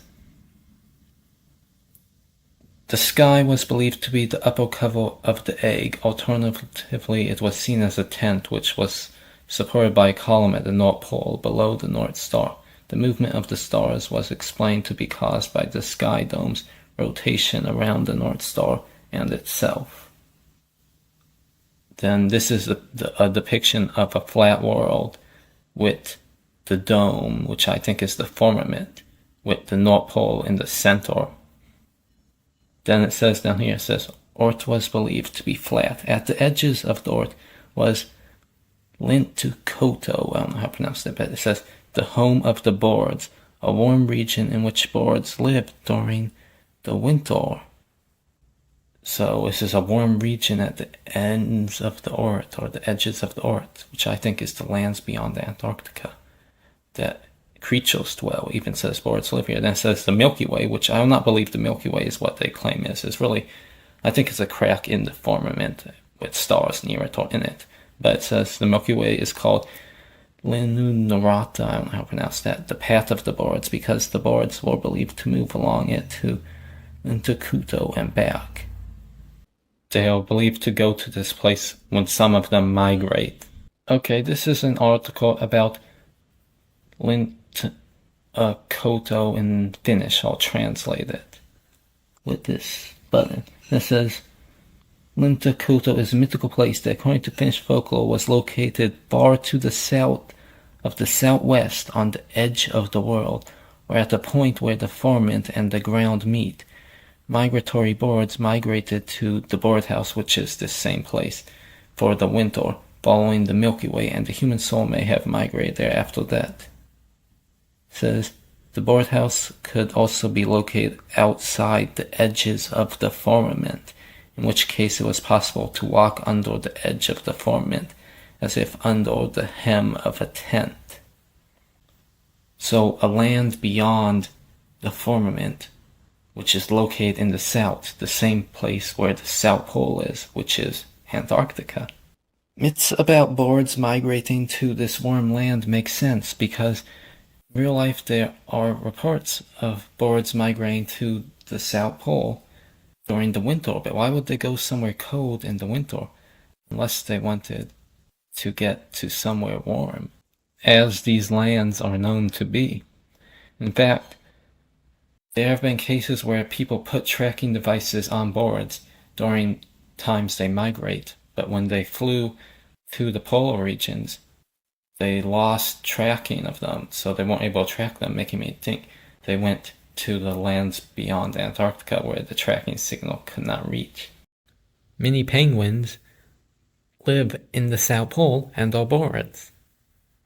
Thus, it can easily be considered a home of birds. Mainstream science claims the universe started with Big Bang and is only around 8 billion to 13 billion years old. While young Earth creationism says the universe was created by God around 5,000 to 6,000 years ago. This is based on the timeline of the generations and how long they lived given in the Bible from Adam to Jesus. Since Adam was believed to be created on the sixth day of creation, while Jesus is said to be born on the time between the AD and BC split in history.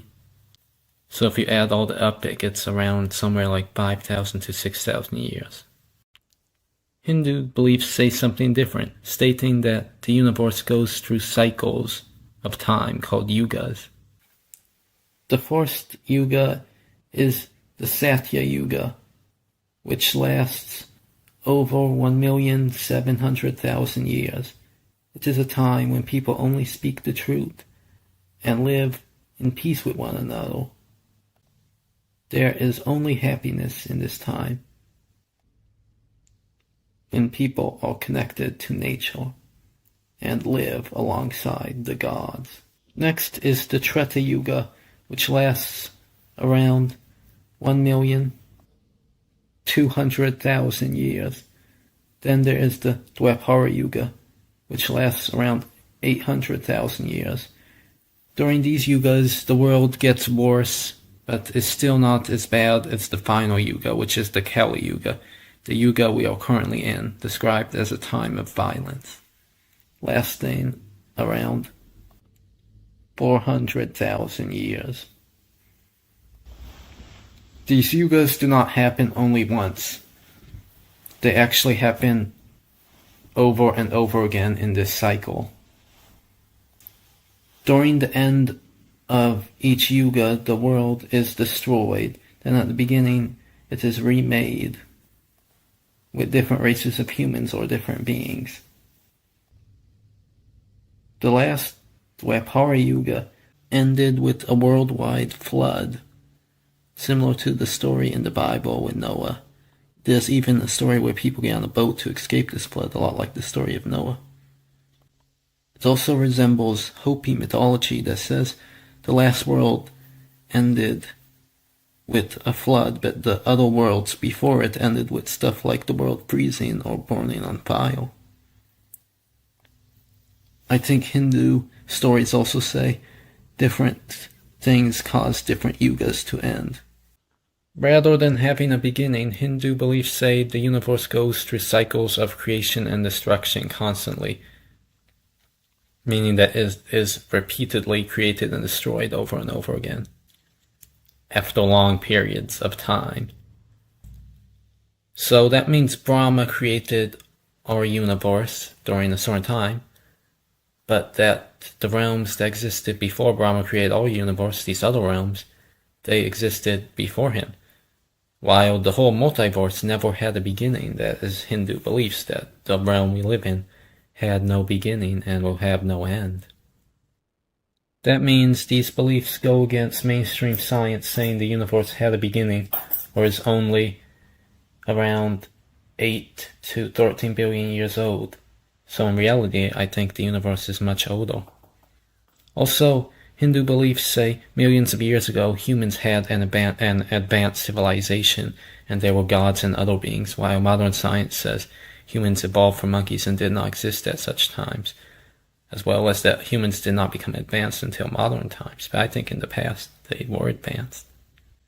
According to the Jewish calendar, the day of creation is estimated to be 3,761 BCE, which is around 6 or 5,000 years ago.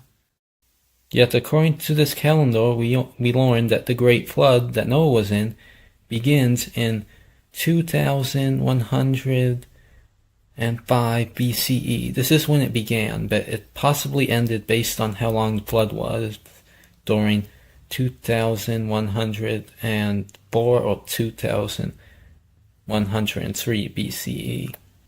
So we learned the Kali Yuga started right after a flood ended, but if we look at the date it is believed to start at, we learn here that based on information, the Kali Yuga began in 3102 BCE, the same time as the flood of Noah, or around when it happened. The Treta Yuga before our current Kali Yuga was described as being a totally different place than our current world. Just like the Bible says before the flood of Noah, the world was in an entirely different place. So I think these two stories are related and telling ancient truth. So maybe the Bible is correct about the date when the earth was created and certain places around the earth, but the Hindu scriptures describe how old the other parts of the universe, which are the lands beyond Antarctica, are. So the God of the Bible and other gods created our earth during around that time, probably around 6,000 or 5,000 years ago, something like that, while the other parts of our universe are much older, as stated in Hindu scriptures. So I think the different yugas happened in other parts of the universe too. Though it is also possible the Earth we live on is a different version of a different world that was recreated after it was destroyed during these yugas, and that it goes through cycles of creation and destruction. However, it's also possible that it is not really just the Earth that this happened to, or it might have not happened to Earth before. Maybe it's just something that happens to the whole universe that the Earth is part of, rather than just the Earth. Jainism also speaks of very long time cycles the universe goes through. There's the Utsarpani cycle of increasing happiness containing 6 long eras. Then there is the Avsaparni, I don't know how to pronounce that, cycle of increasing sorrow, also contains 6 eras.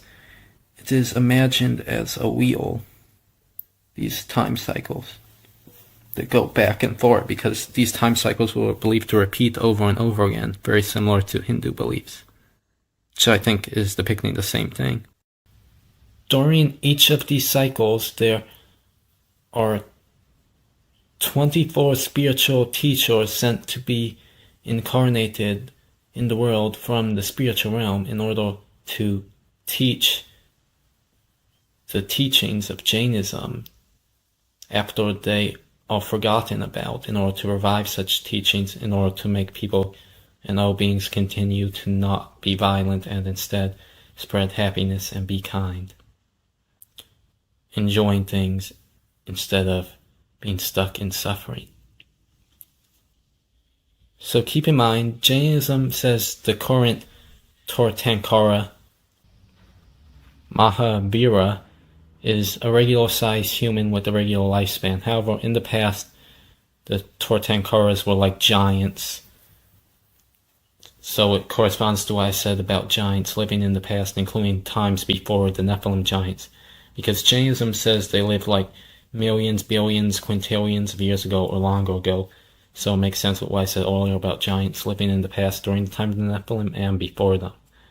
Also keep in mind that some of these Tirthankaras are depicted as colors like blue, green, red, or orange, or pure white. And there's also golden and yellow, I think, some of them. While the current Tirthankara just looks like somebody from like India, I think. However, the other ones had like different colors, so it makes sense what I said earlier about beings having these different colors in the past, in ancient times. To give you an idea how long ago they lived, we learn here that the first Tirthankara, he was 1,500 meters tall, but had a lifespan of 592.704 quintillion years. So he lived very long ago in the past during all of this time. Then these Tirthankaras keep getting shorter in height than a shorter amount of years they lived. You can see they were a very long amount of time of years, and they're also very tall in the past. See all of them, if you would like to look at them. Though this is the current Tirthankara, he only was 6 feet tall like a regular person today and lived 72 years.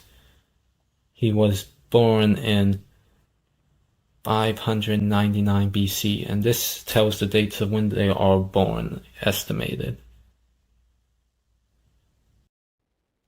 Antarctica has a place called Blood Balls.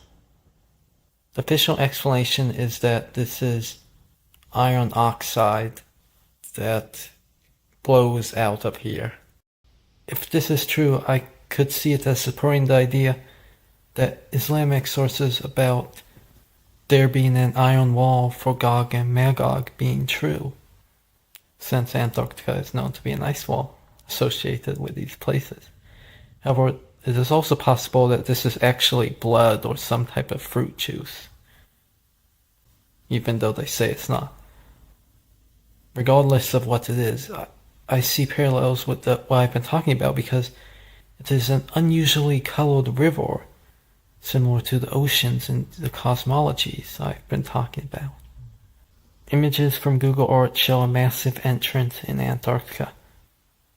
I think leads to these places. Measured to be around 74 feet or 22 meters high, with a length of 250 feet or 75 meters, big enough to fit a Boeing aircraft. Also notice that it has this big staircase. If you look closely, you can even see what look like human footprints, massive in size. I think they belong to giants who used this as a giant staircase. Keep in mind that this only appeared on some versions of Google Earth, like during certain years, I think 2007 and 2022 or something. Maybe other times too. On other times it disappeared, possibly because it was covered in snow or removed from Google Earth to hide the truth. Though I think if you use the older versions of Google Earth, you can see it, and maybe some of the newer ones. In 2016, some people noticed this creature in Antarctica, or the seas surrounding it, which is about 200 feet or 60 meters in length, resembling a large squid. So I think it is the Kraken and one of these mythical creatures from the oceans on the other side of the wall. Other unusual finds in Antarctica on Google Earth can be found here. They say it might represent stuff like crash UFOs. While that could be true, I could see this as also representing something else. Such as this, they say it's a crash UFO that made this line, though it could have been something that was pushed across the snow, or maybe some type of vehicle or road that is located there. Not sure. Maybe it's a crash, I'm not sure, but they give some of the coordinates for these places here. And right here, this is this massive structure in Antarctica. It's like a perfect rectangle. It's at least 400 miles long, or 22 kilometers long, and 4 miles wide, or 6 kilometers wide. It's just randomly out there in Antarctica. Some think it's a secret government base, while others say it's some ancient structure. Could be something else. Then there is another possible structure, or maybe UFO. Of course, the pyramid. Then another giant staircase. A lot of mysteries to be solved. Shafia Ali is the host of the Canadian television show Let the Quran Speak. She interviews her father, Shabir Ali, to discuss the ancient cosmology they believe in. This comes from what can be considered apocryphal Islamic sources. Well, some people would use those terms. There are other terms some would use, but it's considered like apocryphal to Islamic sources, or non-canonical in an Islamic way. Or some people would use other terms, but that's what I would use. Besides the Quran, some Muslims also accept secondary or other works, sometimes called hadith or tafsir, which are like ancient commentaries or reports of what Muhammad and maybe others said. In this interview, it is even mentioned that there is a mountain holding up the sky, indicating that the sky is a solid dome or firmament. Then there is mention of 7 orts beyond our ort, and each of these orts has a moat, which is like an ocean surrounding it, very similar to the 7 oceans and land masses in the Hindu cosmology.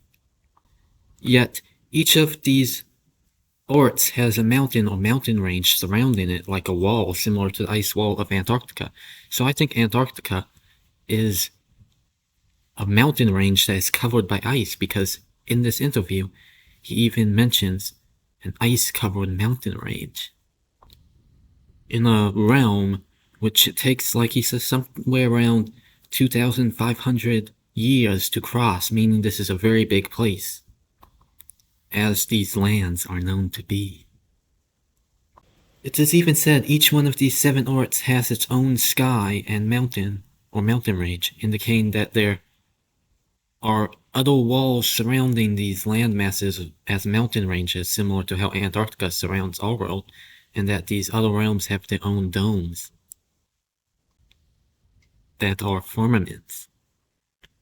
Is that according to Asuyuti, one of the narratives that he's putting here as, for our consumption, is that Koth is a mountain that surrounds the earth. and not just one mountain, but there are 7 mountains to be explained. So first, there is a mountain that surrounds this earth, and the sky rests on that mountain. At least the ends of the sky, or the wings of the sky, flutters above the mountain. And by the way, this mountain is made of emerald. So all the emerald on the earth are really pieces from that great mountain. In any case, beyond the mountain is another earth. And surrounding that earth as well is another mountain that is also called Kaf. And there are 7 of these. So in this way, there are 7 earths and 7 mountains. But past every mountain, there is a moat. And that moat is, you might say, an ocean. And so we have 7 oceans as well. And each one of the mountains is supporting a sky. So that's how we have 7 skies, 7 earths, and 7 oceans, according to this narrative in a Suyuti. So most people will find today that, this is very ancient cosmology. And of course, this is not from the Quran. This is what people have So is it repeated. just one commentator who has come up with this, or is it more than one? No, there are other commentators as well. And some of the commentary is even more fantastical than this. I have here the Arabic text of Tafsir al-Qurtubi. And in a previous episode, I relied on some English translations, but the English translations are not yet to this volume. This is volume 19 in the Arabic, and this is an edition edited by Dr. Abdullah ibn Abdul Mohsin at-Turki. You might say the Turkish person. That's how his name reads, whether he's of that nationality or not.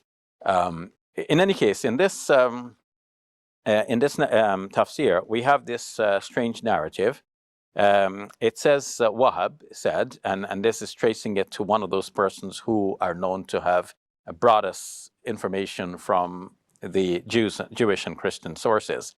So he said that Dhul Qarnayn went upon this mountain Kaf, or came upon this mountain Kaf, or came to this mountain Kaf. Ashrafa ala, so it's hard to translate. Either he went up or he came to it. He's there face to face with it, and now he has a conversation with this mountain. Now, somebody may ask, who is Dhul Qarnayn? So Dhul Qarnayn we know of from the 18th chapter of the Quran, and who he is exactly and so on, that's subject to a lot of discussion, and the people he met and all of that. All of that needs separate discussion. But there's nothing in the 18th chapter of the Quran or anywhere else in the Quran dealing with Dhul Qarnayn which indicates that he came upon this mountain Kaf. But here we have it in the story, now linking Dhul Qarnayn with this 50th chapter of the Quran. So now he has a conversation with this mountain, and he asks, what are you? And he said, the mountain says, I am Kaf. And so Dhul Qarnayn asks, what about all these other little mountains around you? And Dhul Qarnayn's, the mountain Kaf replies, these are my roots. And each one is connected to a city. So when God orders me to cause a quake in a particular city, I order the particular mountain that then reacts and causes a quake in that particular city. And Dhul Qarnayn now is more curious, so he asks, "Okay, tell me about something about the greatness of God." And the mountain says, "Well, everything about God is great, but I'll tell you something." Behind me is an earth, whose like the distance to cross it would take you 500 عام, 500 years. Times 500 years. So it's 5 times 5, 2,500 years, and it's made from the mountains of ice, and had it not been for that earth behind me, I would have burnt up due to the heat of hell. So Dhul Qarnayn asks, tell me more. And so tells more. And he says, okay, the angel Gabriel stands before God, and his muscles tremble. And from each trembling, God creates 100,000 angels, and so on. You know, so that's. So do you think they're getting this from hadith or well, as this narrative, where is it coming from? This narrative explicitly says that it's coming from Wahhab. Okay. And then where did Wahhab get it? Maybe from, you know, it might be imagined Jewish and Christian sources. But obviously, these were stories which were being bandied about at the time. You know, we're seeing in the drama that Alexander, or rather Dhul-Qarnayn, without identifying him as Alexander the Great or anyone else.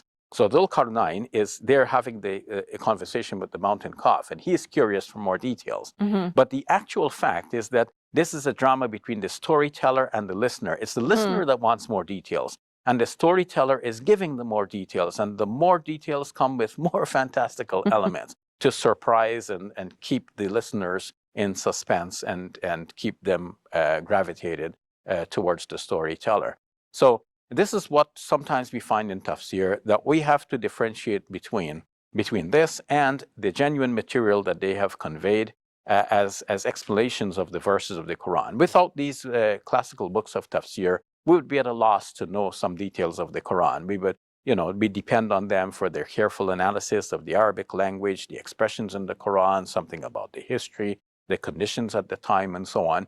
But we have to be aware of these fantastical stories. And not only the fantastical stories, we have to be aware that these scholars were operating in a milieu that is very different from ours, and they had thoughts and ideas and certain things that are acceptable to them, which are not acceptable to us.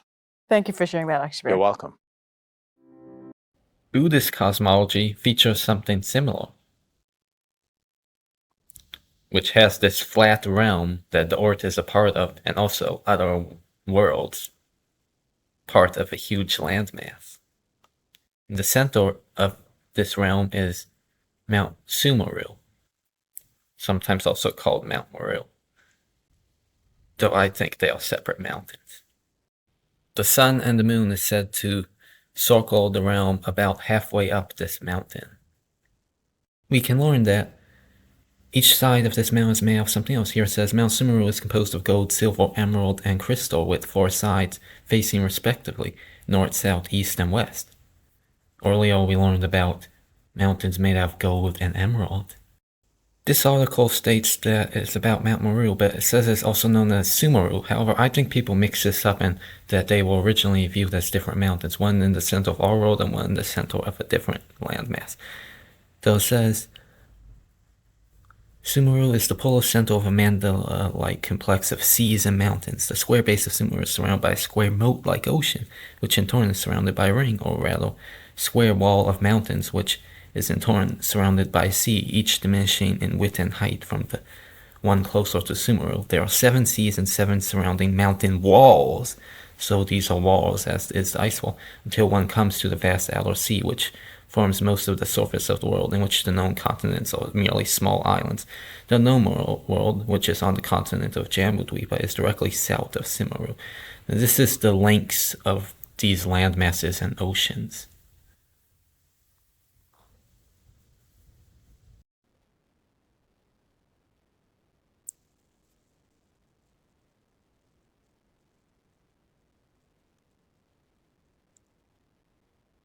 I think this means there's a lot more to explore out there. They'll even mention a circular edge of the world, because this is a circular realm. Notice how the models of the universe and earth in these cosmologies depicted as a circle indicate that it is a flat disk, not a round globe.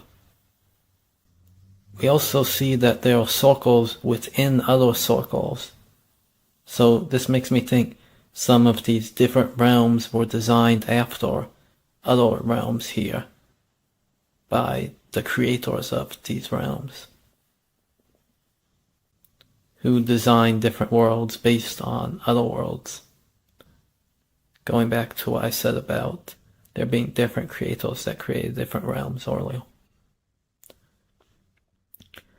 Some think that there are different ice walls beyond our ice wall right here that then past the other lands, there's another ice wall, then even more ice walls outwards, at least in some places of the universe. It might not be in all places, but Some also think there is different domes on top of each of these ice walls. I don't know if it's in every place in the universe, but perhaps our realm and maybe some other realms too. I mean, our surrounding realm, the places surrounding our realm, as well as maybe also other places, though definitely our realm too. Then there is this Buddhist depiction of worlds surrounded by icy rings or snowy rings. There's one in the middle, then it's surrounded by one of these rings, then beyond it there are other places with land, plants and stuff, then past it is another one of these rings, which makes me think it represents 2 different ice walls which surround different realms. This source speaks of the firmament and water above it.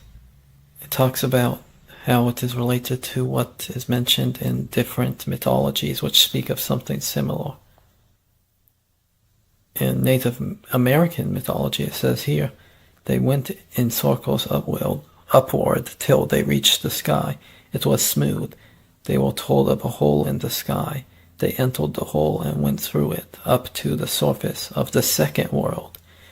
So they go beyond it to a different world, like the lands beyond Antarctica, but they go through a hole, meaning there might be entrances in the dome that lead to different worlds. And it says next, when they reached the sky of the second world, they found it like the sky of the first world, smooth and hard with no opening, perhaps indicating there are different domes beyond the earth, maybe on top of different ice walls or different types of walls.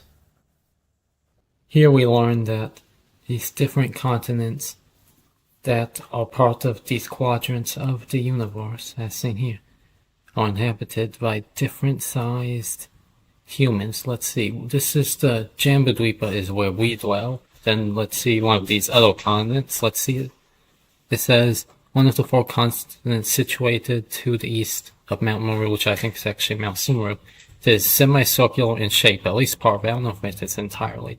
Then it says, and white in color, and flanked by the 2 subcontinents of Diha and Vidaha.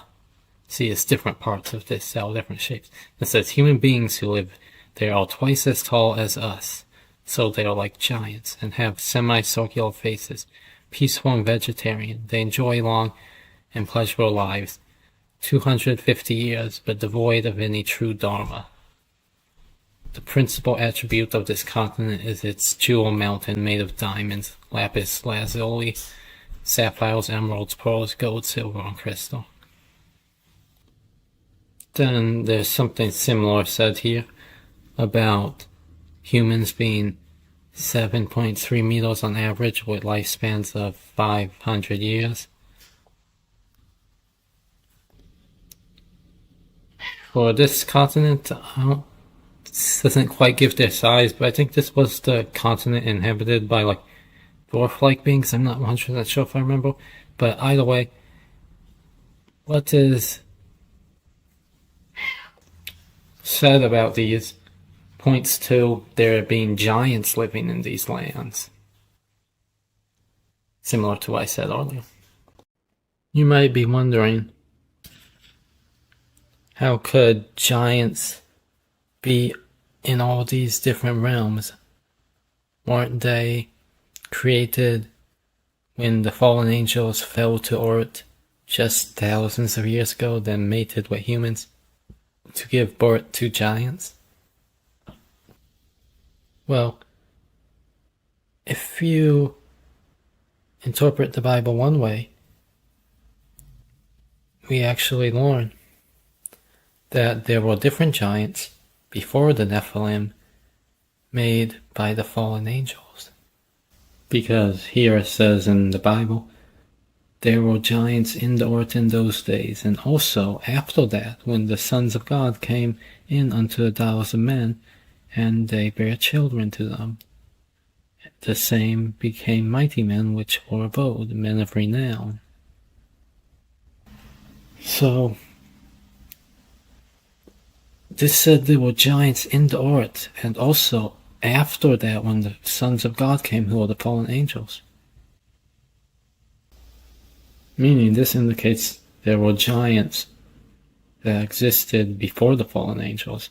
So I think these giants existed before the art was made and dwell in other worlds beyond the poles, and might have been on the art in the ancient times before the Nephilim came.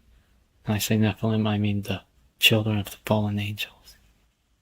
So, are giant humans and other giant animals, or these other mythical creatures, and the so-called aliens, and these different legendary creatures, so do you think they are good or bad? Well, I think some of them are good and some of them are bad. Some of them might have good intentions but can still be dangerous too.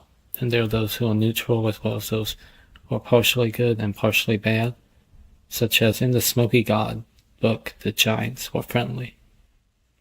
However, there are other reports of giants as well as these different beings attacking people. So I think they can definitely be negative or harmful or dangerous. However, I think many of them are good. This goes far beyond just giants, though. I think it applies to all these different mythical creatures and other beings who live in these lands and other places. Some are good, some are bad, some are neutral, some are a mix of good and or bad and or neutral. Some have good intentions but are still dangerous or harmful by accident or unknowingly. Though those who are purposely bad definitely exist, unfortunately, too, though those who are bad purposely definitely exist, too, unfortunately. Another book detailing the Nephilim, children of the fallen angels, that isn't included in the Bible is the Book of Giants, which was found in the Dead Sea Scroll, lost scriptures, and other sources. Right here, this is part of the Book of Giants, which talks about how the fallen angels came. That says the 200 angels chose animals on which to perform unnatural acts, including presumably humans. Some of this is missing. There's some parts of the book that are missing, but out of what that remains, it says 200 donkeys, 200 asses, which are donkeys, 200 rams of the tree flock, 200 goats, 200 something missing, beasts of the field from every animal, from every bird, for miscegenation.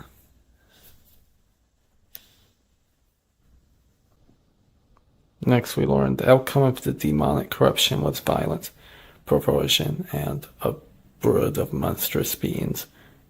Compare Genesis 6:4. This is commentary, but it says out of the Book of Giants, they defiled, they begot giants and monsters.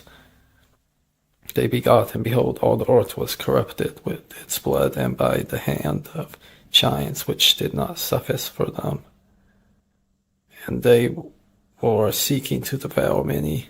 The monsters attacked it. Flesh all monsters will be. They would arise, lacking in true knowledge, because the earth grew corrupt mighty. They were considering from the angels upon. In the end it will perish and die. They caused great corruption in the earth. This did not suffice to. They will be. Keep in mind the word miscegenation, if I'm pronouncing that correctly, means for different types of races or beings to mix with each other or mate with each other. So the fallen angels were mixing different types of animals together to make monsters that attack people, then were later killed by what I think it says later in this book, or at least indicates the flood of Noah, which caused these monsters to be killed, which were created by the giants. Since it even says they begot giants and monsters, so the giants and monsters are separate beings. This also appears to be referenced in the Book of Enoch, which says they began to sin against birds and beasts and reptiles and fish, and to devour one another's flesh. and drink the blood. The mixing together of animals to create monsters sounds very similar to hybrid experiments, created when scientists mix the genes or other parts of animals together or do something else. Some examples are shown in the fictional mainstream narrative of this being achieved, but they say it's not as good as what they imagine. However, there are rumors about there being secret experiments where they make hybrid creatures. Many mythical creatures also appear like this, so I think they are the same creatures spoken about in the Book of Giants. These hybrid creatures. One example is the chimera from Greek myth, which is a hybrid creature, a mix of a snake, goat, and lion. Then there is mermaids from legend, who are fish-human hybrids. Centaurs, half-human, half-horse creatures in myth. Cynocephaly, who are the part dog, part human people. The jackalope, a legendary rabbit said to have antlers like those of a deer or moose. Satyrs are the mythical half-goat, half-human beings. Griffins are part eagle and part lion. Then there are so many other examples in ancient mythologies of hybrid creatures. So I think these are the same creatures. And governments connected to the fallen angels and those connected to them, I think still do hybrid experiments and create these creatures like they did in the past. Some sources even suggest creatures such as the Jersey Devil, mythical creature sighted in New Jersey, was actually created as part of a secret hybrid experiment program. The book of Genesis in the Bible states, and they went in unto Noah into the ark, 2 and 2 of all flesh, wherein is the breath of life. This is talking about all the animals entering Noah's ark, but it says only the creatures with the breath of life entered Noah's ark, meaning some creatures which didn't have it, it's up to debate what the breath of life means, did not enter the ark, so some creatures didn't enter it. Similar to how in the Book of Giants it says these monstrous creatures were destroyed by the flood. So if hybrid mythical creatures existed before the flood and were killed off by it, it makes sense that other mythical creatures, which are giant beings and or hybrids or not hybrids, were also killed off by the flood and existed before such flood. This also explains why people don't see these creatures today anymore, because they were killed off. At least some of them. Some of them might still be around, I think. I'm sure some of them definitely are. I also think after the flood, long after it, many of them were killed off by humans, making them even less common. It is believed that when the fallen angels came, they taught humans stuff like metallurgy, warfare, weaponry, enchantments, cosmetics, and I think maybe other stuff. So that means these fallen angels had knowledge of this stuff. So maybe it was because they had knowledge of this stuff and did this stuff in heaven. Some even say they taught the secrets of heaven to humans. So if they also made these hybrid beings, maybe the process that creates these hybrid beings, which could be some type of technology or something else maybe, was used in heaven before they fell. So maybe this, whatever is used to create these beings, is also used in places outside Earth and places that existed before Earth did, such as heaven, as well as the lands past the polar regions. In addition to humans using physical weapons to fight and kill these creatures, considered mythical. Some theories propose there was some type of massive war or event with destruction in ancient times, which helped destroy these creatures. So, the past event I'm talking about, when they killed the mythical creatures and wiped them out during what can be considered an apocalypse, shares similarities to stories about the world going through cycles, such as the 5 ages of man in Greek myth, the 4 or 5 worlds from Hopi Native American culture, the Yuga cycle in Hindu literature, and others. As with what I said earlier about there being this huge war that took place across the earth and caused mass destruction, which killed off these creatures, these myths speak of massive apocalypses, of fire or ice or water or something else, which caused the civilizations and creatures which lived long ago in the past to be killed and die out. Later only to remain in people's memories, for the most part. While I do think there were major events throughout history in which this happened, I think there are also smaller events that aren't quite considered world-ending events or what destroys most of the old world before it was replaced by a new world. One of these smaller events, or possibly one of the larger ones, I think is related to these depictions I've been showing, which depict this event. I also see a connection to the mud flood reset and other resets that happened throughout history, which caused the old world to vanish before the new world started happening. So I think this included creatures of the old world, or what we now call mythical creatures. Some myths say that after these apocalypses or resets, the beings of the old civilization and world are killed off, then are replaced by a new race of beings. Well, at least sometimes. Sometimes a few or some of the beings from the old world still live with the beings of the new world, even if others go away. Then we see this connects to proposals that humanity and what is in the world is actually all part of a large experiment operated by the reptilian controllers and the other beings they work with.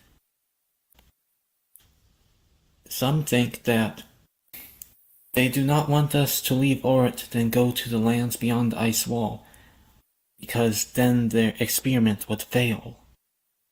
Because if people escaped to these other lands, which cannot exist on a globe Earth model, thus one of the reasons why they lie about it being round, then people would escape from the area where the experiment is happening, then no longer be part of it, and also escape from the place they are able to govern over and control people. Thus they would be free, unlike what the controllers want. I think the civilizations that were destroyed in the past and the mythical beings, or so-called mythical beings that lived in the past, were likely parts of different experiments, or beings who existed before the experiments happened. But that when these experiments ended, they killed off the beings of the old world, then started a new experiment with new beings. One of the many reasons why they don't want people seeing and interacting with creatures considered mythical is because the experiment would fail if they interacted with these creatures, just like in many experiments done in labs today, they try to make creatures not interact with other creatures, so the experiment will not fail. I think they not only did these experiments and these forms of control to civilizations and beings in the past, I think they also do it to other realms in the lands beyond Antarctica. Well, yes, I do believe there are also places in the lands beyond Antarctica that are free realms, but I think some of them are also under control of these groups, who use them to not only do experiments, but also to control people and other beings, as well as do other stuff. There are many theories about why NASA, governments, and those who work with them lie about the Earth being round, and why they hide the existence of these lands. On the global model, if you go to Antarctica and keep going past it, you'll just end up back on another part of Earth. So many people think they don't want to go to Antarctica because they think it's just snow and nothing more interesting there. And if you go around, you'll just get back to Earth. But on the flat Earth model, where this Antarctica is this wall, it surrounds the Earth. And instead of just being more snow and returning back to here on Earth, you go to other lands. So therefore, these lands cannot exist on the global model, and that the global model is hiding these lands. Since instead of finding new realms when you go past Antarctica on the global Earth, you just go back where you came from, or back to another part of Earth that is already known, making people not be interested in going to Antarctica or going beyond it. All these land masses cannot fit on the small global model, but if the Earth is a larger flat realm with lots of places, then these lands can definitely fit. Therefore, one of the reasons they hide the fact that the Earth is flat and not round is to hide the existence of these lands. Many different theories say there are these many different reasons why they lie about the Earth being round and these hidden lands not existing and mythical creatures not existing. There could be more than one reason why they do this. Maybe there's only one, but I think it's likely there's more than one. Some people still believe the Earth is flat and all this other stuff, even if they don't know the exact reason why they lie about it. There are also some other theories that I don't think I'll mention in this video, but I would like to go over some. Some people might be wondering, perhaps some people are wondering what they would gain from hiding the existence of these lands. I see many reasons why they do this.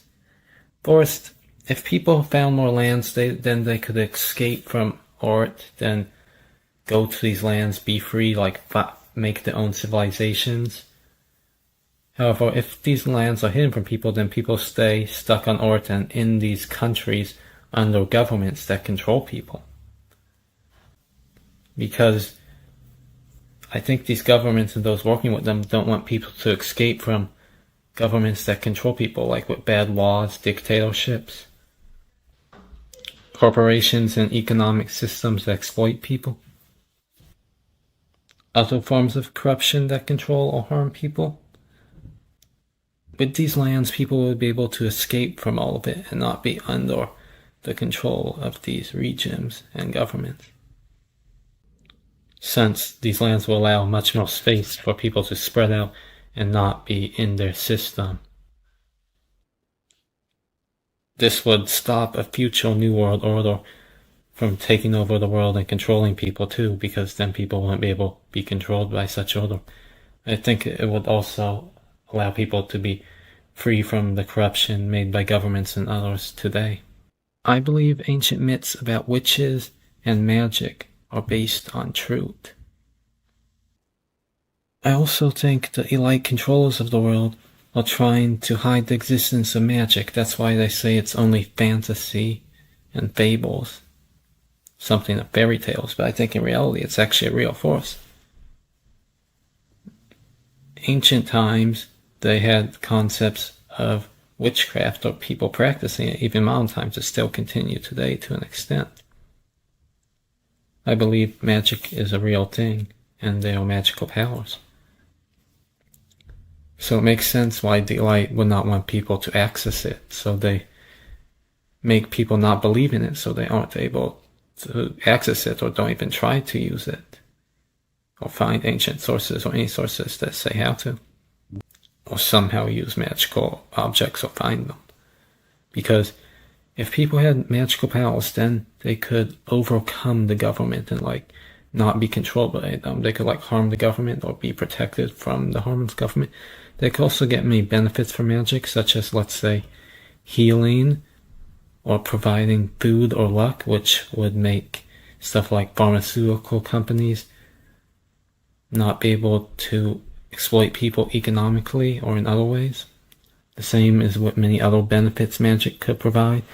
People could use magic instead of relying on governments and corporations and these other corrupt systems. They could also avoid harm from them too in other ways and get good instead of what the light want, which is bad for people or bad to happen to people and to control them. During the past, there was stuff like the witch trials in America and Europe, maybe other places too, where they burned or killed witches. Also, they burned magic spellbooks and destroyed magical objects. Did anything to get rid of magic. So I think this was a plot by the ruling elite, who I believe run the churches and other groups who did this, because I think they don't want people to become powerful with the use of magic, because then it will be hard to control people. And people would avoid harm from them. So they want to get rid of magic from the world. I think in the past there used to be a lot more magic. Then all this happened and it was mostly destroyed. But I think there's still some left today. That's why we still have some cases of people using it, even if many don't believe it exists. This was just one of the reasons. One of the ways they got rid of magic. Another way was to make people not believe in it, so people would not use it. Some people think magic is satanic. I think there are both good and bad forms of magic, as well as neutral forms.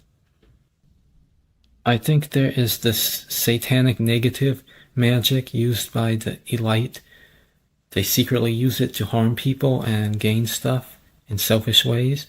But I think there is also good magic from good spiritual forces and powers that can be used to gain stuff in good ways and cause good in good ways. I think it was made to seem bad or not real, so people will not use it to find their power. However, I do not think humans are the only beings who have used magic. I think there are other races of beings with their civilizations or groups in the lands beyond Antarctica who practice the lost art of magic. So it would make sense why governments would not want people to come in contact with beings. So they try to make people not be able to come in contact with beings by hiding the lands they live in. Since these beings would be able to benefit humans with magic and also with their advanced technology, they'll also be able to make people more free and not be controlled by stuff. Unlike what the government wants, which is to harm people and control them. So I think they cut off access to these civilizations so they will not share stuff with humans like advanced technology, magic, knowledge, and other stuff that would benefit people and free them, instead of having people controlled and harmed, stuck in the matrix.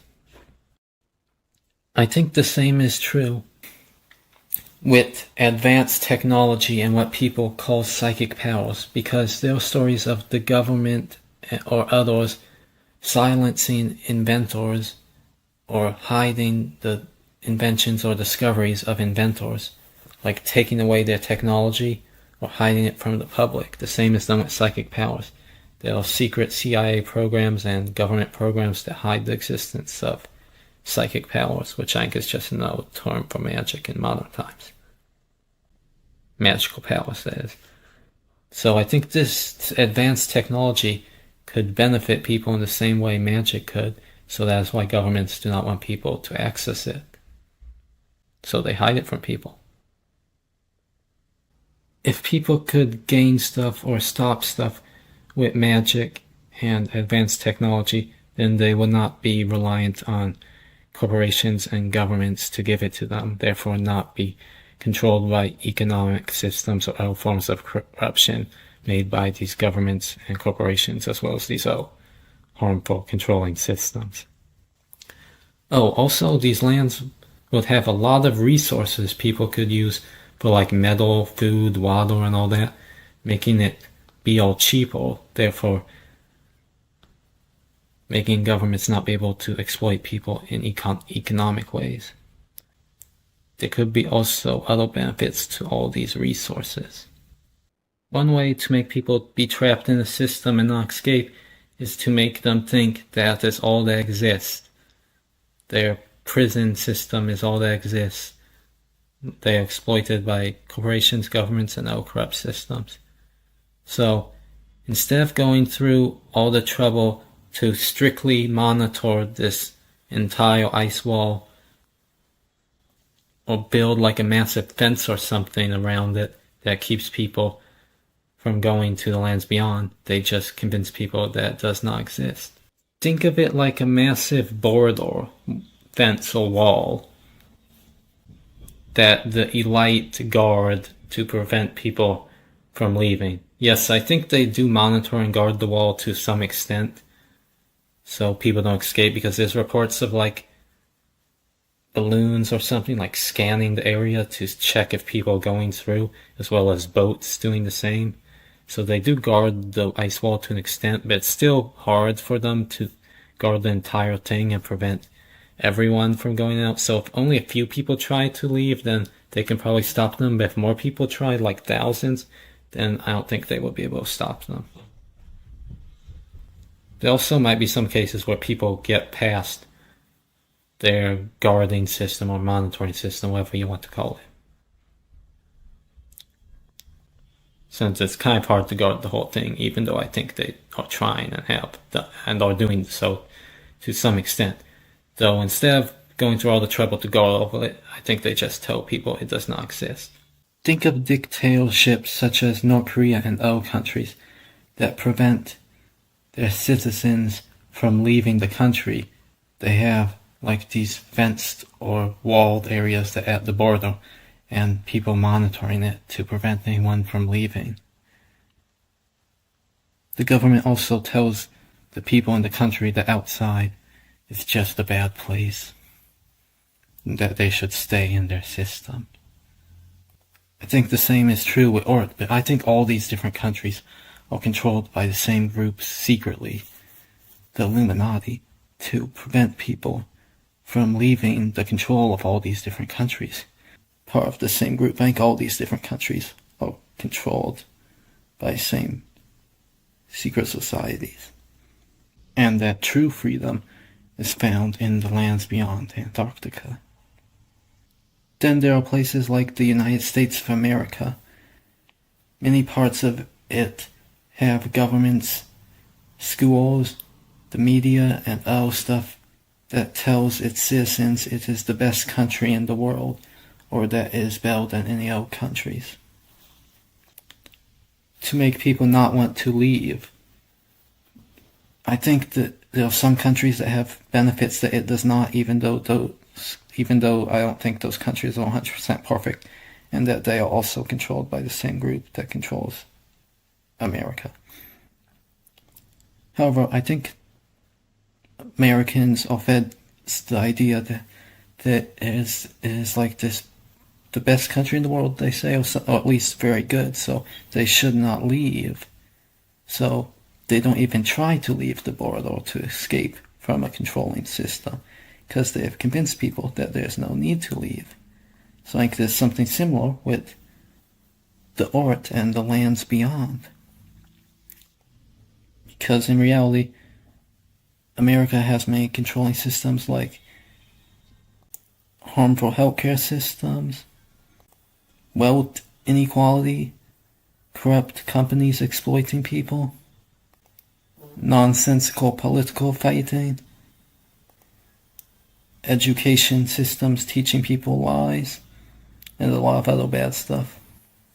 The same is also true with many other countries. Some countries have benefits that others do not, but I think they're all under a corrupt system.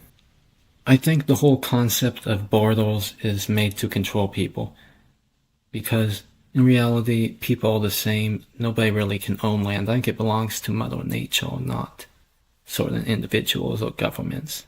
They might claim a land area and say it's a country, though in reality, it's just the same land. The line of a border is in people's heads. So it makes people seem different than one another. But I think labels such as American, Canadian, Chinese, Russian, and all these other labels for different countries are just made to make the false perception that we are different or that we are separated from one another when we are really just one people. I think these countries are made to make people fight each other or disagree with each other or be separated instead of living together in peace, happily loving one another. Because governments want people to fight each other and be separated so they don't join each other or focus on stopping the government's harm. The same is also true with many other labels people use. They're just labels used to separate people, to control people. All in people's heads as a form of mental control. Instead of seeking to work with each other, even though some of these countries that work with each other are just still making people be under control of the Ort trap system instead of going to lands beyond, and also working with other beings in peace.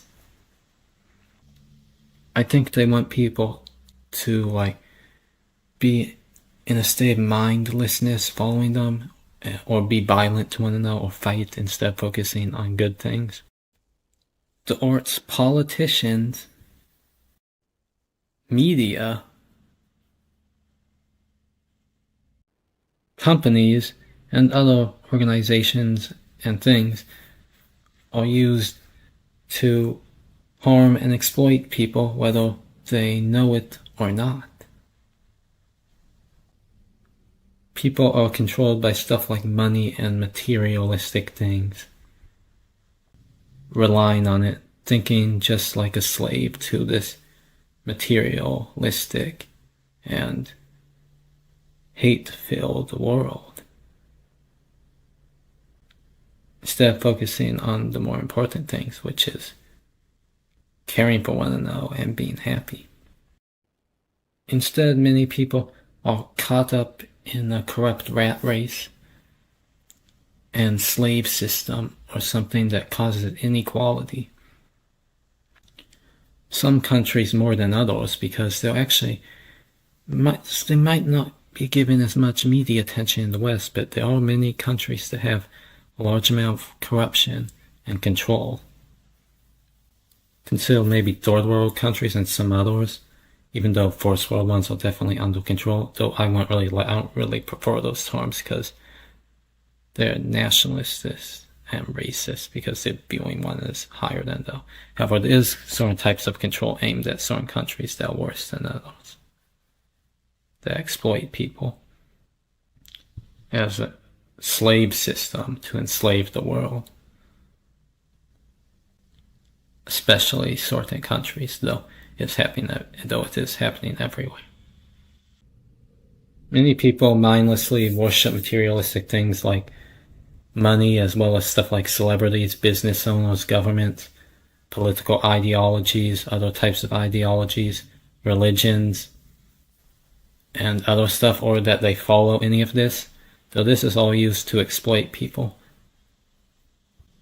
Not saying all of that stuff is inherently bad, but the types there is in this world are corrupt versions and not true versions. I think a better way to live would be free of these limiting beliefs that tell us we should not believe in any of this like magical stuff or that it's nonsense.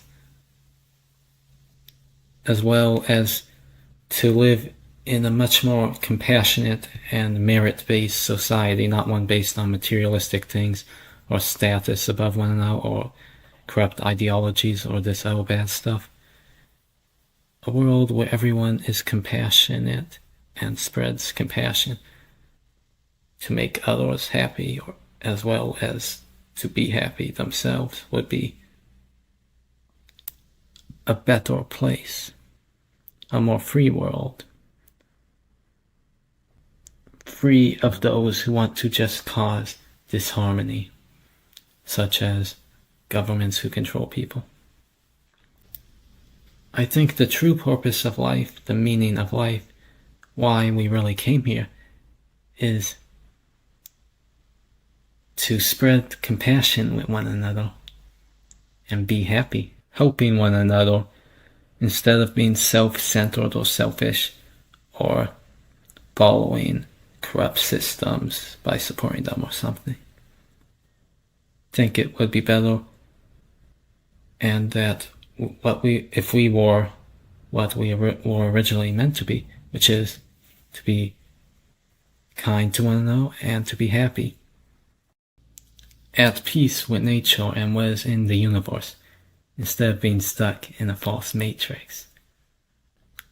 I think compassion, joy, and other good qualities are spiritually good and good in other ways. The earth being flat and lands existing beyond it can also be proof of either the existence or non-existence of what world religions speak of. Therefore, this evidence would either destroy the religious control systems around the world and or stop non-belief in these religions, or at least some of the concepts from them.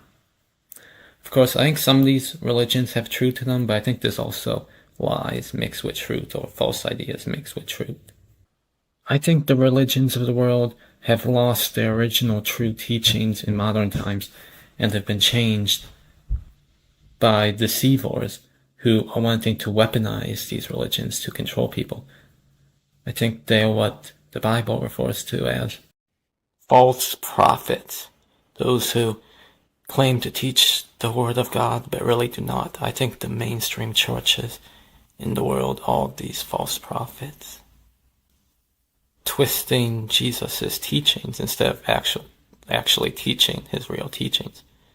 I think they secretly worship Satan, but show a false doctrine of Jesus to the masses to control them. There are many different ways Christianity and other religions around the world are used to control them. To control people. I'm sure you can look them up and find them if you don't already know.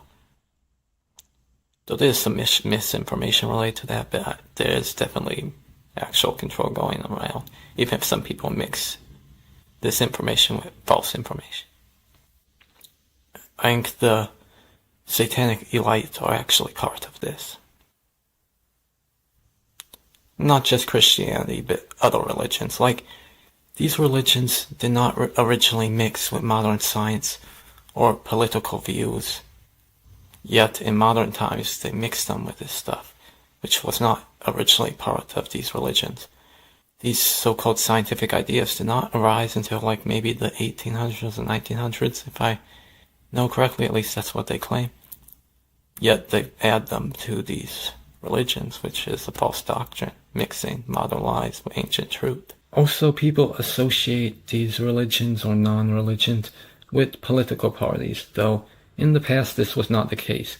For the United States, people I associate with the Democratic Party or the Republican Party, but I believe these political parties are secretly controlled by the same groups behind the scenes. Some people say Jesus supports one, others say he supports the others.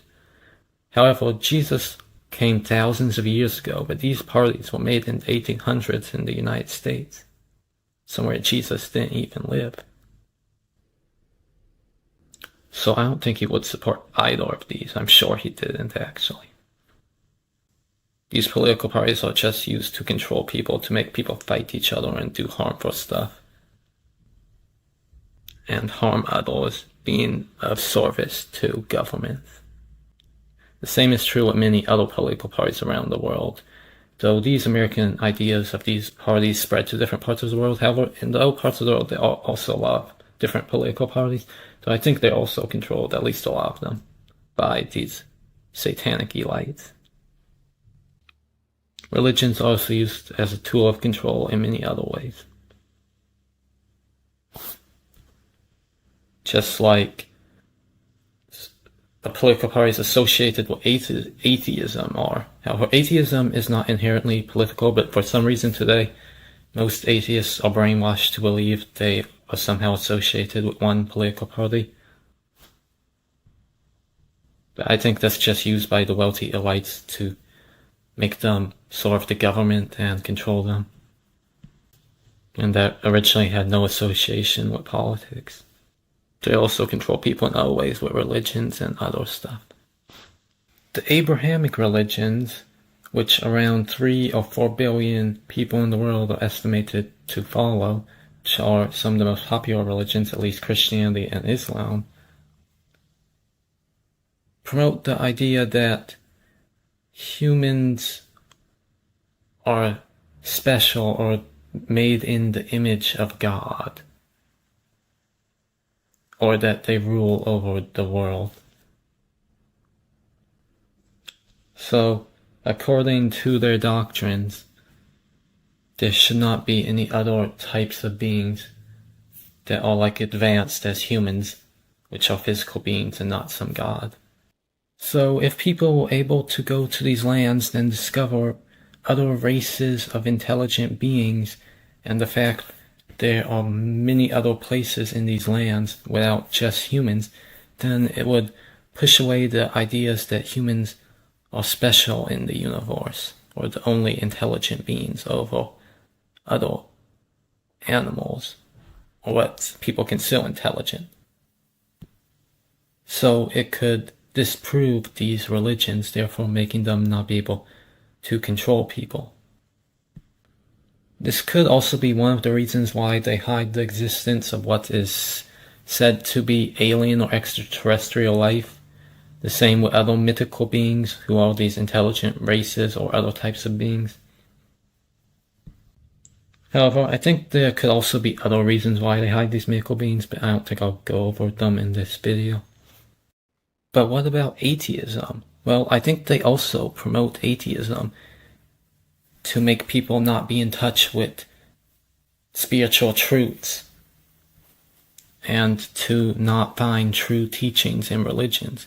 I think they make false religions that they promote, but they also promote ideas, religions, and the supernatural are not real to certain groups of people, but I think these different groups of people are secretly controlled by the same groups, even though they pretend to be different. Like, atheists might be more left-leaning, and some religious people might be more right-leaning. So I think these same political groups are secretly controlled by the same people. And they might promote certain ideologies to make certain people be more likely to fall for one of these political ideologies, in order to control them and separate people to make people fight each other as a form of control and harm. So they want to disconnect people from the supernatural so they don't find like psychic powers or spiritual truths or other good benefits from religion, so they promote the idea that these religions aren't true, or they give false versions of these religions without stuff like magic or certain teachings or certain truths, both as ways to control people. They want to make the world more logic-based of a false logic instead of more what they consider fantasy or magical-based. Plus, they have all these other false teachings, and there are a lot of true teachings that could be gained. Also, another reason I could see them lying about the Earth being round when it's not is because the dome of firmament does not exist on the fake round Earth model, meaning that when people go to Antarctica on the round Earth model, then they'll just like go in a circle back where they came or to another part of the Earth instead of finding the firmament.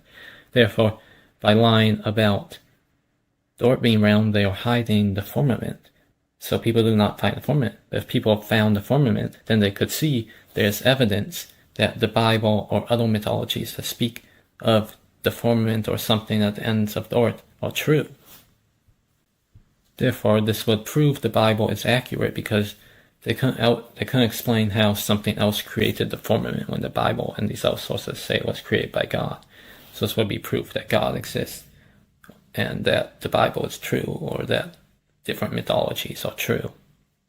Therefore, this would debunk the atheism and the Big Bang theory about the world coming from a Big Bang, which is false. They say, because the Big Bang doesn't work on the flat Earth model of the universe. They say they have evidence of the Big Bang because they see stuff in outer space.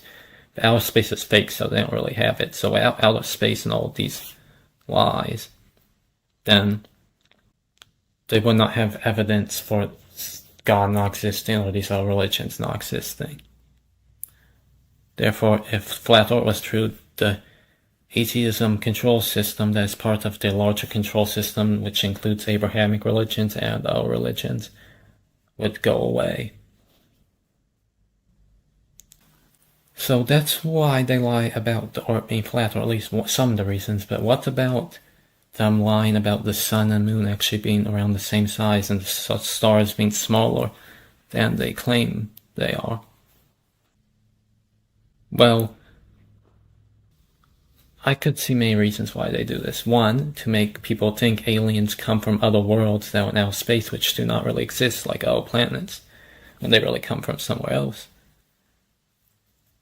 Some sources say aliens are real, other sources say they're not in mainstream beliefs, but I think all those are deception when they really come from somewhere else. Then there's the fact that they say the sun, moon, and stars are farther away than how close they actually are, which might discourage people from trying to send stuff up there to see that they are close up than seeing evidence for what religions and the Bible and stuff say they are. So they try to hide this evidence. Then there is the fact that if they just had the round Earth model with the stars, sun and moon as smaller, then people would wonder what is past them or what is containing them, making people think there could be lands or something closer by.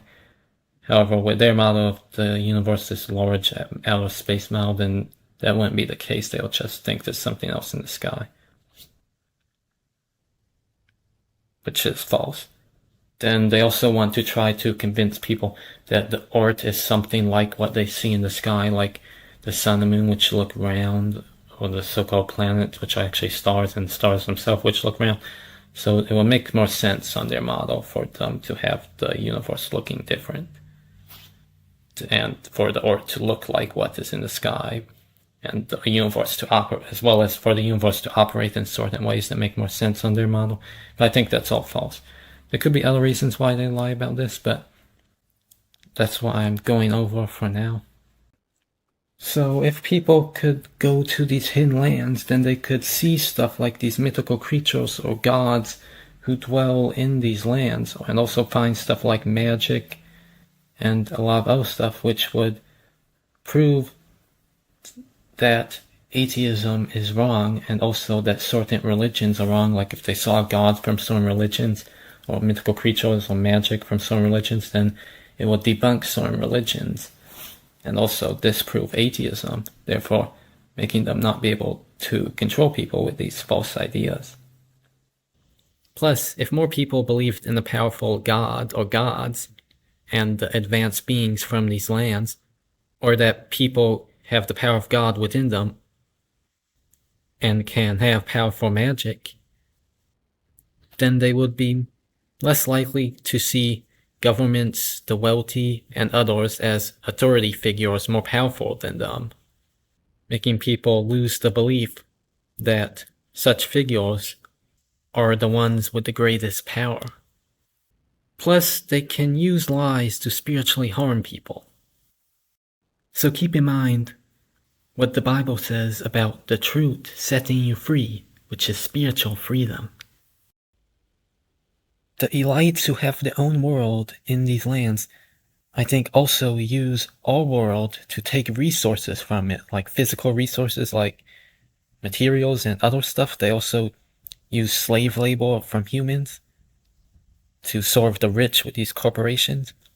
Both legal and illegal labor that happens around the world, some forced and others through harmful financial means, along with human trafficking for various reasons. Plus they take stuff like adrenochrome from people. Then there is the fact there's an energy extraction matrix that they are running. Some theorize they themselves take this energy to feed themselves from the negativity and harm or fear and control of people, which causes them to give away this energy, while it is also possible they work with demonic entities or other evil spirits, or multiple different types of beings, who they feed this energy to that is taken with the energy extraction matrix. So they like siphon resources to their world from ours, or the world we are currently in, yet also travel to the Earth to get this stuff or have it on Earth, to take this spiritual energy and this other stuff. Imagine the wall of the world as a prison wall or fence. There's also the financial aspect, because governments give a lot of funding to NASA and these so-called space agencies to do their work. However, this money could be spent for other stuff like helping hungry people or other types of suffering from people, or helping the environment and animals. Yet they give it to these groups who greedily take money. I don't think financial reasons are the main reasons for lying, but I think it is definitely part of it. You can imagine the world as a massive prison or farm. People on it are like the sheeple, while the reptilian wealthy elite are like the farmers, exploiting people for their labor, service to them. So they are like the business owners, governments exploiting the lower class for like their labor, and also what the media tells them to do, whether directly or subliminally, along with exploiting them in so many other ways, as some type of slave system. We can also view the Earth as a farm used to make people cattle, or for the wealthy elites and the demons they work with to exploit their spiritual energy or loose, like what they are known to do with stuff like what is called the Matrix, which is what traps people, like this Earth trap system. The ice wall can be imagined as the fence of the farm, keeping the cattle in and making them not escape. The Matrix is viewed as some type of digital reality or program people are trapped by, based on their false beliefs and other forms of negativity, along with various types of control. So it feeds on this negativity. We're in a false world that the Matrix and the negative demonic beings running it feeds on the negative energy of people, like they're fighting, they're arguing, their hatred, their unhappiness and stuff. So they use the Matrix to take energy from people. So the Illuminati who work with demonic beings want the Matrix to still be run. However, the source creating this Matrix, some people say it is Saturn or the moon up in the sky, So this means that the matrix would only cover a limited range, meaning that beyond the Earth, in the lands beyond Antarctica, could very well be outside the matrix. Therefore, those running the matrix do not want people to go to these land areas, because they would be able to be free from the matrix if they did so, allowing people to escape from the false reality into a reality that is new to them, part of a different world, where the lies and bad of this world fades away, seeing other possibilities and happenings in this different place.